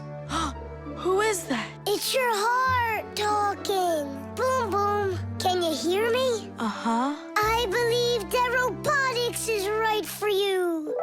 And what about chess? Who cares about chess? Robots are way cooler. This voice reminds me of someone. Heh, so that's what you look like, my itty-bitty heart. Well, I did it from the bottom of my heart. When a human is at rest, his heart beats between 60 and 100 times per minute. This rhythm is called the pulse rate. Place 2 fingers on your wrist or your neck. Can you hear it? Boom, boom, boom, boom. You can count the beats. When you're sleeping, your pulse slows down. But when you get excited, run, or get worried or afraid, your heart begins to beat faster and pumps the blood harder. Sometimes it feels like it's beating so fast that people say, "Oh, my heart is going to jump out of my chest." But don't be afraid, it's not going anywhere. And when people say, "Listen to your heart," they don't mean that your heart can talk. It means that you should trust yourself and listen to your feelings. And then you'll definitely find the answer you're looking for. Looks like at the end of the day, I'm heartless. I couldn't help my friend at all. Nolik, but you helped. You really did. I finally figured out which club I want to join. Robotics, like I told you? Not that. I want to learn medicine. 92, The wheel. 93, 94, 95, 96, 97, 98, 99, 100. And 101, 102, 103, 104, I forgot. and 100 and... Nolik! Hey, come on! Tom Thomas promised to give me a ride outside on his bicycle. I gotta get going. Lucky you. I'd love to ride on a bike. Yeah, it would be a lot of fun. You're not allowed to go. Why can't we? Tom Thomas isn't your friend, all right? He only invited me. If you want to take a ride on a bicycle, then go find your own human friend to invite you. Tom Thomas, you ready to go? We can't. There's no way we can ride this. The tire's got a hole. I try to fill it, but the air comes out. Well, then what should we do? I thought you'd know what. You're the fixie here. I didn't study it yet. Hang on! Tula, Digit, wait a sec. We found a hole in one of the tires of the bicycle. You mean the one that only gives rides to friends? Don't be like that. Please help me out. I thought Tom Thomas was only a friend of yours. Why don't you go and ask him yourself? He could be your friend, too. For thousands of years, wheels have been helping people all over the world. The wheel's ancestor is a log. People would put logs under heavy loads to move them. Then people came up with the idea of slicing the log and connecting the slices with an axle. And there it was, the wheel. Wheels made life more convenient. Later came wheels with spokes, metal rims, and rubber tires. Soon people were wheeling around the world in and on all sorts of vehicles. Potters, mills, clocks. There are just so many different uses for a wheel. And with the steam train, steamboat, and cars, wheels spread all over the world. They even reached the planet Mars. The wheel really is one of the simplest and yet most amazing of all human inventions.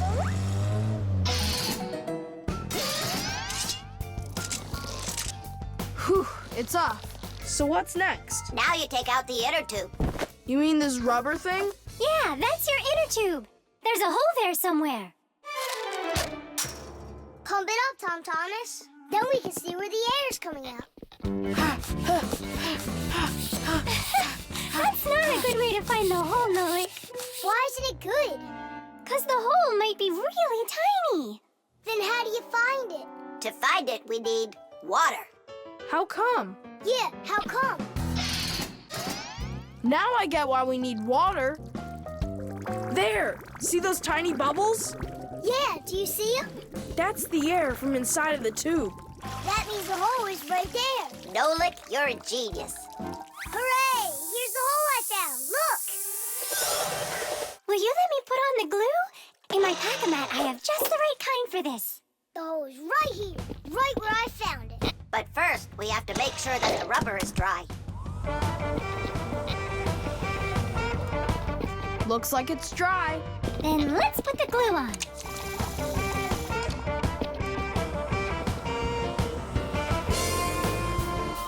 It's all fixed.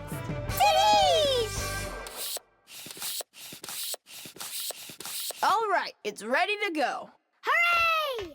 Digit, Tula, you coming with us? I don't know. We weren't invited. I'm sure he'll invite you. Right, Tom Thomas? Of course I will. We're friends, aren't we? Let's get going. See the wheel spinning round.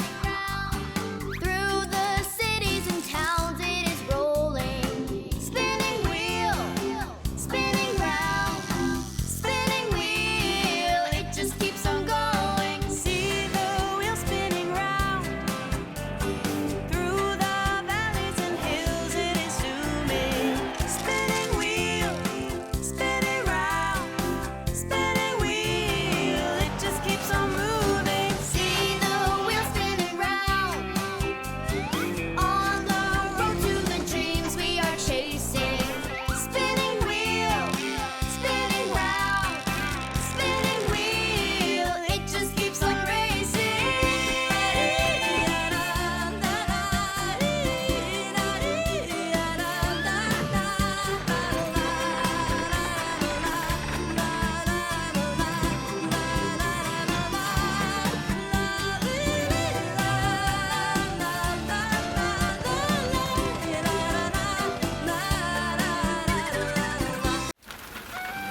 The Sieve.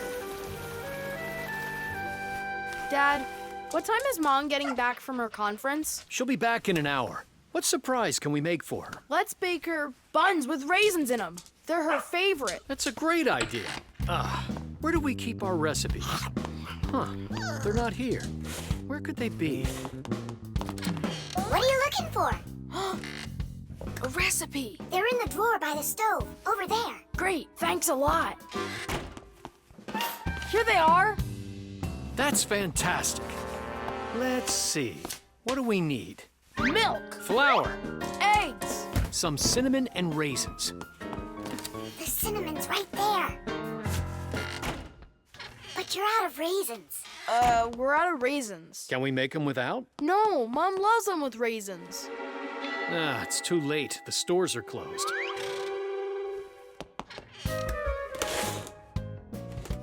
Cereal! We got cereal! And so? It has raisins, look! Tom Thomas, you're a genius! Why don't you be in charge of the raisins? Tom Thomas, what does Mom use to knead dough? The mixer. How about the mixer? Not a bad idea. I don't think you have enough raisins. But you haven't made the dough yet. It'll be really quick with the mixer. All right, Dad. We'll see who finishes first. Come on, faster, faster.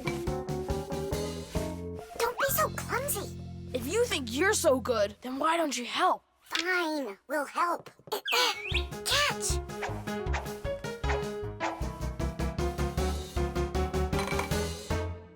What's going on in there? We picked everything off the top. We have to dive down. Then dive. Hurry up. Dad's almost done putting the mixer together. Where are the raisins? It's dark down there. We can't see any raisins. Well, try diving again.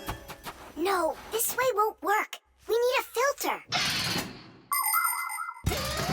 In order to separate seeds from the husk, air from dust, and water from harmful particles, we use filters. The simplest kind of filter is a metal netting. These kinds of filters are installed in washing machines and dishwashers. They keep the water clean by capturing small debris and sand. As a result, machines work better and go longer without breaking. In other words, filters help separate what is wanted from what isn't. I think I know what Mom uses. Perfect. That filter's a sieve. Grab the bowl and hold the sieve over it. Pour in the cereal. Now shake it so the tiny flakes fall through the sieve and the raisins stay in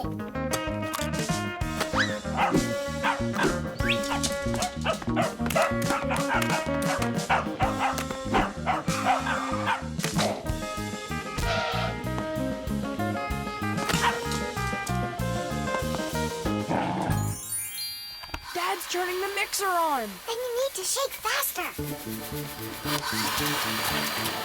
Dad, you're spraying the batter all over the kitchen. The mixer's too powerful. The mixer's fine. The batter's too liquid. You have to add flour. Add flour. Oh, right. How do you know all this? Shake it some more. No need. I shook all the flakes through it. Class. It really worked. Dad! What? Ready to put in the raisins? Look at you. How did you get them all out so fast? By using our sieve, Dad. Do you know the story about Cinderella? Her evil stepmother wouldn't let her go to the ball. Instead, she poured peas into a sack of cinder and ordered Cinderella to pick them all out.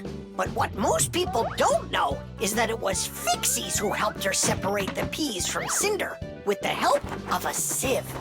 That's right! Cinderella was friends with the Fixies. You can find evidence of Fixies in a number of tales.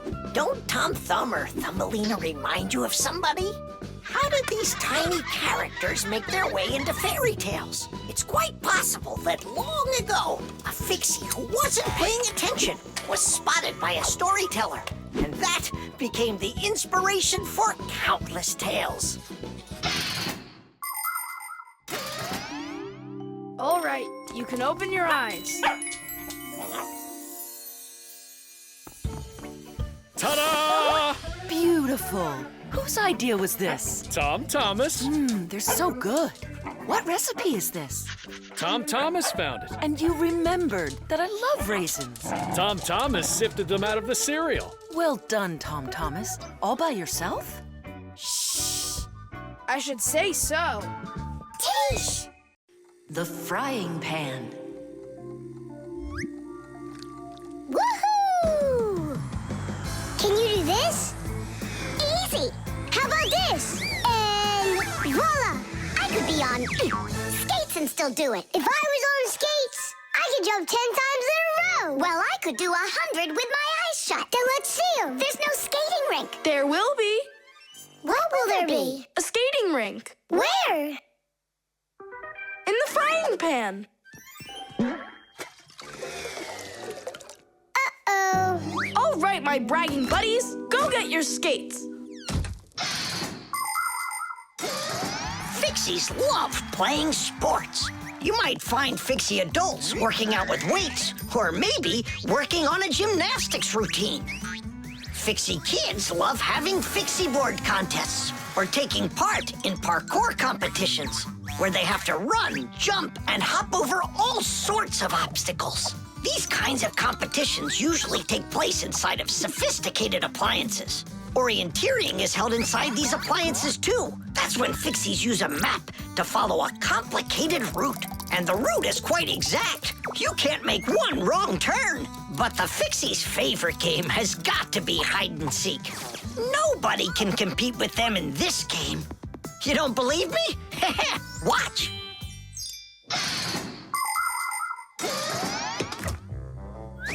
The rink is frozen.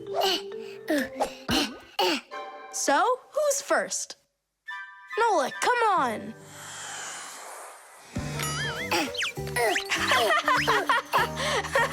Well, are you going to jump? Wow, class! And that's all? Not at all. No lick, no lick, no lick, no He's lick. not gonna make it. Too short a start. I can't do anymore because I'm injured. Sure. Say no more, Mr. Braggart. Then it's your turn, Simka. Now watch and see how it's done. La la la la la la la la. Oh, wow. Nolik, you never had a chance. La la la la la la.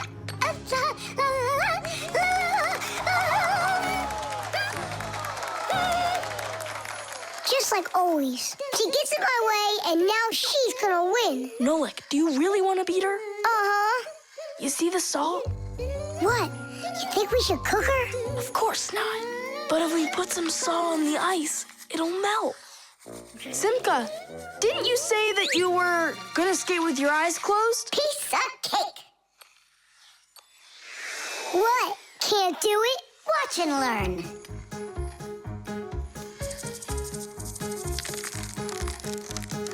One. And two. Well done. And three.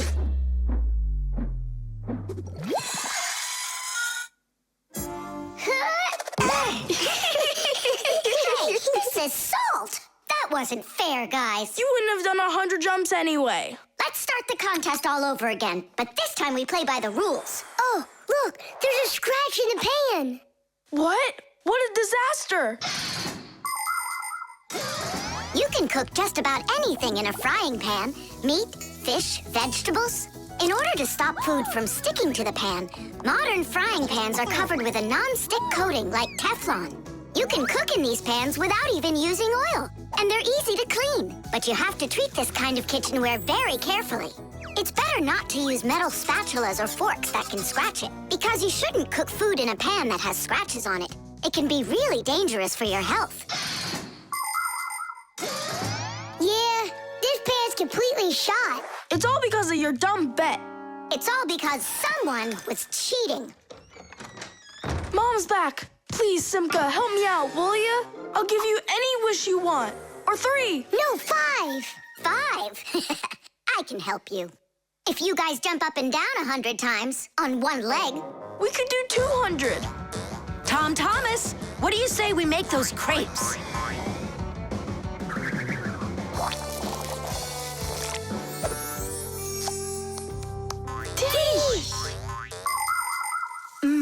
These crepes are perfect. I just love cooking with this pan. Why are you jumping? I want to make my legs stronger. Anyway, you never could have jumped 100 times in there. Bet on it?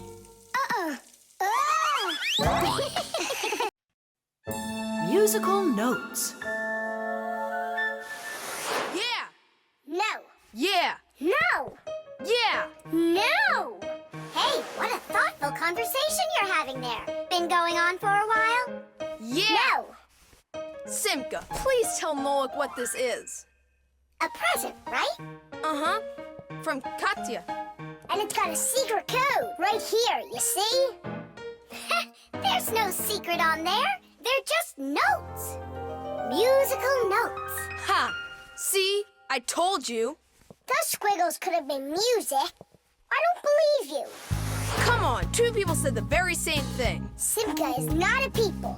She's a Fixie. Anyway, there are two of us. You're ganging up on me. We're not ganging up on you, Nolik.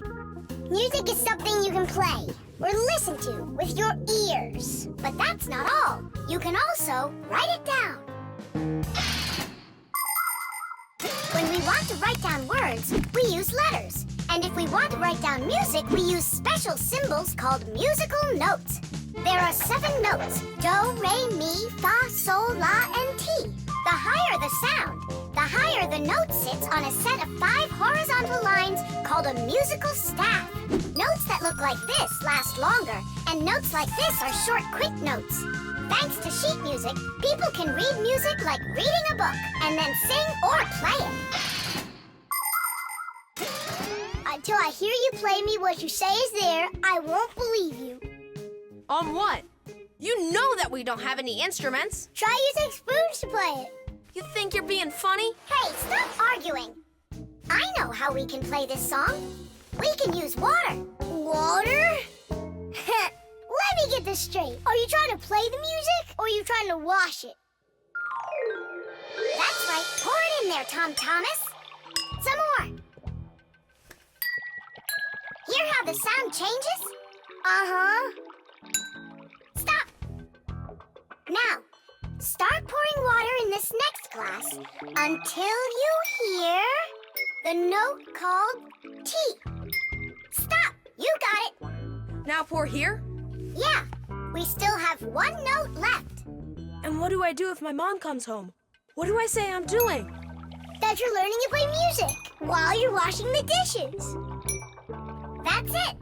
That's the high do. Now we have all the notes we need. Do, re, mi, fa, sol, la, ti, and do. Class. Go on, Tom Thomas, play. How about we all play it together? Musical sounds can be produced in a variety of different ways. Violins and cellos are played with a bow. When the bow is rubbed against the string vibrates like it's shivering, and that produces a beautiful sound. A guitar also has strings, but they make sound when they are plucked. And inside a piano are special hammers that hit the strings when the piano player presses down on the keys. Instruments like trumpets, trombones, flutes, and pipes make sound when air is blown through them. That's why they call them wind instruments. There are even instruments that make sound when they are rubbed by a wet finger. Try wetting your finger and carefully moving it around the rim of a wine glass. With a little bit of practice, you'll hear a lovely sound. Well, are you two ready? Yeah! Great! All together now.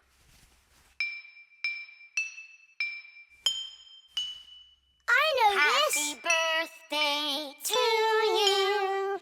Happy birthday, Tom Thomas. Happy birthday to me. Tom Thomas, we also wish you a happy birthday. You see, Nolik? And you didn't believe that this was music. But I was the first to guess which song it is. Hey, thanks so much for helping me figure out Katya's present. And how about sending a song to Katya? Yeah. We can write down the musical notes to a song about the Fixies. The Fixies? We can't. We can't write down the words, but if it's just the notes there, then it's no problem. Hooray! Want to play it? Of course we do.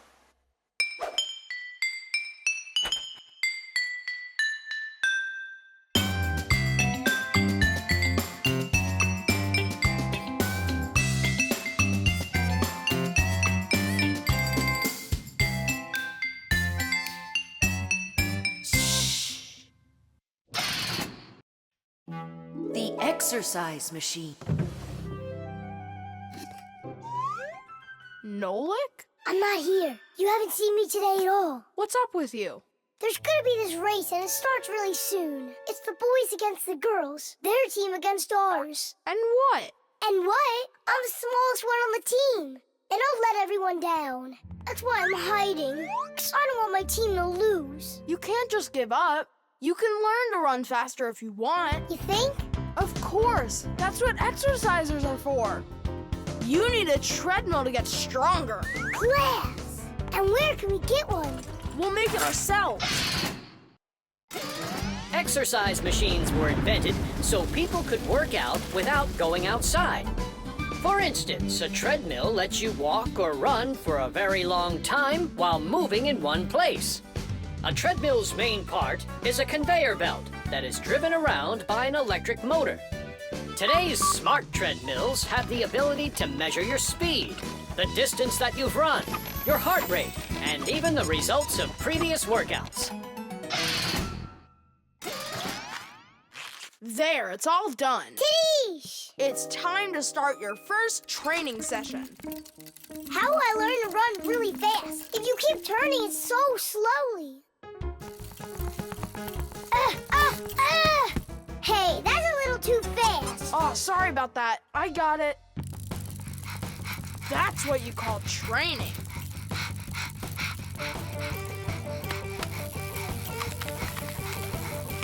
Tom Thomas, so, what do you think? Maybe I trained enough? Not yet. You need to keep going. Oh, I can't do this any longer. Let's stop. Whew. No way. Turn the handle. Yeah. There are all sorts of exercise machines to help you improve your health. This one simulates skiing. It exercises your arms, legs, and heart. And this one you can row like a rowboat. And if pedaling's your thing, an exercise bike lets you get a great workout no matter how bad the weather is outside. There are also weight training machines. These machines can help you build big, strong muscles and tone the shape of your body. However, you can still get great exercise without these bulky machines. There are plenty of much simpler devices that you can find room for in any house. Like a chin-up bar for doing pull-ups, a wall-mounted ladder or rope for climbing, or jump ropes, weights, hula hoops, or balls. The important thing is to just exercise. Okay, girls, hold on to your hats. Oh, how scary. We'll show him who's gonna win. Right, Tula? I'm gonna do my best. Tula will definitely beat Nolik. We gotta step it up. It's time to get this race going. Runners, are you ready? I'm ready.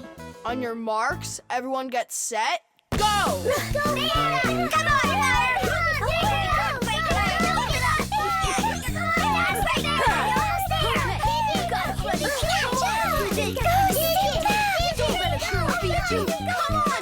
Come on, buddy.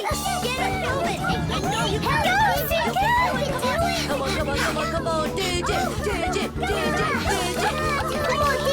Shoot him the time. Quickly. Digit, how could you lose to Simca? Because her velocity is greater. Oh, now the girls are gonna win. Nolik will never catch up with Tula. Oh my gosh! Nolik! He appears to be gaining ground. Look at him! He's ahead!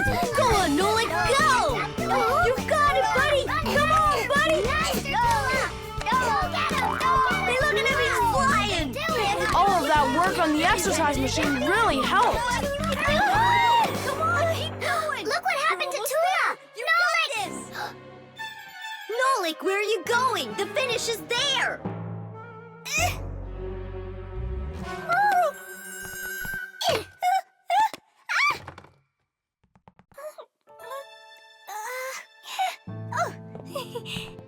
Thank you, Nolik. You're my hero. Come on, Tula! You can do it, Tula! Hooray! Hooray! So, which team won the race? We did! It's a tie. Tom Thomas, that's just not fair. It was a tie. And a very noble one. All right, you just wait for the next race. Nolik's gonna win it big time. Now it's time for you all to get up on that winner stand. Oh no!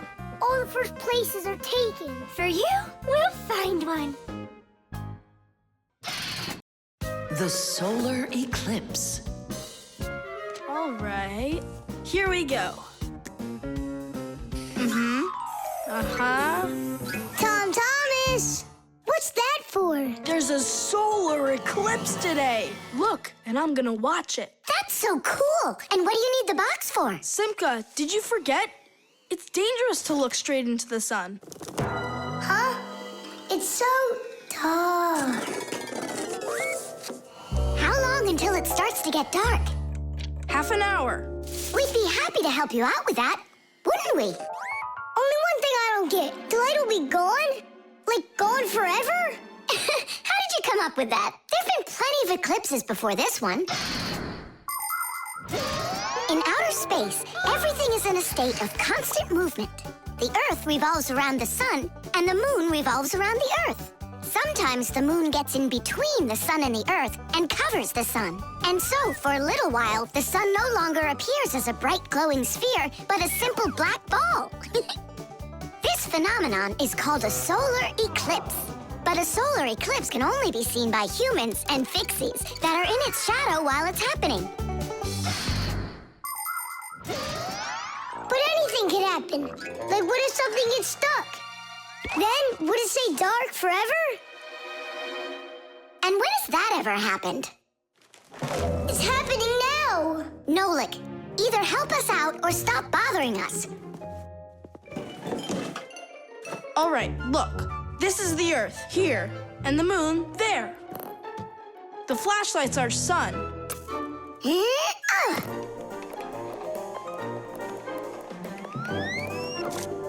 see? The moon's shadow falls on the Earth. And now watch. When the moon starts to go, the light comes back. Did it get stuck? Just like I said, the end is near. The end of the light. It's just that someone should be more careful with the glue. It's possible to take an ordinary box and make a special device that was invented by people long ago. It's called a camera obscura. This clever invention was used by artists as well as scientists. It was the basis for the very first photo cameras. It's quite easy to make your own camera obscura. Cut out a small square on one side of a box, cover it with aluminum foil, and poke a little hole in the center of it. Put a sheet of paper on the opposite side. The light will pass through the hole and shine through the darkness. And on that screen, you'll see the eclipse, only it will appear upside down. To see it, you'll need to look at it from above, but make sure not to let extra light in. Beautiful. And remember to be careful with those scissors. But don't you understand that it's scary in the dark? And it's impossible to live in it? Don't be a coward. You glow in the dark. But what about Tom Thomas? Is he gonna have to walk like this?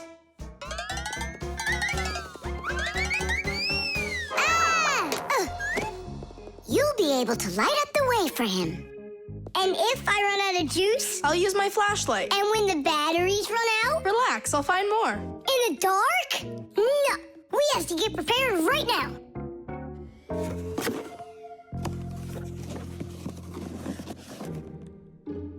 Can you see the sun? Uh-huh. 1 minute left. You ready? A minute? What? Hold on, I'm not ready yet. I'll get charged a little more. No, I need to get those batteries. 10 seconds. 9 seconds. 8 seconds. What should I do? 6. What should I do? 5. 4. 3. 2. Marcia! Here it goes. Whoa. It's totally beautiful. Nolik, come on out. You'll miss everything. It's amazing. Class, it's so awesome that we did this. Look, look. Now the sun's coming back out. Show it to me. It really didn't get stuck?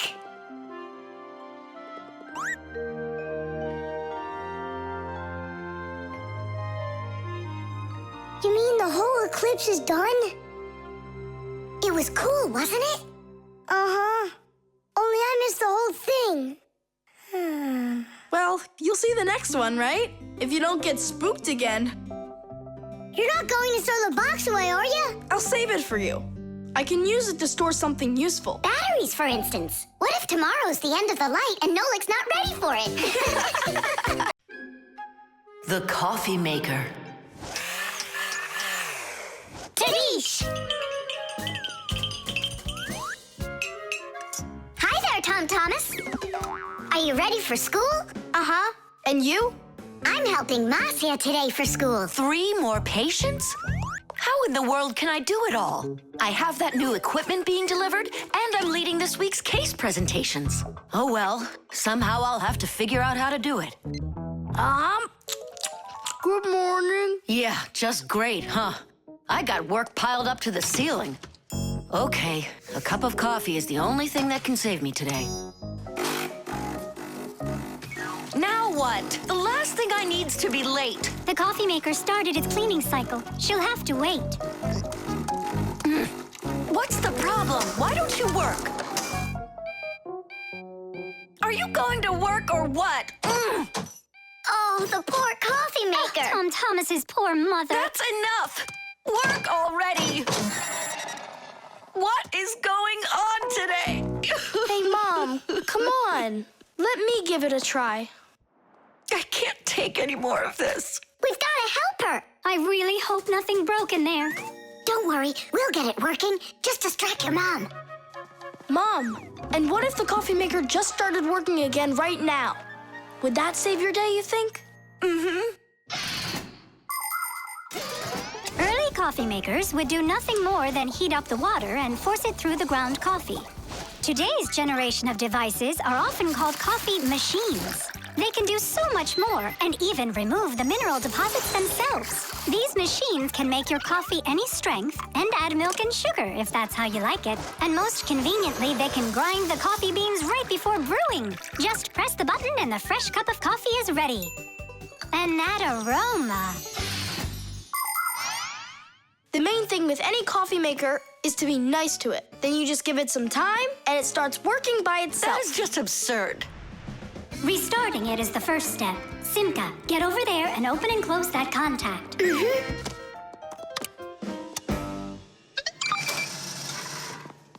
You see? That's what I was talking about. A coffee maker isn't alive. It's a machine, that's all. Then how come you hit it like you did?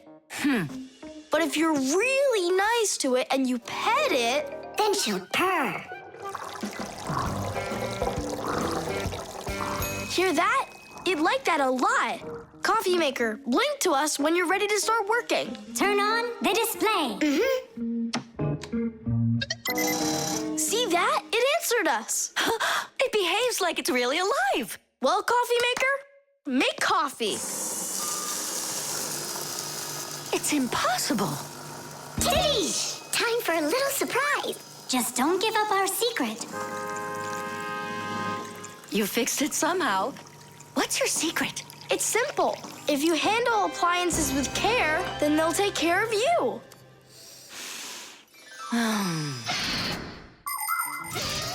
The magic taste of coffee was first appreciated in Arabia, and that's why the most well-known variety of coffee is called Arabica. Coffee trees grow throughout the world, in mountain regions where the weather is warm and humid. The branches of coffee trees get covered with coffee berries. But to make the coffee drink, we don't need the berries, just the seeds inside. After the coffee beans are roasted and then ground, hot water is added. Different cultures serve coffee differently. Some serve it hot, some cold. With sugar, with milk, with ice cream, with cinnamon, with ginger, and even with salt and pepper. They say that coffee gives people energy and helps them from feeling tired. But it's important not to drink too much.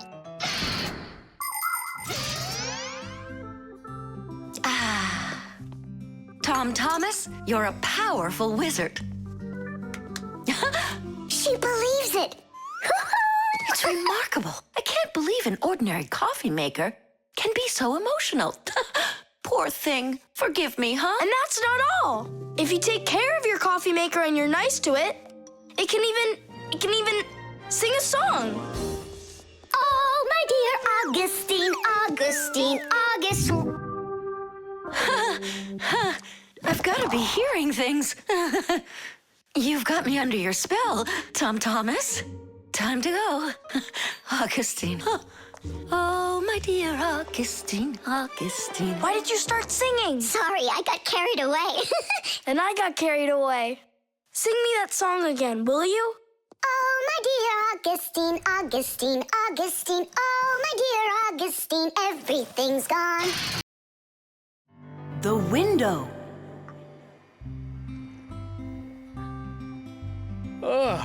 Hi there. We're all up. What are you doing? I'm washing our windows. It looks like that thing's doing the washing. You guessed it. It's a window washing robot. I borrowed it from a neighbor to try it out. We should buy one for ourselves. I don't get it. We've already got one robot. Robot. So we'll have two. One for the floors and one for windows.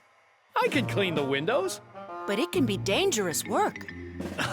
What's so dangerous about it? I'll just go and wash them right now. And instead of a robot, we'll buy something useful. Like a skateboard for a boy. I've already got one. So you'll have two. Class. Uh-huh. If you say so. There just so happens to be a dirty window in your office. Let's see how you do with that one. Consider it done. Mm-hmm. And we'll clean the tiles with the robot.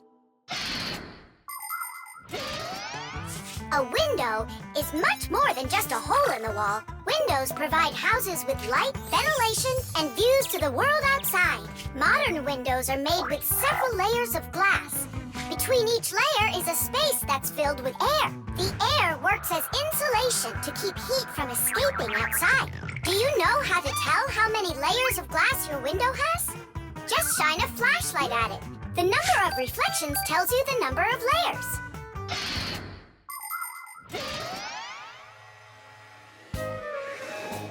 Whoa, what an amazing appliance! Let's go and take a closer look. You'll really buy me a new skateboard, Dad? That's what I said. But first, I've got a window to wipe. All right, robot, we'll show ya. Tom Thomas, Dad can show him himself. We really live on a super high floor. Yeah, but the robot isn't afraid of heights. I'll start from this corner. It'll take you forever that way. Admit it, the robot works better. We won't. We're gonna win this thing. Hey, what is he doing? I'm not sure.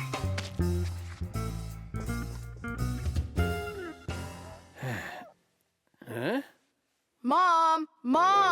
The robot made such a mess in there. It's impossible.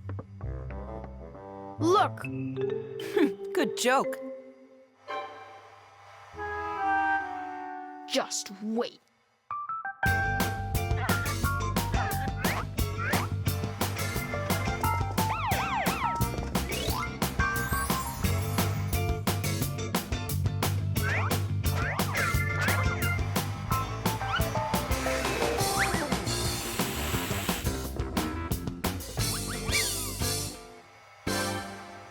Get how you're cleaning it. Easy. You can talk? You gotta be kidding. And you are misbehaving. You guys? You're the ones trying to stop me? You tried to make the robot look bad, so we had to defend it. It's only because my dad told me I'd get a skateboard. Yeah? For doing a bad thing? Ah, aren't you ashamed of yourself? I am. You learned your lesson, and don't forget, Fixies look out for appliances. The dwellings of most ancient people had basically no windows at all. There may have been a hole up above for letting out smoke from a fire, but that was it. Later, people started splitting open their walls, but the openings were so small that very little light would ever get inside. The size of windows grew quite a bit over time. People would cover them with animal skins, fabric, paper, or wooden planks to protect themselves from the cold and the wind. When people learned how to mine valuable minerals, they began to cover window openings with thin sheets of a mineral called mica. Windows made of glass were very expensive, and only the richest people could afford them for their homes. But today, it's hard to imagine a window anywhere not covered in glass. Everything's washed. And what about the outside? Forget it. I quit. Would you wash the back with the robot? Yeah, consider it done.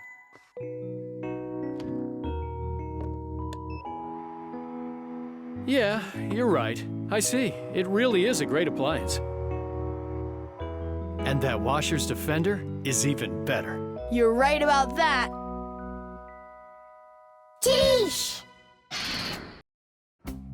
The bird feeder.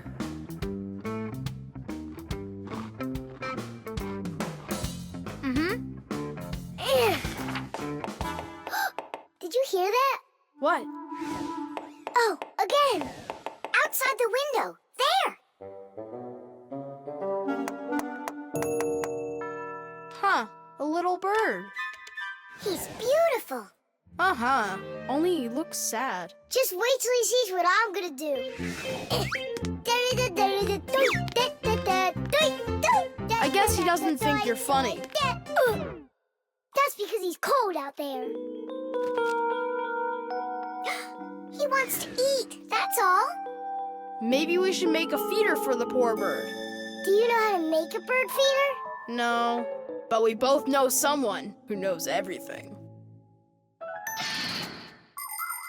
In the winter, it's not easy for birds to find food under the snow.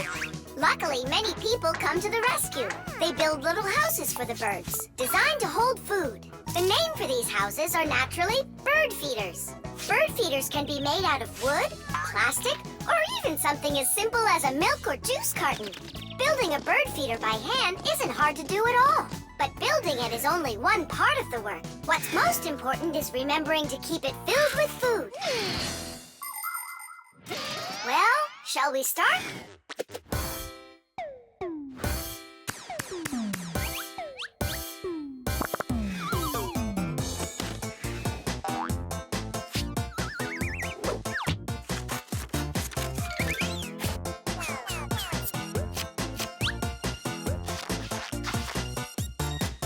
The bird feeder is ready! And what are we gonna put in it? I got an idea.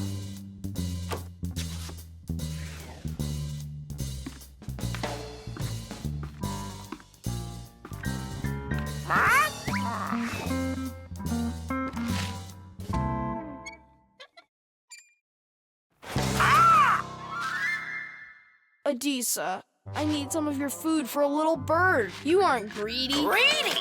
Greedy! Greedy! I didn't know Adisa is greedy. Adisa's greedy! You need to learn how to share. Adisa's greedy! What, like there's not enough food? Not enough food! Not enough food! Not enough food! Not enough!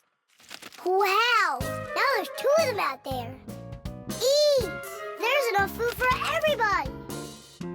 Poor Adisa! Poor Adisa! Let's bring them in here. We can open a restaurant for birds. Little bird. Why did you scare the little birds away? That feeder's for them. Get it? Just fly away. Shoot! He's bullying our friends. Hey, you leave! Leave! You'll never chase him away now. We'll see about that. Aha! Serves you right, Pigeon. It's not nice to bully little guys. Yeah, and how about big guys? It's all right to bully them? The poor pigeon also wants some food. Food! Food! You sure? Sure! Winter can be beautiful, but also very cold. Animals have different ways to prepare for when the weather gets cold. Some birds gather into flocks and migrate to where it's warmer. You could almost say they're flying to a resort. Squirrels, hamsters, and chipmunks collect and store nuts, mushrooms, and pine cones. There are many people who don't have pantries that are as well stocked. Badgers and bears eat a lot of extra food in the fall, and then go to sleep in their dens and burrows for the whole winter. Fish also sleep in the winter, only they're at the bottom of rivers and lakes. Frogs, snakes, and even wasps burrow in the ground, while hares, foxes, and wolves grow thick coats that protect them from the freezing cold. Although it isn't easy for them to find food.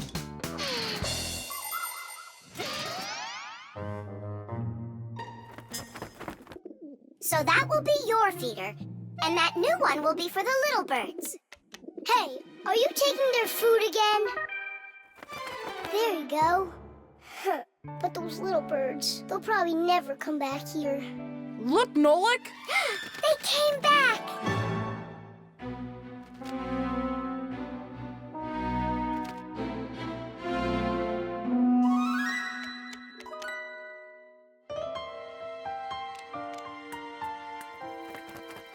Ah, they're full and happy. It's so nice. Tadish!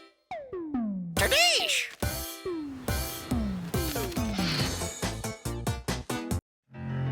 The pyramid. Tom Thomas, can I open my eyes? Not yet.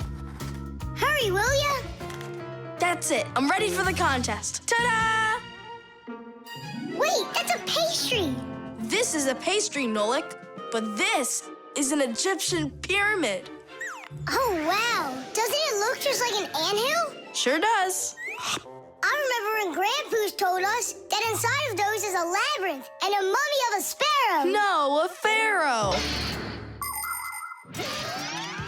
The Egyptian pyramids are simply amazing ancient structures. The biggest one of them is the Great Pyramid of Cheops. It's more than 4,000 years old and over 100 meters tall, like a 40-story building. How it was possible to build such a giant way back then is still a mystery. There were no hoisting cranes in those days. Some people believe that the pyramids were built by aliens, but I have a feeling that they couldn't have been built without the Fixies' help. So, is there a labyrinth in there? Of course. Show me. You joking? I just put it together for the contest. No way I'm gonna break this apart. Hey, isn't that a way in? Where are you going? I'm just gonna look at the labyrinth. And the mummy. Mummy, what are you talking about? Well, which way now? Stop, you'll get lost. I won't get lost. So, I think I'll go this way. And then this way. Come back, Nolik. I was already here. And I was here. Oh. I did get lost. You were right. What? Hey there. Do you know where Nolik is? In there. He went mummy hunting, and he got lost. Mummy, whoa. A real one? Class. Don't! Nolik, yoo-hoo. Are you in here? No! Then where? Who knows? Who builds labyrinths like this anyway? Hey, nobody asked you to go in my labyrinth. Who you talking to in there? Digit, Fire and Nolik are inside, and I need to go to school now. Nolik! Fire! Well, I, for one, have never gotten lost in a labyrinth because I know the rule for getting out. You need to always keep your hand on the wall. I can find them for you. Where are you guys? Over here!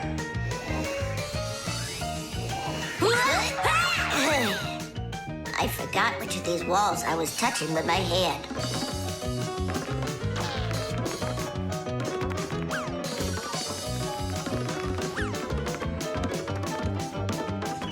Did you find them? No, and I got myself completely lost in here. Tom Thomas, you've got school today, don't you? Yeah, I do. Only I got a pyramid full of Fixies. It's like an anthill. Mm-hmm. The first one wanted to go mummy hunting. The second one went looking for the first one. And the third for both. We're lost in here! And I've got school to get to. Wait, maybe you could just try to shake them out. Good idea. I was joking. You have string? Watch. This way you don't get lost.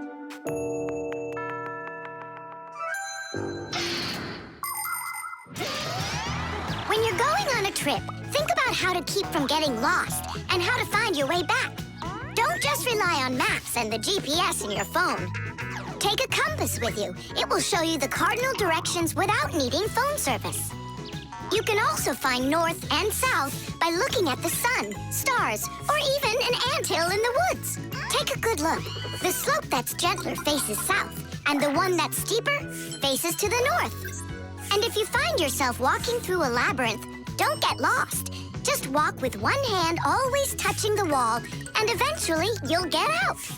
Another way to get through a labyrinth is to tie a rope at the entrance and unreel it along the way. Then you can follow its path back out.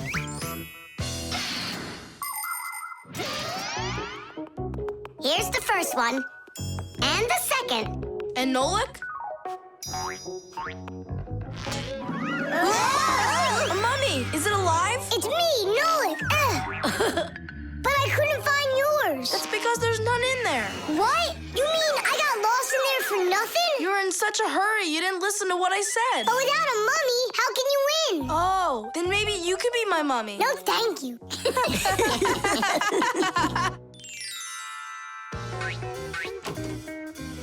Well, did you win a prize? Uh-huh. My pyramid won. And here's a special extra prize for being the only one of us who knew how to get out of the labyrinth. Again? Another box of those pastries? That's fine with me. I really love them. They're awesome. I wish Fixies ate food. What a shame. Then I'll give some to your mummy. Hockey. Today I'm definitely gonna beat you. You already forgot? You're just one, and we're a team, baby. Just you wait. 1-0.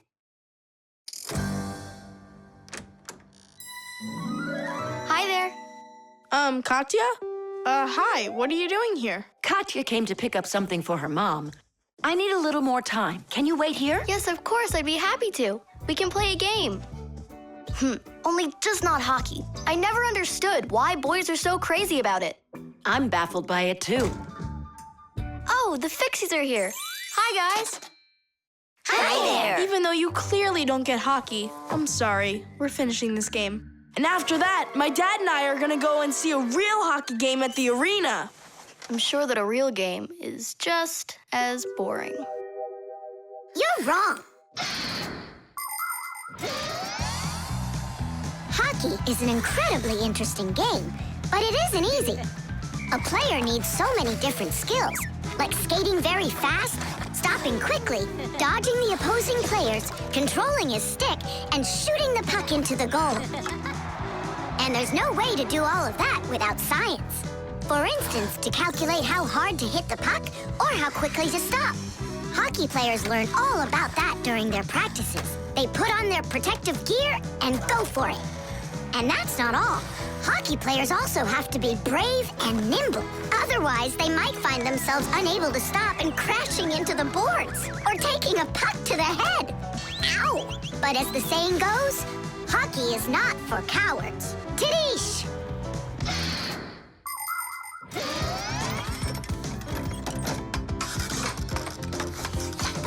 Goal!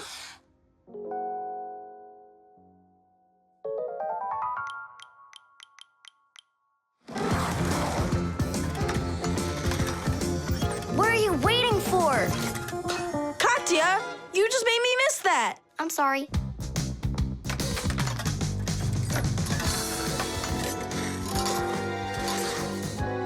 Bounce it off the board! Enough with that. I happen to be helping you, if you didn't notice. You said you don't like hockey, so quit giving me advice. Whatever.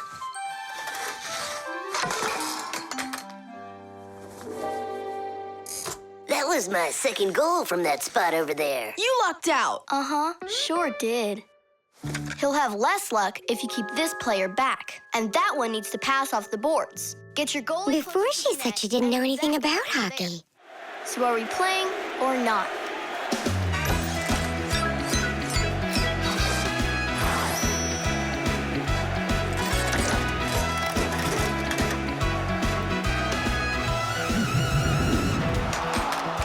Attack and check, don't lose control. A line change on the fly. The puck is zooming towards the goal to score and break the tie. It's one for all.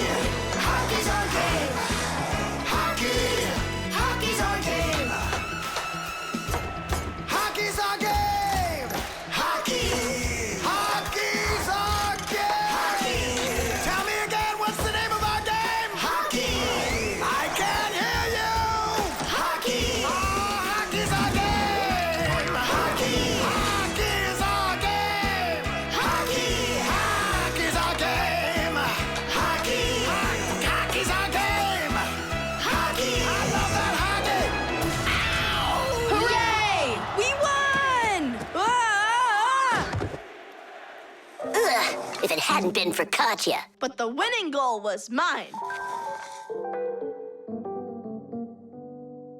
Tom Thomas, it's time for the game. Ready to get going?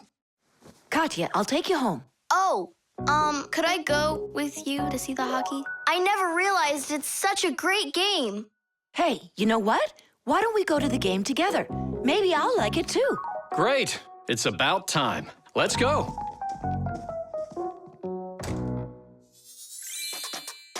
did we possibly lose that? Aren't we a great team? Well, Tom Thomas has his own team now. And not only that, they don't give up. It's not that. It was beginner's luck. That's all that it was. Vitamins. 7 times 5 is 35. 7 times 6. Wait a sec.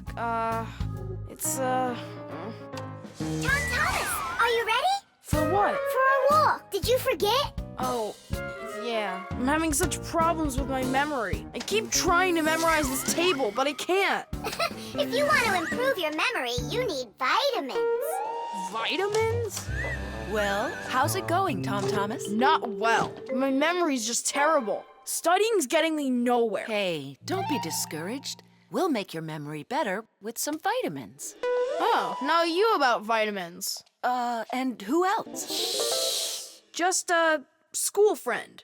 Well, all right. Vitamins are very important for people's health, even though you don't need much of them. For instance, vitamin A is necessary for good eyesight and normal growth. Vitamin C helps keep you from getting sick. Vitamin D makes your teeth and bones stronger. Usually, people get the vitamins they require from a diet of fruits, dairy, vegetables, and other healthy foods. But if someone still isn't getting the vitamins their body needs, then doctors recommend taking special vitamin pills. All right, take out some vegetables and some fruit. And some berries. They have a lot of vitamins, too.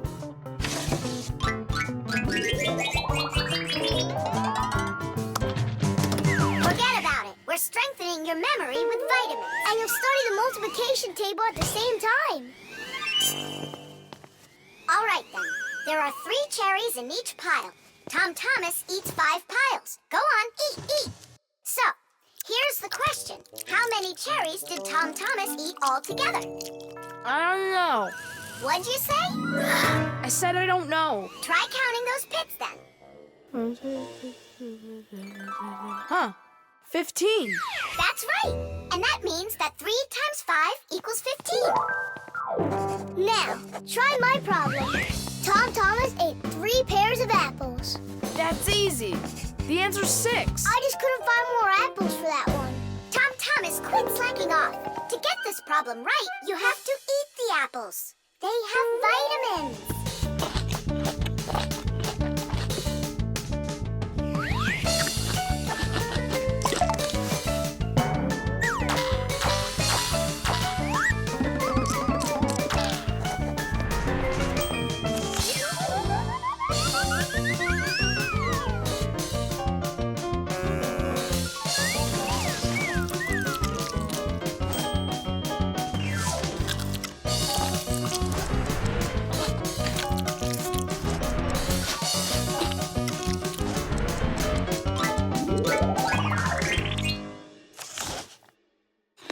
That's all. I can't eat anymore.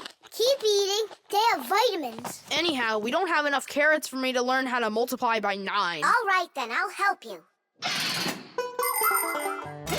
To multiply 2 by 3, all you need to do is just add 3 2's together. It's much harder to multiply a number by 9. That takes too much time to add. That's why at schools they want you to memorize the table. But there's a simple way to multiply by 9 without the table or a calculator. Let's say you need to multiply the number 3 by 9. Put your hands face up in front of you. Now, find the 3rd finger from the left and bend it down. So what do we see? There are 2 fingers to the left of the bent finger and 7 fingers to the right. 2 and 7 means that the answer is 27. You got it? Great! Let's do another problem. What is 7 times 9? Here are 6 fingers, and here are 3. That's right! The answer's 63. Tom Thomas, Did you eat all of that? But you're the one that told me you need to eat vitamins. That's why I got these vitamins for you. That little? What do you mean, little? There's enough in this bottle for a month. Go ahead, try one. They're very good for you. They taste good, too. Right. Better than an onion. Or a radish. Can I have another one? No, that's enough. You shouldn't take more than one vitamin every day. I remember where I saw this. I saw the same kind of bottle with a green lid over at Katya's. Speaking of memory, let's check your multiplication table. Let's say that you and Katya are each taking one vitamin a day. So, how many have you eaten after 9 days? The answer's 18. Well done. It's getting better. Vitamins really work.